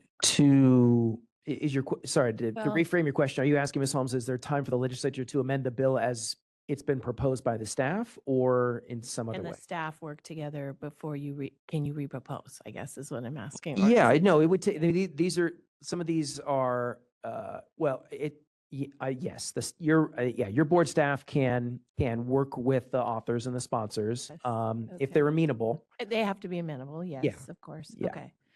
Yeah, I think it's just too much in here. So it needs to, maybe you guys can sit down and negotiate and pare it down a little bit and then come back later with other stuff, like a little bit at a time, incremental change. And I think the proponents make a lot of, Make a really good case, yeah. a compelling case for the board to take action to develop a pathway Yes. that is appropriate in the view of the board, which was going to take a long time to do anyway. But I think the staff are suggesting that we first need to do our homework to make sure that the pathway is going to be appropriate, and that, I'm not sure if this is something that pertains to something that Dr. Ayala Rodriguez said, is that in ensuring that they're going to be able to be credentialed in hospitals, be credentialed and be approved for payment from health insurers, otherwise be able to find employment here. That is more than just a licensure pathway. That speaks to the broader process that we think is going to be valuable to make sure that there's going to be a successful integration of these possibly future licensees into health systems up and down the state. Thank you. Is that responsive, Ms. Holmes? Yeah. Thank you. All right, any additional comments or questions? Dr. Rodriguez. Yes, just last one, because I want to recognize also like one of the comments from Dr. Mahmoud. Like I also think that this physician shortage problem is like something that has to be continually addressed. I think that right now we're focusing on one particular program or one particular population, but that this particular initiative is addressing like California's demographics, California's needs to a certain degree, but definitely this is like version 1 of all of the possible amendments that could happen with that program, and to continue addressing physician shortages so we can continue getting qualified physicians from different places in the future. But we have to start somewhere, and I think that this brings up a good proposal, and it's going to continue with more discussions, recommendations. So we have a motion from Dr. Thorpe. I haven't heard a second. We had a lot of seconds, Oh, but I don't know okay. where they came from. Just to my right. Dr. Yip. Dr. with the Yip. Second. Okay, if there are no further comments, we're going to take a roll call vote on this one. Oppose unless amended. Oppose unless amended as Recommendation. detailed out in the analysis. Thank you. All right. Mr. Orkutab, Yes. Dr. Ayla Rodriguez, Kang, Yes. Ms. Holmes, Yes. Dr. Mahmood, Yes. Dr. Solis, Yes. Dr. Thorpe, Yes. Dr. Tolbert, Yes. Ms. Torres, Yes. Dr. Sai, Yes. Dr. Yep, Yes. Ms. Lawson. Yes, that motion carries. We are going to take a brief 10-minute break and be back. So be back as fast as possible. Nice. And then are we starting with G? 8G? Yes, 8G, AB 1979.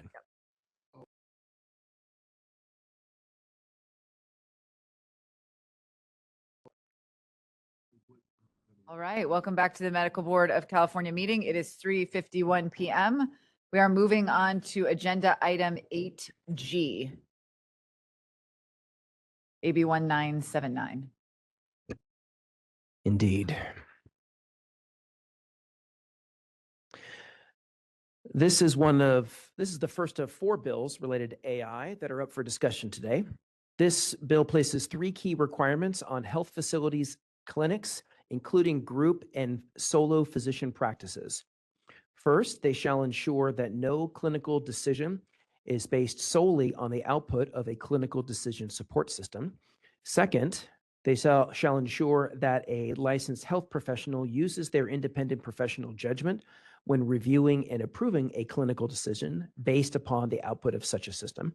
Third, they shall not use or deploy AI to direct, guide, supervise, or instruct unlicensed personnel to perform any function that requires a professional license.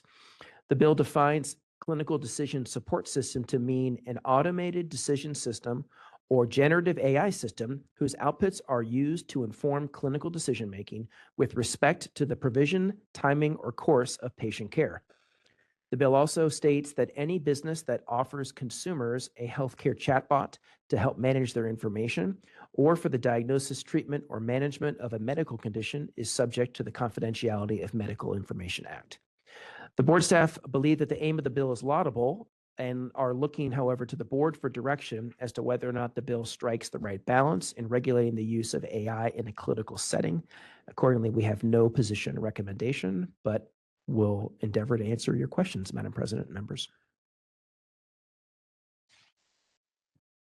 Thank you. Questions, comments from board members? Dr. Thorpe. Aaron, what's the advantage of having a position on this bill? I mean, is there, I mean, clearly you came to the conclusion that you didn't have a recommendation. Is there a reason that we should have?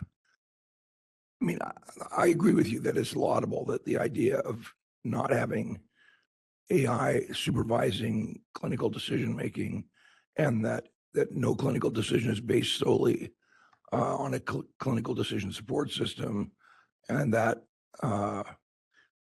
that licensed healthcare professionals exercise independent judgment. Yeah. When they look at the output of a clinical decision support system.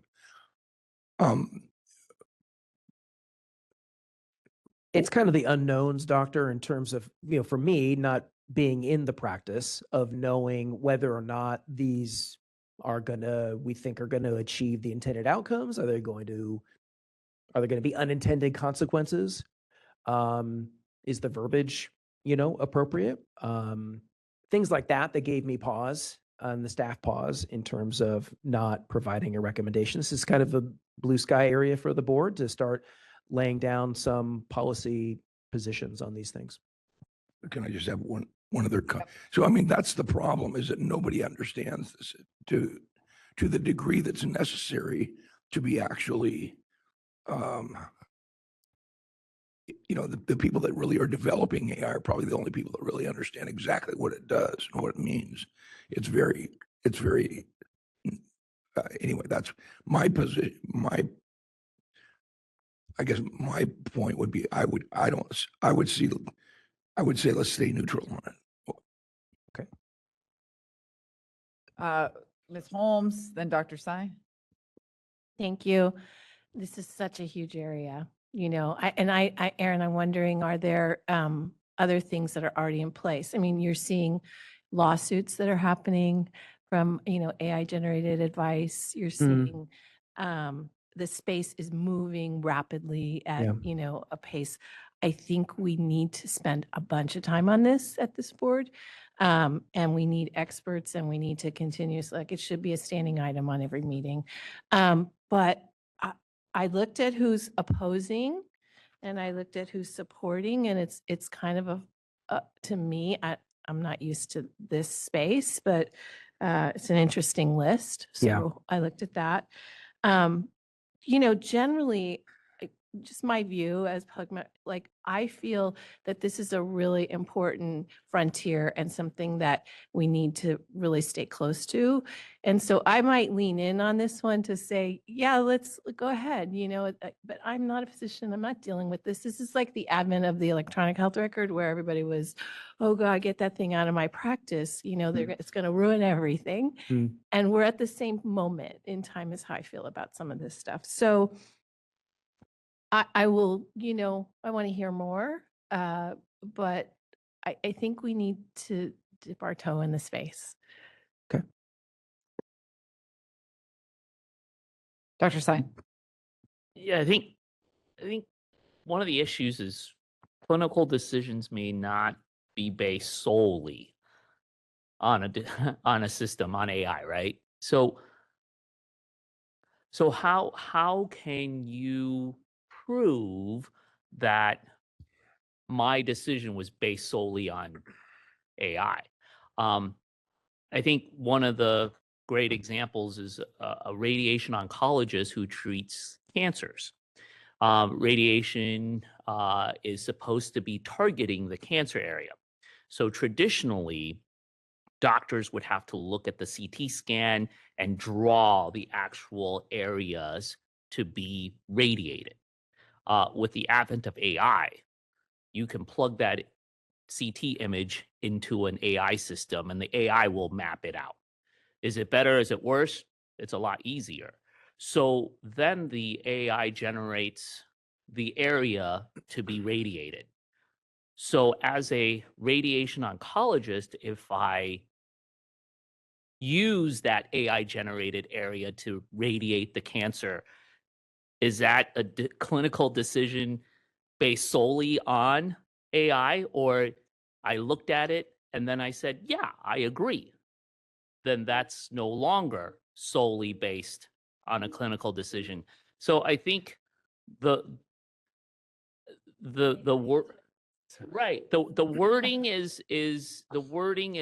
problematic, because how can you prove that something is solely based on AI unless I don't see the patient, I have no interaction with the record, I do not make any recommendations, and then I just put this information in and the AI generates a recommendation and the patient, it goes directly to the patient and the patient follows it. So I think, the language may be problematic, to say the least. Dr. Tolbert. I don't know. I think I'd probably want the AI to help with that demarcation of that cancer to make sure it's done mathematically. I think consistency wise or consistently, it would do a better job. That's just doesn't have human error, doesn't have fatigue. But that being said, I mean, ultimately, I think in the end, there needs to be a accountability, and the physician, regardless of how they get to that decision, should be accountable for whatever the care looks like. And if they're following the rules, then it doesn't matter how they got there as much as they have been thoughtful about it and they've done appropriate research on whatever clinical decision that they made. Because physicians have been using technology forever. It's just now this technology just blows all of the other stuff out of the water in a way that nothing else ever has. And it's changing so rapidly, it's just unreal. So it's even hard for us to keep up. Other comments? We open up for public comment? Let's do that. Any public comments in the room? All right, seeing none, any public comments online? Yes, if you'd like to make a public comment on this agenda item, please do so by raising your hand or type something in that Q&A window. First up here, we have Rob Gordon. We should be receiving that prompt. Sean, you can hear me okay? We can. Please go ahead. This is probably less complicated than you think it is. It goes back to the records issue we were discussing earlier. Whereas it stands now, anybody can write whatever they want on your record. They can lie, and that's not even illegal. The signature that is put on whatever the decision is and the decision points, that's what's important. If that's text, your signature certifies that text. And, maybe the AI writes better than you. Maybe you wouldn't change a single sentence. So, the point that was made about, if it's an AI image or radiology targeting area, the same way if you're riding a bulldozer, you're responsible for the machine. They don't tell you what to do. You tell it what to do. They'll try to do their own thing, but you're the boss of the AI. You're the supervisor, and your signature is the important thing. So that's all I have to say. Have fun.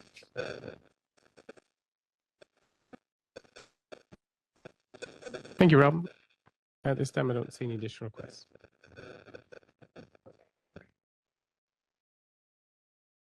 They're live right here. President Lawson. Doesn't sound like there's consensus as to taking a position. It sounds like there may be consensus as to not take any position. Not sure. Can I ask a question? So is it better in terms of the legislative process to have a neutral position? Or, I mean, is there an advantage to say having an opposed unless amended position? Is there an advantage to doing that? Or is it, because I don't think, I personally would not support this currently. Okay. But I do think we shouldn't just throw AI out. Clearly, it's the next phase, and we need to, as a regulatory agency, we need to be working with it. Yeah. And so I guess I would be willing to. I don't think there's a need to strain for a position, doctor, if that's kind of what you're, if the board doesn't have a consensus on whether this bill is good, bad, or otherwise. We don't need to take a position. That's fine. Okay. Yeah, that's fine. And I mean, I did hear from Ms. Holmes, like the desire for more information, more discussion. We've had a couple of discussions, but maybe we need to focus in future board presentations on topics that are related to the issues that are presented in this and the other bills that are on the agenda, if the board feels that way. I didn't mean to cut you off, but yeah. I have a question. Yeah. I wish that some of the opposition was here so I could hear why they are opposed. Do you know why they're opposing? Because they use it for decision support, I would think, right? And like, I'm a consumer, I do it. I just had a diagnosis, I threw it into ChatGPT. Like, what does this mean? Say it to me in English. So I think what they're trying to do is to ensure that There's oversight over this. And I want the doctor to talk to me and tell me, okay, I chat GPT. I know doctors hate this. I know you guys hate this, but we come in with our stuff. I Googled it. I got my medical degree on Google. Here I am. I have my stuff. So what does this mean? And I want you, physicians as the expert and the people to people to tell me, is this right? Am I getting it right? And so I don't see I get what I think what they're trying to do is to say, even what Mr. Gordon just said, that, ultimately you're signing off on something. And Right. so, and as a consumer, I just want to know that, The decisions are being made by humans with a license. correct. Yeah. That's it. Yeah. And I think that's what this is trying to do. I read it over and over again.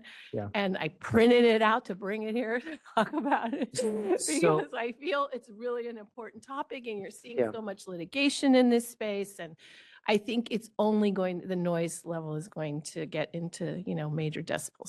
So why are they opposing? Yeah, so, and looking at, so this bill is pending on the assembly floor right now. And so I've got the most recent floor analysis, and it talks about America's Physician Group, Conference Association of Health Plans, Radiological Society, Civil Justice Association, Epic, Kaiser. So opposes this bill, stating it will significantly hinder the ability of the entire health system to provide safe and effective care for Californians and imposes rigid statutory constraints on rapidly evolving tools that are already deeply embedded across clinical operations. The coalition argues that the bill would require inventorying and legally adjudicating a wide range of existing tools across EHR workflows, patient education, care navigation, imaging, medical devices, and enterprise analytics. They state the bill would cause them to redesign or disable many current capabilities, create new compliance, audit, and documentation processes to demonstrate independent professional judgment and absorb downstream productivity losses. That sounds very catastrophic, and it sounds like a lot of hyperbole. I don't know. I honestly don't know. So, okay. I mean, I do, these are complicated issues, right? I mean, Indeed. so, and we're grappling with them in the legal industry, right? Which is my profession. I'm a licensed lawyer.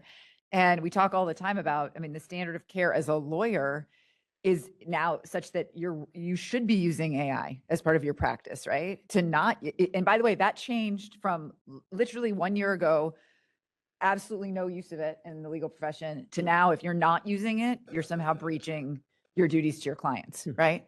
And I think the same is in the medical profession, right? Frankly, I want my results to be potentially enhanced, or to your point about the cancer, did we get it all? Because AI can see it better than the physician can see it, right? I do want a doctor involved still, but that's why I think this is so complex.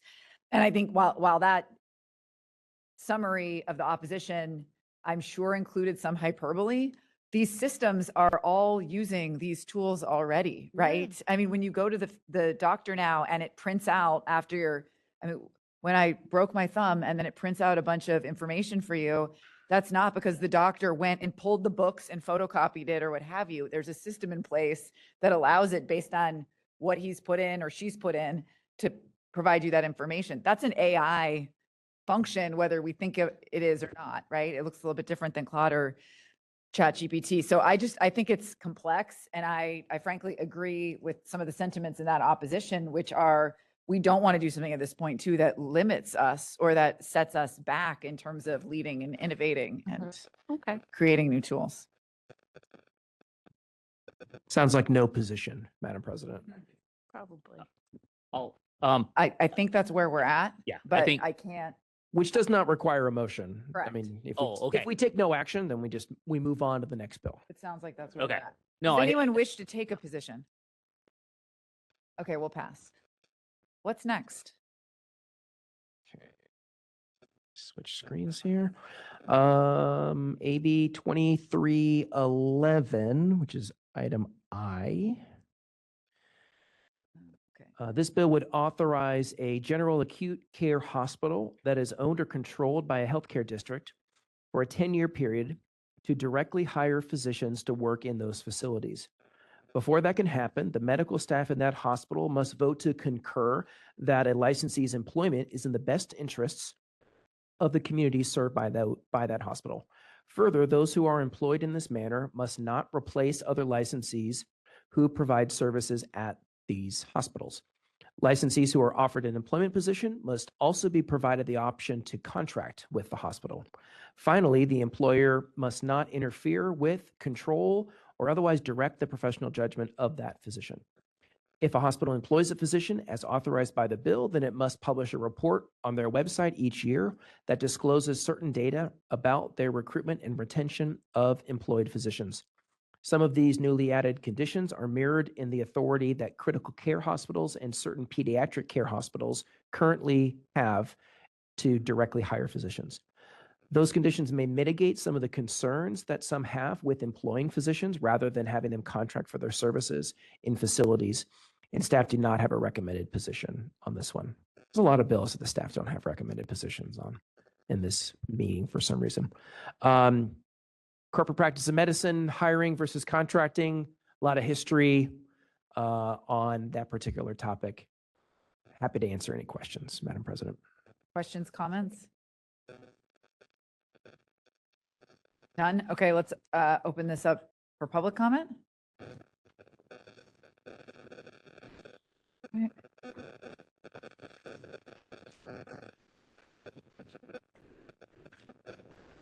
Hello, my name is Lucas Evanson, speaking on behalf of the California Medical Association.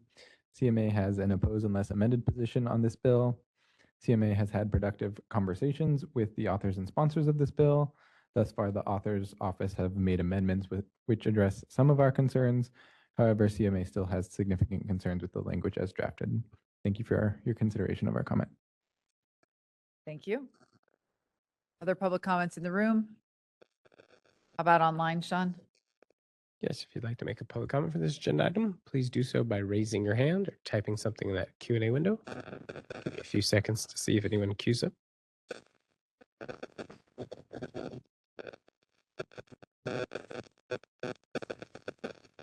Not seeing any requests at this time. Okay, we'll bring it back to the board. If it's helpful to hear opposition comments that are presented in the floor analysis of the bill, Madam President, I'm happy to share Would be that. helpful.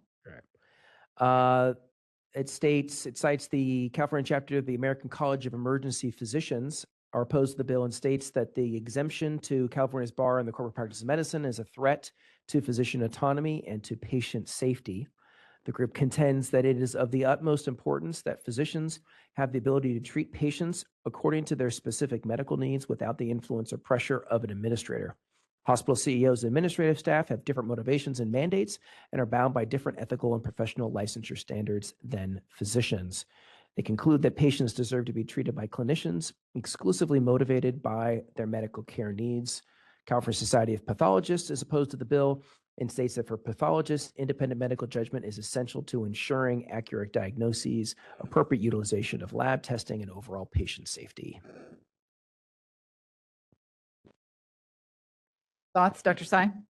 Is there any insight as to why, obviously contracting versus employment, is there, they can't find doctors to contract with, or because traditionally the four specialties that are contracted with hospitals are the radiologists, anesthesiologists, pathologists, and ER docs, because those doctors provide services for the hospital.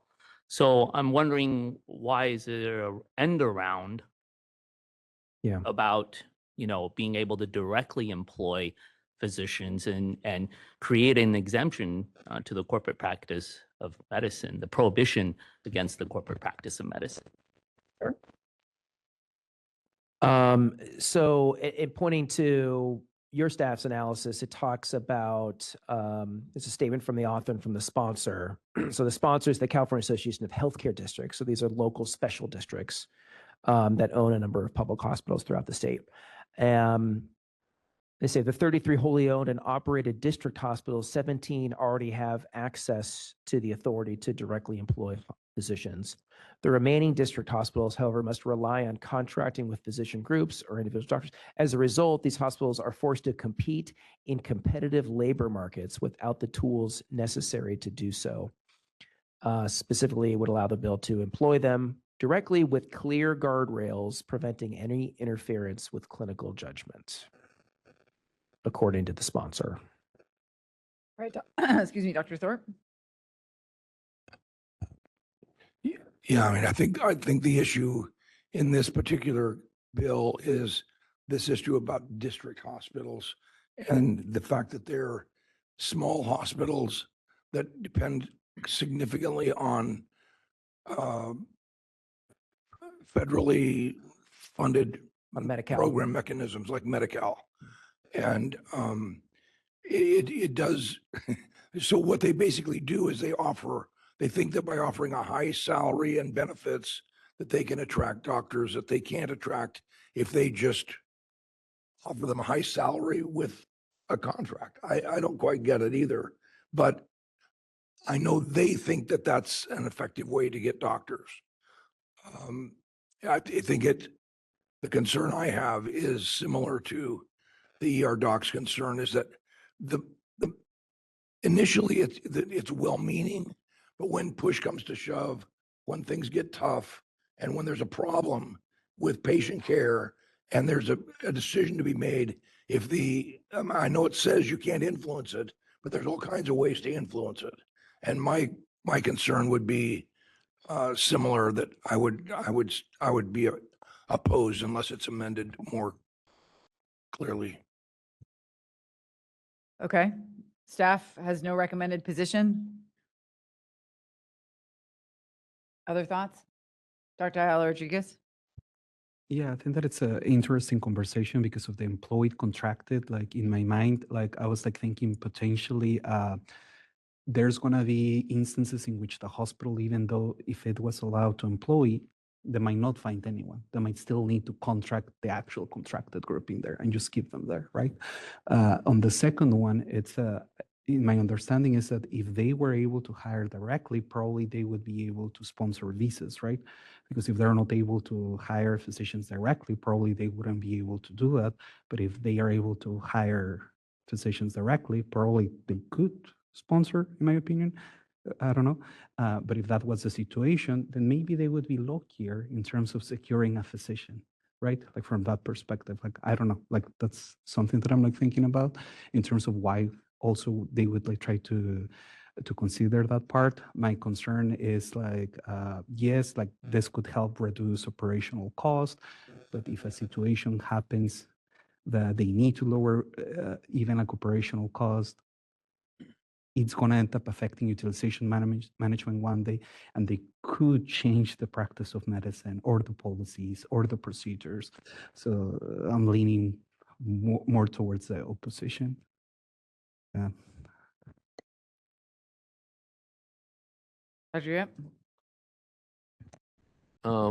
Just for discussion, that there's always some good intent behind something. There's always something may happen not the way we want.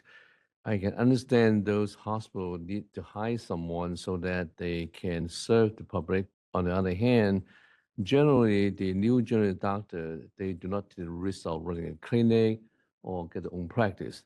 They like the idea of getting hired, get a vacation, get a pension, get security, etc. But on the other hand, from the patient standpoint, some hospital may use that as advantage to make sure they fully utilize the service, discharge patient home probably prematurely, limit what needs to be admitted. In a similar situation, I see some hospital, their contract physician, not even high physician, because the contract physician at EL group, radiology, pathology, they don't want to lose the contract. They would listen to anything the administration would say. They would not speak up in medical ethics committee on behalf of the patients because they're afraid of losing contract. Right. So based on that, I'm not sure if I would support this concept. I think if we open the door, down the line, more doctors would be hired by entity, by facility that may control the finance, the way we practice medicine. And I think patients will be harmed. Okay, so there are a couple people that oppose this.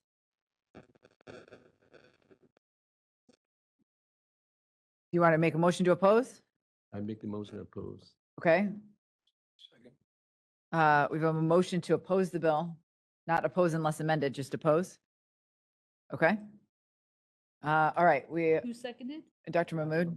Okay. Okay, any further comment? Question, just for the purposes of writing a position letter from this discussion. The comment, the concern from the board is the potential for undue influence from hospital administrators, CEOs, what have you, over the independent practice of medicine. Is that? Okay, those are the head nods. Great. Thank you. Okay, let's do a roll call vote. Mr. Arkatov? Dr. Ayla Rodriguez? Yes. Ms. Chang? Yes. Ms. Holmes? Yes. Dr. Mahmood? Yes. Dr. Solis? Yes. Dr. Torp? Yes. Dr. Tolbert? Yes. Ms. Torres? Yes. Dr. Sai? Yes. Dr. Yep? Yes. Ms. Lawson? Yes. All right, that motion to oppose passes. Aaron, what's up next? AB 2497, this is item L. Okay. This updates various provisions of the Physical Therapy Practice Act, which are noted in the analysis. One of the most notable changes to the law proposed is to eliminate the 45-day or 12-visit limitation that applies to patients who wish to directly access the services of a physical therapist without the approval of a physician or a podiatrist. Under AB 2497, a physical therapist would no longer require referral or prior authorization. Instead, the physical therapist would be required to refer the patient to a physician or other appropriate provider if the patient's circumstances are beyond the scope of that physical therapist. Various other controversial changes that were initially proposed in the bill have been removed in recent weeks, including dry needling and limited authority to prescribe and order patient imaging.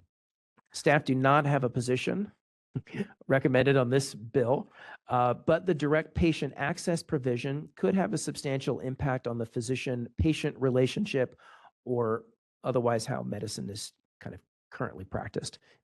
Therefore, we look forward to hearing any feedback from the board members and can conduct any research that you all may wish and report back at a future board meeting. Happy to answer any questions. Thanks, Aaron. What questions or comments do we have from board members? Dr. Mahmood. So they completely eliminate any physician ordering or managing patients who need physical therapy. That's what is in other ways, right? The bill would eliminate the present requirement of that 45-day period or the 12-visit limitation. I don't know about, you could have insurance or you could have other requirements that could come into play there, but that limitation that's in the Physical Therapy Practice Act that requires that would be eliminated. So patients could go and see if a PT on their own. The PT would then have the responsibility of stating, whoa, what's going on with you is beyond my scope, beyond my training, my capability. You need to go see this type of a provider. And if PD decide not to, they can continue going on and seeing that. If PD decide, okay, I'll continue that, they would not need a physician requirement to order that. Right. What I get from this thing is that after certain visits, it's directly between the patient and the physical therapist to decide whether they want to continue or not. It is at the discretion of physical therapist if he wants doctor or not. Yes, they would have discretion under their training and practice authority to continue to see a patient without necessarily getting a referral or authorization from a physician. I mean, in simple words, they say they don't need physician after that thing. Yeah. That's what the basic Potentially. English answer is. And I think that is going to really jeopardize the quality of care. And there'll be a lot of other vested interests will come up and they will keep on doing this. And they won't be check and balance. I think this, either we stay out of that or either just we oppose it. Other comments? Dr. Thorpe? So currently, a physical therapist gets a doctor of physical therapy.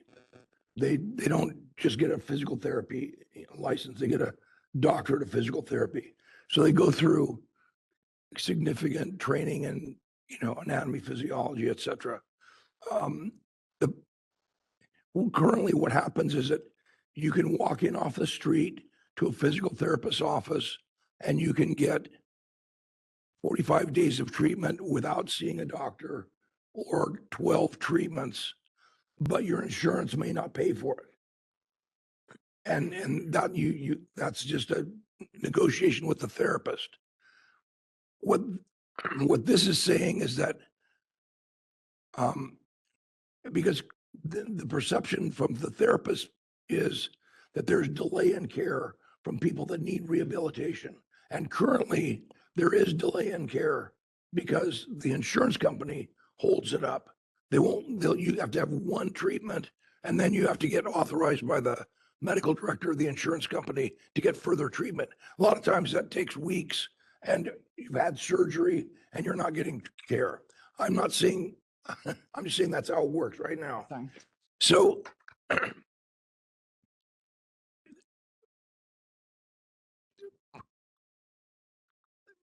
I'm not sure that we're going to change physical therapy practice by this law. It's going to be managed by health plans. And the health plan already is in the middle of it and it's not allowing it to happen. No, I think, Dr. Taub, you're mixing the thing. It's not only the medical director of the insurance company. It's the regular doctor like you or somebody else who's seeing the patient. They send the patient there. That is a different story where the medical director is going to do that and kind of stuff. They don't need an order from a doctor who is patient's doctor to go and see physical therapist, whether it's needed or not. If somebody has a fracture of hip and he wants to need 12 treatments, doctor doesn't have to evaluate it, or some other complicated thing, doctor doesn't have to evaluate it. That is totally different story whether the medical director of the insurance company does that. They are blocking everything all the time. But this is a regular private, whoever his doctor is Medicare or Blue Shield or anything else, and they want these things so that they can bill them and they get the money out of that. If doctor wants to stop for 6 cycles, they want to continue doing for 12 cycles or whatever the thing is, they don't keep the discretion. So they are taking away from somebody who has gone through the training of medical school and 4 years of 3 years of one specialty and 4 years of specialty. And no, the physical therapist went to school for 2 years and he can make all the decisions. It is just not good for the patient's safety. That's what the question is here. So clear oppose over here, unclear. Dr. Thorpe, what you think? I have a comment. Dr. Stein. I think the intention is good. I think the reason is right now to see any specialist, even in Los Angeles area, 2 to 3 months. If you want to go see a neurologist, you want to see a pulmonologist, 2 to 3 months. By being able to self-refer to a physical therapist, you can get treatment earlier. However, the problem Dr. Mahmood's alluding to is that this patient hasn't been medically evaluated. If I have low back pain and I go, I must have pulled something, and then I go see a physical therapist because to see an orthopedic spine surgeon takes about 3 months. Then I get treatment and the physical therapist does all the therapy, and lo and behold, they don't know that I have a tumor in my spine. And now there's a delay in treatment where if I went to an orthopedic surgeon, I would have gotten diagnosed, got treatment. So I think it's a double-edged sword. You want patients to be able to have treatment, but then you need that safeguard so that somebody evaluates the patient to deem it medically appropriate. Exactly. Just to more clarify this thing, when people need to the point when they need a physical therapist, many of them can go to urgent care. They don't need an appointment and doctor can write it. They can go to emergency room, or people get the surgery and after that they get these things most of the time, whether they are pulmonary or cardiac or bone fracture. I think they have some kind of contact with the doctor. It is not. If somebody is having that bad a pain and kind of stuff and not seeing a doctor and going to physical therapy, that's even worsening the safety and security of the patient. That is putting him through the harm's way. So it is literally taking a thing away and blocking the doctor from that so that people can just go freely keep on doing that thing. Yes. Today, I can walk into a chiropractor's office without seeing a doctor. I can go to an acupuncturist and not see a doctor. They penetrate my skin and I don't have to see a doctor. All the physical therapist is saying is, I want to be able to have access to patients. The truth is, I could have a spine tumor when I see the chiropractor. I could have some kind of debilitating neurological disease and see the acupuncturist. But the fact is, I don't have to see a doctor to see either one of them. And that's they're not nearly as well trained as a physical therapist. So I would actually be in support of this legislation. Okay, so we have so far an opposed and a support. Yes, I just have a comment. Like in this particular case, is there any possibility to require that if someone hasn't been seen, by a clinician, like to have the physical therapist also send them to the clinician for a medical evaluation? Because I do believe that there's a benefit, in having access to a physical therapist. Like I do agree with their level of education, assessment, and recommendations. When I have seen the reports, when I have seen multiple times, that they recommend higher level of care or different care. I've seen a lot of like expertise, like in their assessments as well. But I do acknowledge, like if a patient happens to go the wrong door and starts there in a case that shouldn't have started like from PT, like can we also recommend or obligate that if care starts with a physical therapist and they haven't been seen by a physician, nurse practitioner, by a medical provider, to force that referral? So it's like, okay, you can see them, but you still need that medical evaluation. I mean, that's an option for the board, doctor. I mean, it sounds like then instead of the 45-day and 12 visit, there, rather than no limitation, it sounds like you're talking about something that's north of 45 days and 12 visits, but is below the limitless. Because in this particular case, in my opinion, it's like there's many places that have like next available appointment in 2 to 3 months, right? Yeah. So what you don't want to do is like force a patient to wait 2 to 3 months for a medical appointment and then be referred to physical therapy and then they start the treatment and things like that, because like the physical therapists do provide assessments according to their level of knowledge and things like that, but they should be able to refer back to the system and say, okay, I'm doing this, but maybe there's red flags, you need to be evaluated or you need to be seen by someone else. I think that we should explore that collaboration path.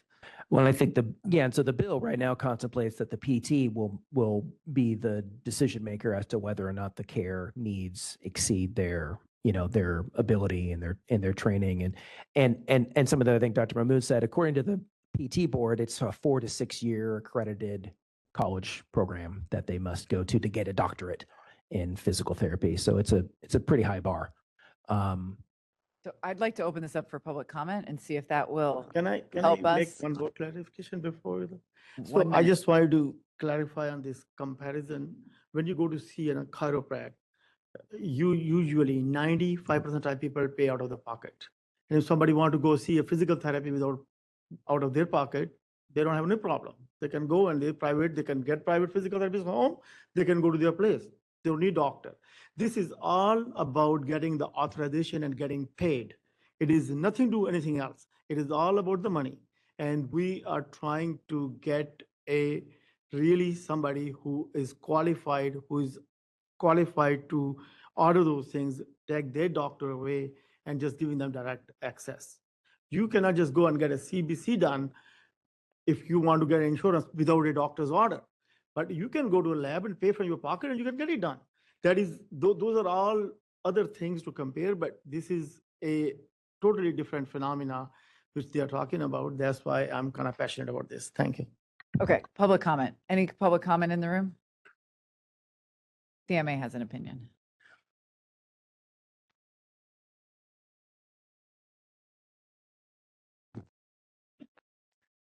Hello, everyone. My name is Lucas Evanson, speaking on behalf of the California Medical Association. CMA is opposed to AB 2497. Physical therapists are valuable members of the care team, but limiting physician involvement at the outset of care may place patients at risk. While physical therapists are trained in rehabilitation and functional improvement, physicians are trained to evaluate systemic disease, order diagnostic workups, and manage complications across organ systems. Direct access would bypass necessary medical evaluations before treatment begins or continues. For these reasons, CMA asks that you oppose AB 2497. Thank you for your consideration of our comments. Thank you. Are there additional public comments in the room? How about online, Sean? If anyone would like to make a public comment on agenda item 8L, please do so by raising your hand or typing something in that Q&A window. Give me a few seconds.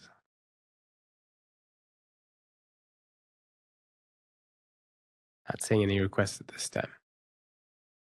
Okay. Well, I'm not sure that added is going to tip the scales for. I'll offer a anyone else. motion. Thank you. I think hearing everything that's said, I think medical evaluation is important. So that I would recommend a position of oppose unless amended, that physician referral be required even though the patient is self-referred. Because I think, A, it would provide good patient care to get a complete evaluation. B, it would expedite the referral process because patient can start seeking some sort of care. And hopefully this would even sort of decrease the liability of the physical therapist for missing or misdiagnosing something. Because I think ultimately the patient health is the utmost importance. And with this, we sort of have a compromise. So I move to support or oppose unless amended on this position. Okay, okay. Dr. Mahmood seconds that. Mr. Bone. Mr. Bone has it. What, you don't second it? Yeah. Need some help. At the right time to kind of like restate that to make sure that I. So I move to oppose unless amended to include that medical referral or physician referral is required even if patient self-refers for physical therapy. So that it would require the physical therapist, if the patient walks off the street and says, I need physical therapy, do you have a doctor's order? No. Okay, well, I'll start, but you need to get evaluated. Here's a doctor to go see. Isn't that what happens now, though? The current law is you can do that for 45 days or 12 visits before you need a physician's referral. But this would allow there be nothing for an extended amount of time, right? Right. It would remove that limitation. So what Right. it sounds like is we're opposed unless amended to that provision of the bill, period. Right. And that you think the current law of 45 days and 12 visits is the way to go. They should stay with that. Right. Okay. So if they, well, yeah. So it's opposed, right? Then that would be a. Well, because there's other things that the bill does, but the discussion has been around the direct access piece, which is the point of controversy, as we heard from the public commenter. So to restate that, I think oppose unless amended to revert to current law, to maintain current law about the 45-day or 12 visit. Is that?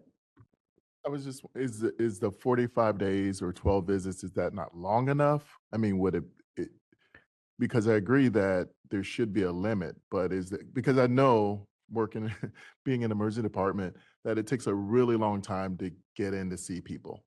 And so if it's just an issue of, okay, we need 90 days instead of 45, that may be reasonable, versus, okay, it's just unlimited. You never have to go to see a physician and think about all of the other systemic causes of low back pain. Okay. It does not sound like a second. Help me help you. Yes, help me help you. So we have a motion from Dr. Side to oppose unless amended to maintain current law with respect to patient access, direct access. Okay. Sorry, do we have a second on that? I have not heard one. Dr. Mahmood has seconded it. Dr. Mahmood, thank you. Okay. Dr. Thorpe. It doesn't make any sense to have a board supporting a position that's already current law. I mean, what's the point? It already, the law already says you can see somebody without obstruction for 45 days or 12 visits. Why would we say that we support? I mean, I don't think it makes sense. We're opposing it unless.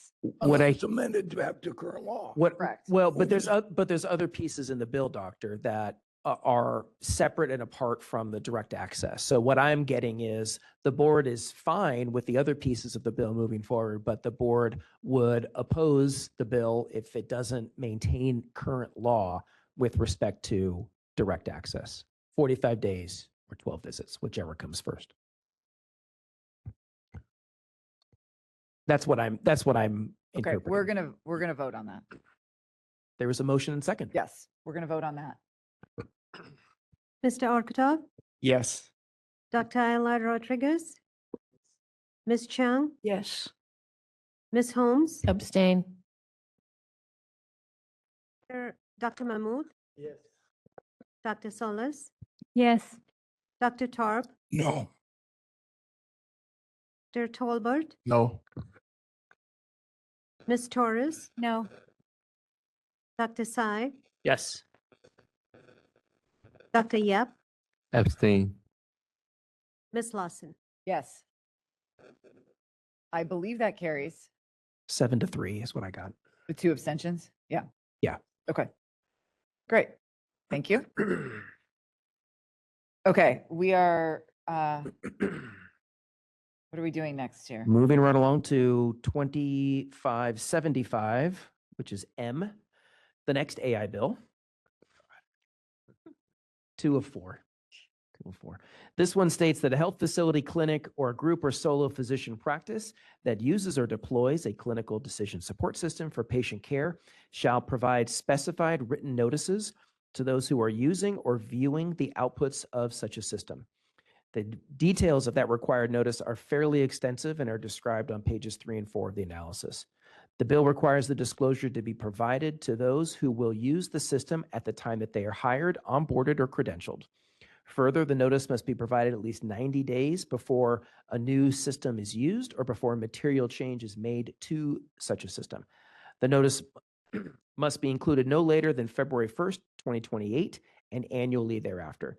The bill also bars an employer from retaliating or discriminating against a worker who overrides or relies on such a system.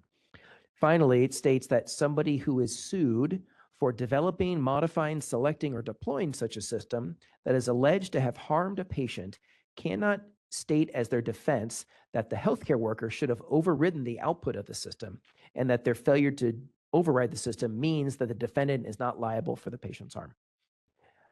We also don't have a recommended position on this bill, Madam President. Happy to answer any questions to the best of our ability. Comments or questions?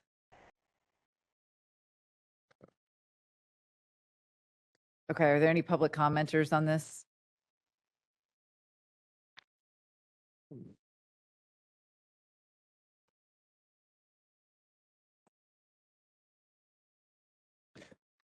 Hello, my name is Lucas Evanson, speaking on behalf of the California Medical Association. CMA opposes AB 2575. The bill's requirements will discourage physicians from using beneficial AI tools that can support patient care, particularly in solo and small practices. As California's faces physician shortages, burnout, federal healthcare funding cuts, and ongoing access to care challenges, we should be reducing unnecessary administrative burdens, not adding to them. Every additional minute spent on compliance is time taken away from patient care. CMA supports appropriate oversight of emerging technologies, including AI, but that oversight must be clear, targeted, and carefully tailored to avoid unintended consequences. AB 2575 does not meet that standard. For these reasons, we respectfully request the board oppose AB 2575. Thank you. Thank you.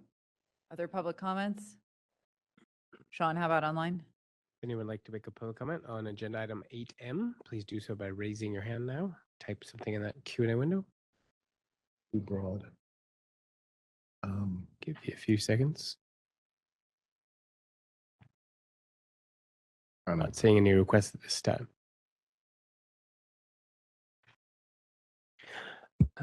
Additional opposition comments are similar to the bill that we talked about before, Ms. Holmes.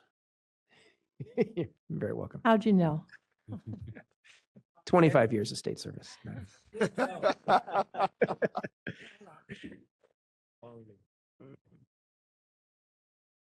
Any comments? Doesn't sound like anyone's interested in doing anything about this one. Well, I have a question. This is solely limited just to the user, right? The healthcare professional. It doesn't apply to anybody else except the person using the system, right? The requirement on the disclosure is placed upon the health facility, clinic, or a physician in solo or group practice. Right. To the user. To the user, the employee, the Right. clinician, whoever is using the system. Yeah. So not patients. The disclosure goes to workers who are accessing the system. Yeah, it feels more like a HIPAA. Well, we, Madam President, did not take a position on AB 1979. And it looks like I'm not hearing from anyone that they have a strong interest in taking a position here, and I'm seeing some heads. Not true. Okay, no position. No What's position. next? SB 903. It's an AI bill. First. This one you talked about it at the prior board meeting. After that meeting, staff submitted a comment letter that included the items of concern that were noted in the analysis of the bill at that time. Since then, the bill was amended in a manner that did address some of the board's comments. As currently drafted, psychiatrists are the only board licensees who'd be subject to the provisions of the bill. There are other mental health professionals that would also be subject, but psychiatrists are the only one for us. SB 903 generally requires patient consent to authorize a provider to use AI to record or transcribe psychotherapy services and related communications in screenings. Further, the bill prohibits AI from being used by a provider who is providing psychotherapy services or conducting triage or screening to do the following: make independent therapeutic decisions, directly interact with clients in any form of psychotherapeutic communication unless the tool is consistent with FDA guidance for low-risk general wellness products or clinical support software and is compliant with HIPAA. Generate therapeutic recommendations, assessment results, diagnosis, or treatment plans without review and approval by the licensed professional. You cannot use it to detect emotions or mental states. Finally, or to assess an individual's health concerns or symptoms for the purpose of determining the urgency, clinical nature, or appropriate level of the individual's need for psychotherapy services. If the provider is using AI because they are required or authorized by their employer or contracting entity, then it's the employer or the contracting entity who is responsible for compliance with the law and shall direct the provider to follow this law. If the provider is using AI based essentially of their own volition, then the provider is responsible for using it in compliance with this law and for using AI in a clinically appropriate manner. The bill authorizes the appropriate licensing authority to take action against their licensees for violations of the law, and we do not have a staff recommended position. Happy to answer questions. Great, thank you. Comments or questions? Dr. Thorpe? I think that we should, I think one of the suggestions was to remove physicians from this bill. It's an option, certainly. Let's go with the bill. I think the bill is overly broad and that it's not clear. And I would recommend an oppose unless amended to seek, with the amendment being that they remove positions from the scope of the bill. Okay. Other comments? I have a question. Aaron, the osteopathic board supports. So do they? I don't know if you're aware of the discussions or concerns, or I unfortunately do not know the details of that, doctor. I regret that I don't have that information to share, unfortunately. I don't know if Miss Calderon is still in the room, but Does not look like it. Public comment.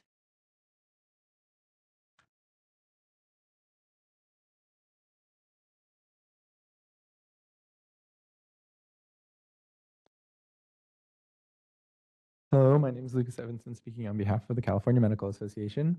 CMA appreciates the staff's thorough analysis of this bill. CMA has had productive conversations with the authors and sponsors of this bill. However, CMA continues to have many concerns with the legislation as drafted. The bill's definition of artificial intelligence tools and their permitted uses are overly broad and unclear. Without precise distinctions between administrative tools, clinical decision support, and autonomous systems, physicians will face uncertainty about what technologies are permissible, potentially discouraging the use of beneficial tools.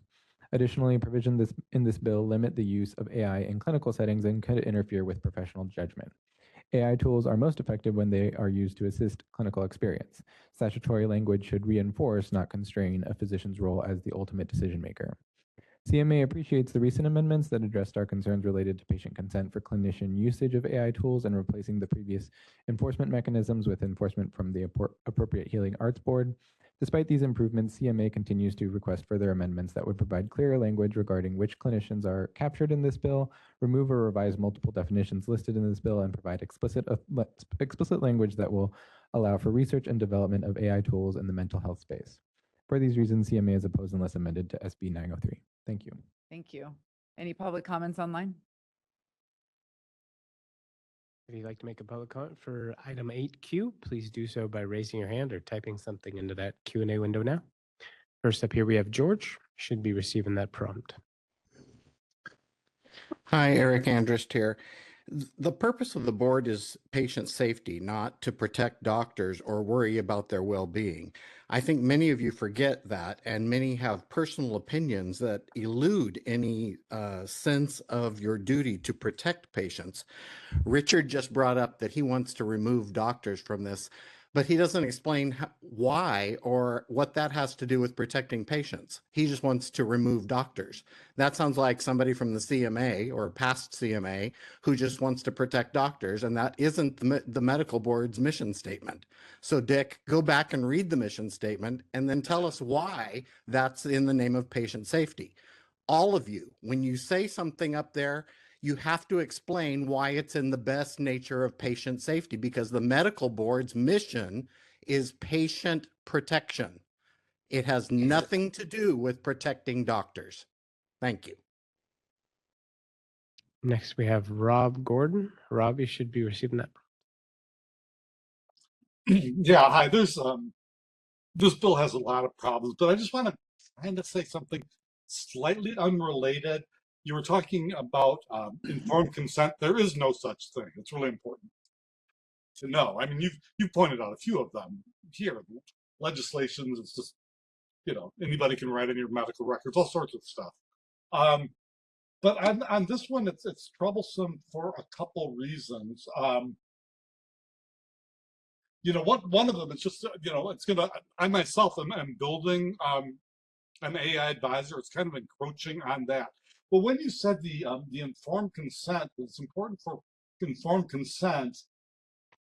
You know, these aren't supposed to display, or people aren't supposed to see these any place. It reminded me of that depression questionnaire they put on medical records. After 6 years, I almost have a doctor again that's being criminalized. And I'm 71. But I think it's called the public question. It's a depression screening. Don't ever, anybody listening to this happens to be listening, do not ever answer that question. Whenever I look at that, I want to like add an asterisk to every question, but that's not how medical professionals see it. They don't see it as you're depressed. I could go into that whole thing a lot because it causes a lot of damage. I don't know why those two things seem parallel to me, but you know, if you're going to allow one, don't allow the other. I'm just get rid of this bill. It just looks too confusing. It's blocking the future. There's a lot wrong with it. Anyway, I don't know if that made sense, but go ahead. I'm done. Thank you for your public comment. No additional requests at this time. Great. We'll bring it back to the board. Additional thoughts? Yep. Ms. Holmes. Okay. I think they're on to something here because when I look at who's supporting it, like Portia Bell-Hume is a very community-based psycho, they deal with mental health. And I think we are a group of very privileged people, and we are not the homeless who have psychological issues out on the street, et cetera. And I think that the public is vulnerable to AI psychotherapy. So I think they're trying to do something good here. And I don't know about the doctor part. I mean, to me, a physician in that space is prescribing medications and things like that.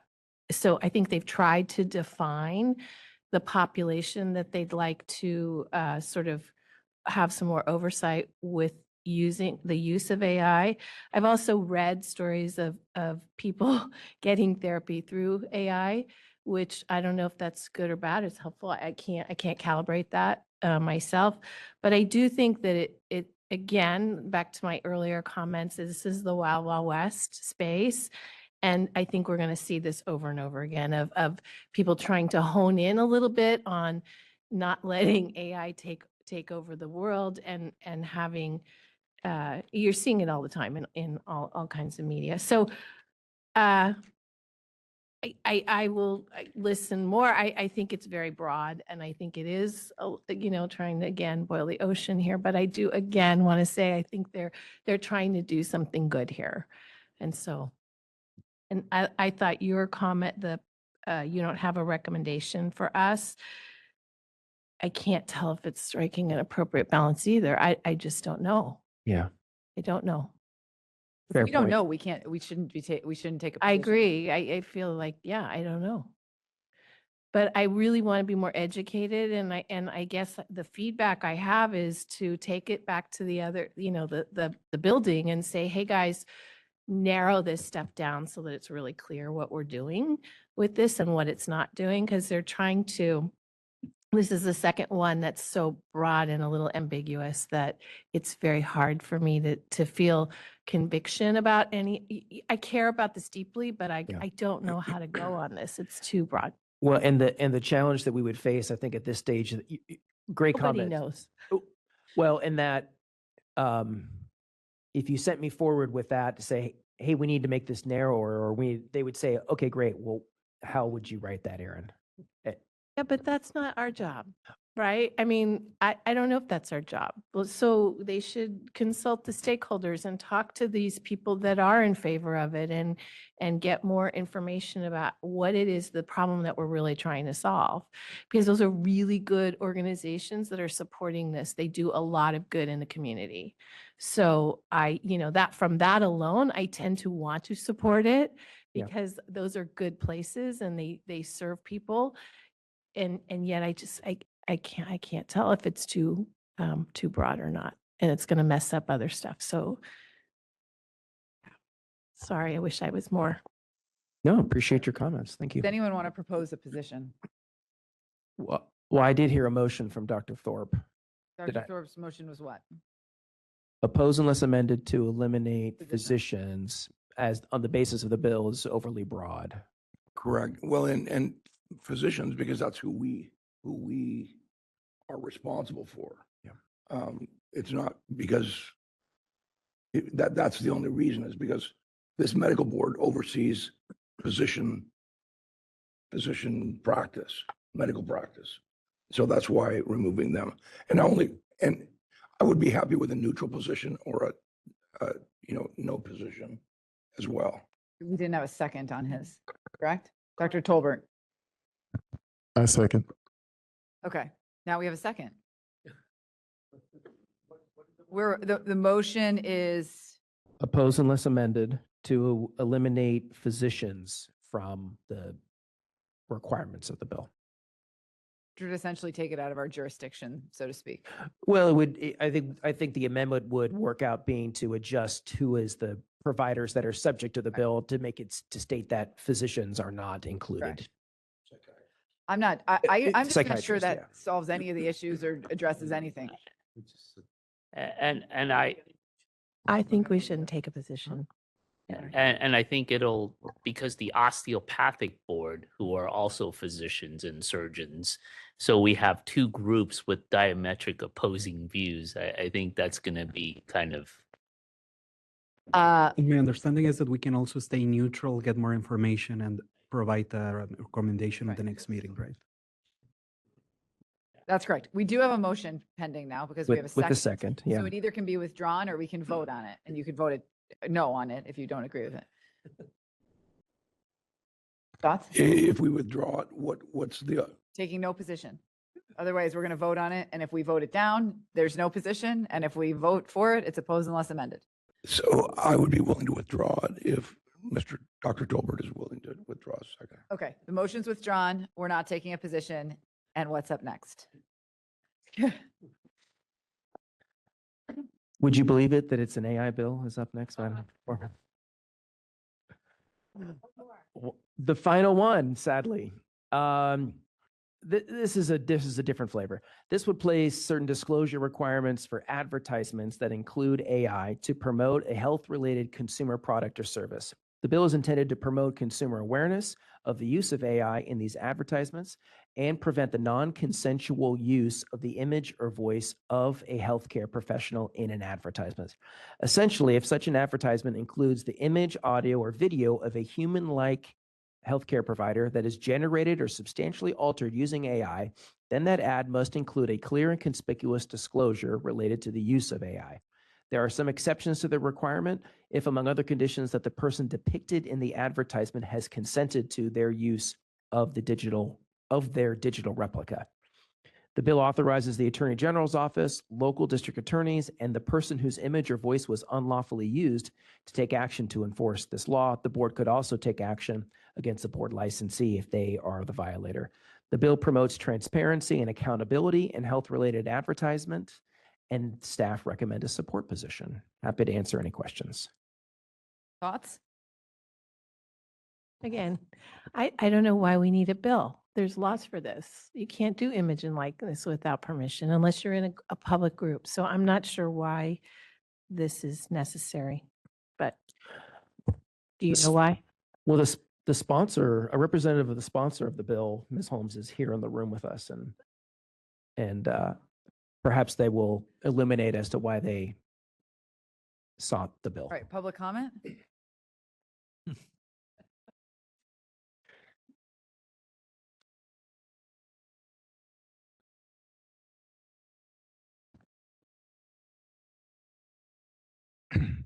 Hello, my name is Lucas Evanson, speaking on behalf of the California Medical Association. As the sponsors of SB 1146, CMA appreciates the staff's thorough analysis and recommended position on the bill. As the board is aware, advances in artificial intelligence have created new opportunities for innovation, but also made it easier than ever for bad actors to generate convincing deepfake images, audio, and video that falsely portray physicians endorsing products or providing medical advice. These AI-generated impersonations are increasingly being used to promote unproven supplements, miracle cures, and other health-related products online. Often, scammers clone real physicians' faces or voices without their knowledge or consent. By requiring clear disclosures when AI is used to generate or significantly alter a person's likeness or voice in health-related advertising, this bill will help consumers better recognize manipulated content and make informed decisions about their health. The bill also provides enforcement authority to the Attorney General to hold bad actors accountable, ensuring consistent oversight and prevent abuse of the law. Importantly, SB 1146 does not restrict legitimate innovation or the responsible use of artificial intelligence in healthcare or other sectors. For these reasons, CMA respectfully urges your support for SB 1146.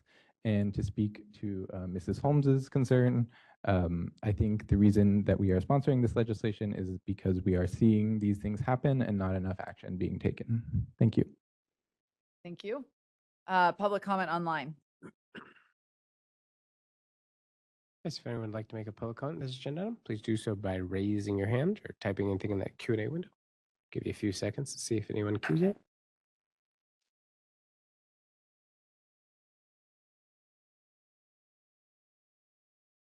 Not seeing any requests at this time. Great. Bring it back. I move to support. Move staff recommendation. Second from Dr. Ayala Rodriguez. Any further comment? Okay, let's do a roll call vote. That was easy. Mr. Ortega, Yes. Dr. Ayala Rodriguez. Yes. Ms. Chung, Yes. Ms. Holmes, Yes. Dr. Mahmood, Dr. Solis, Yes. Dr. Tor, Yes. Dr. Tolbert, Yes. Ms. Torres. Yes. Dr. Sai, Yes. Dr. Yep, Yes. Ms. Lawson. Yes. Thank you. All right, that motion carries. Are we on 8U? Is that correct? Yes. This is SB 1271, which requires the board to update its demographic survey provided to licensed midwives to ask whether they are eligible and available to ask as a clinical preceptor who is an individual involved in the training and education of student midwives. As drafted, the bill requires the board to update the survey by January 1, 2027. However, the board's information technology staff currently have other projects planned and scheduled for this year that could be delayed due to such an effective date. Therefore, board staff recommend that the board adopt a position of support if amended to seek an April 1, 2027 deadline to deploy an updated survey. Further, board staff, further, we suggest you direct us to email our licensees once this has been completed to encourage them to fill out this survey as soon as possible. Although the survey is presented to all licensees, including physicians, at the time of initial licensure and license renewal, it can be filled out or updated at any time. Happy to answer any questions. Thank you. Comments or questions? Public comment?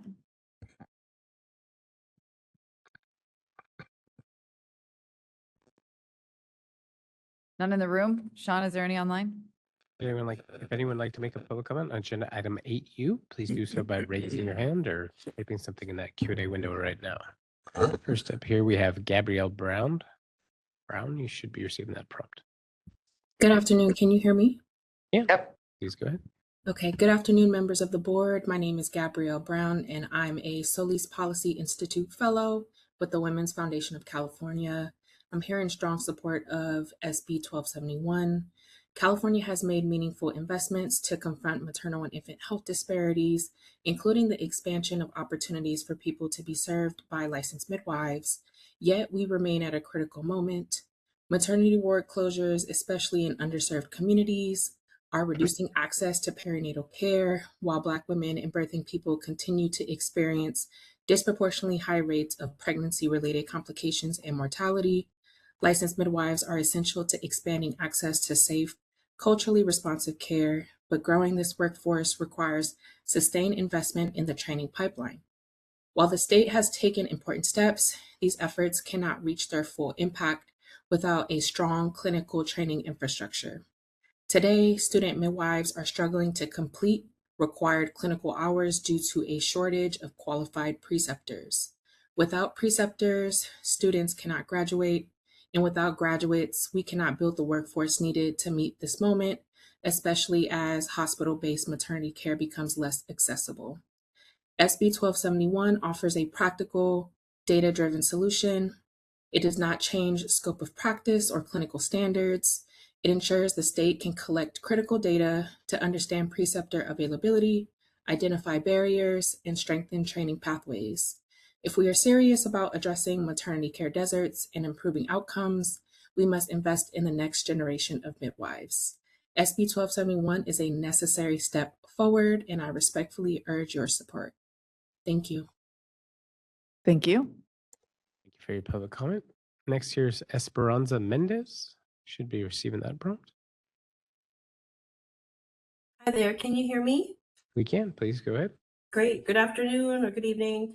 My name is Esperanza Mendez. I am a full spectrum doula serving the rural Coachella Valley, which is Eastern Riverside County. And I'm also an aspiring licensed midwife. I'm here today to speak in strong support of SB 1271. I represent not only myself as an aspiring midwife, but also the birthing families in my rural community who are currently facing a crisis of access. I have been a full spectrum doula serving Riverside County's more rural populations for nearly a decade. I have witnessed the physical and emotional toll that perinatal deserts take on families and birthing people. Many of my clients come from the eastern Coachella Valley, where I was raised, and frequently have to drive anywhere from 30 to 60 minutes while in active labor to get the obstetric care that they need. Since 2012, nearly 60 hospitals and labor and delivery units have across California have closed. My neighbors to the south in El Centro have seen hospitals and birthing facilities shuttering due to staffing shortages and funding cuts. These closures turned rural areas into birth deserts. California labor and delivery units are closing at a rate 3 times faster than in other parts of the country. When hospitals close, community-based midwives are the only safety net left, yet our current training pipeline is too weak to sustain them. Currently, there's one licensed midwife preceptor local to my area, and as you can imagine, she's at capacity. This creates an impossible scenario for students like me, where we're forced to delay our education, travel hundreds of miles, or abandon the profession entirely. We cannot improve birth outcomes if we don't have the providers to attend births. By mapping preceptor capacity and targeting the training pipeline for rural students, SB 1271 ensures that every birth desert in California can grow. I respectfully urge you to support this bill, SB 1271. Thank you for your time. Thank you. Last here in queue, we have Sarah Tooney. Thank you. My name is Sarah Tunney. I am co-president of the California Association of Licensed Midwives, and I'm speaking today in support of SB 1271. We are an organization that represents the licensed midwives in California, and I'm also acting as the program manager for the upcoming licensed midwife program at Saracoso Community College.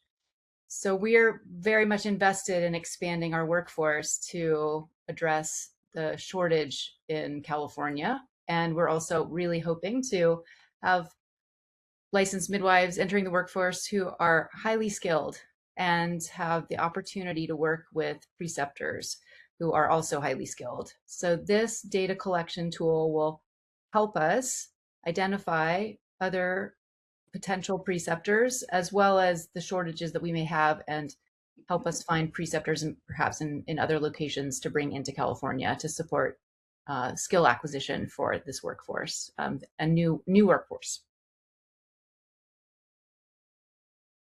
Thank you for your public comment. A late request here from Rob Gordon. Rob, you should be receiving that prompt.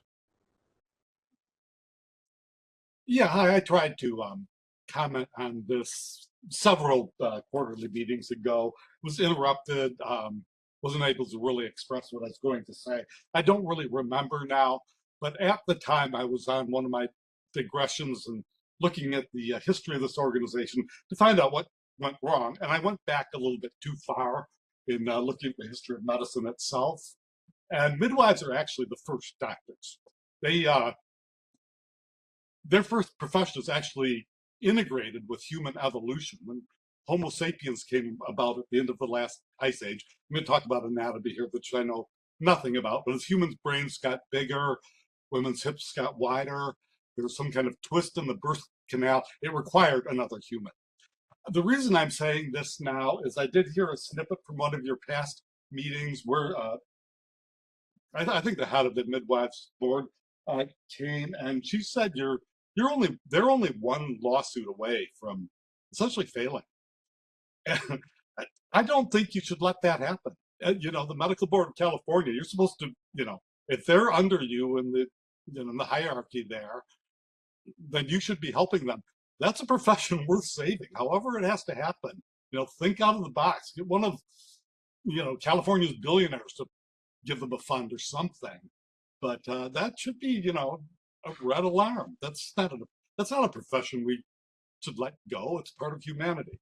Anyway, I don't know if that made any sense. I have no position on the bill. I haven't read it, but 2 cents worth for whatever it's worth. Thank you. No additional requests in the queue at this time. Okay, we'll bring this back to the board. Dr. Sai? I'll let Dr. Allen make the motion. Thank you so much. I think that like part of what this is trying to solve is the making it more visible to identify who's a preceptor, right? And they're identifying a way in making that happen. And our bandwidth is our bandwidth, but is there any other way that we could like also help with that? Because I was like thinking about the volunteer registry.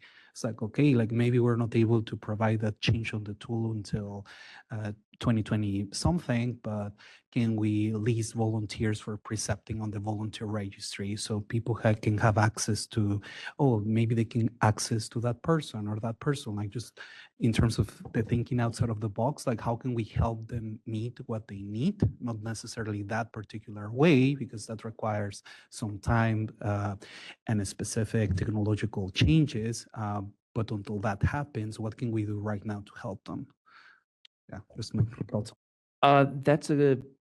That's a interesting question, Doctor. If it's helpful, the data that's going to be collected from this would be provided, as with all of the survey data, to the Department of Healthcare Access and Information, and that they would be providing a report to the legislature.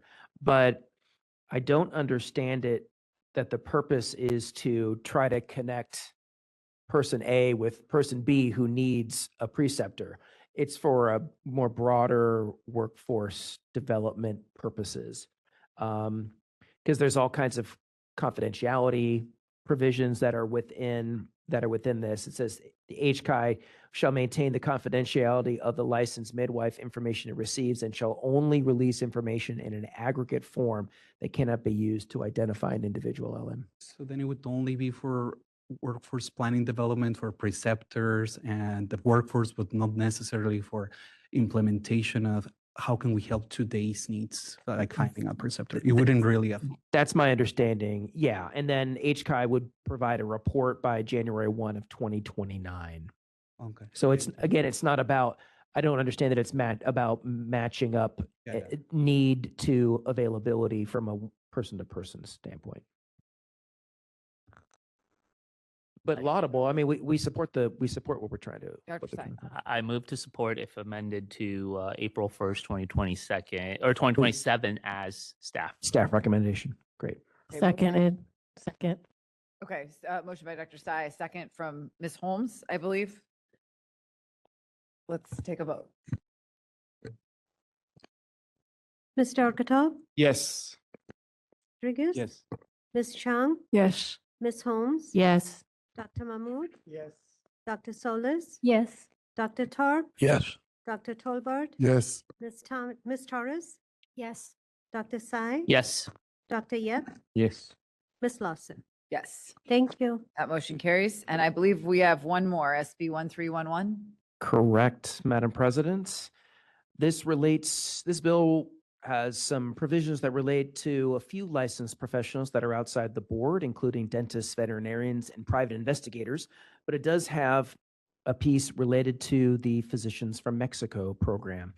Specifically, it adjusts one of the application windows for the program, which was set up to essentially license on a cohort by cohort basis every 3 to 4 years. This bill would adjust the current deadline for the primary application window from December 31st, 2025 to July 1st of 2026. There would not be a change in the overall volume of licenses issued by the board, but would provide the sponsors some additional flexibility to submit more applications. We don't have any concerns with this proposal.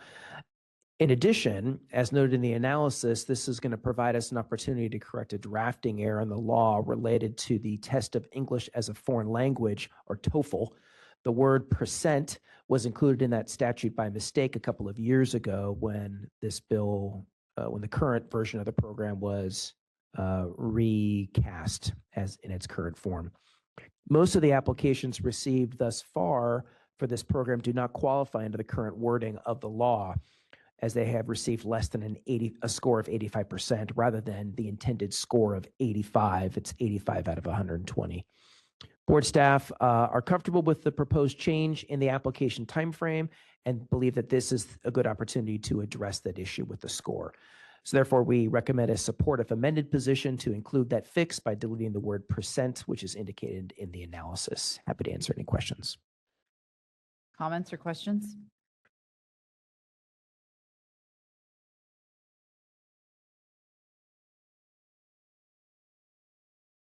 Board Public comment? staff is supportive, recommendation is supportive amended. Correct. Should go to public comment. Public comment? There's no one in the room? How about online, Sean? Yes, if you'd like to make a public comment on agenda item 8B, please do so by raising your hand or typing something in that Q&A window. Give me a few seconds to see if anyone queues.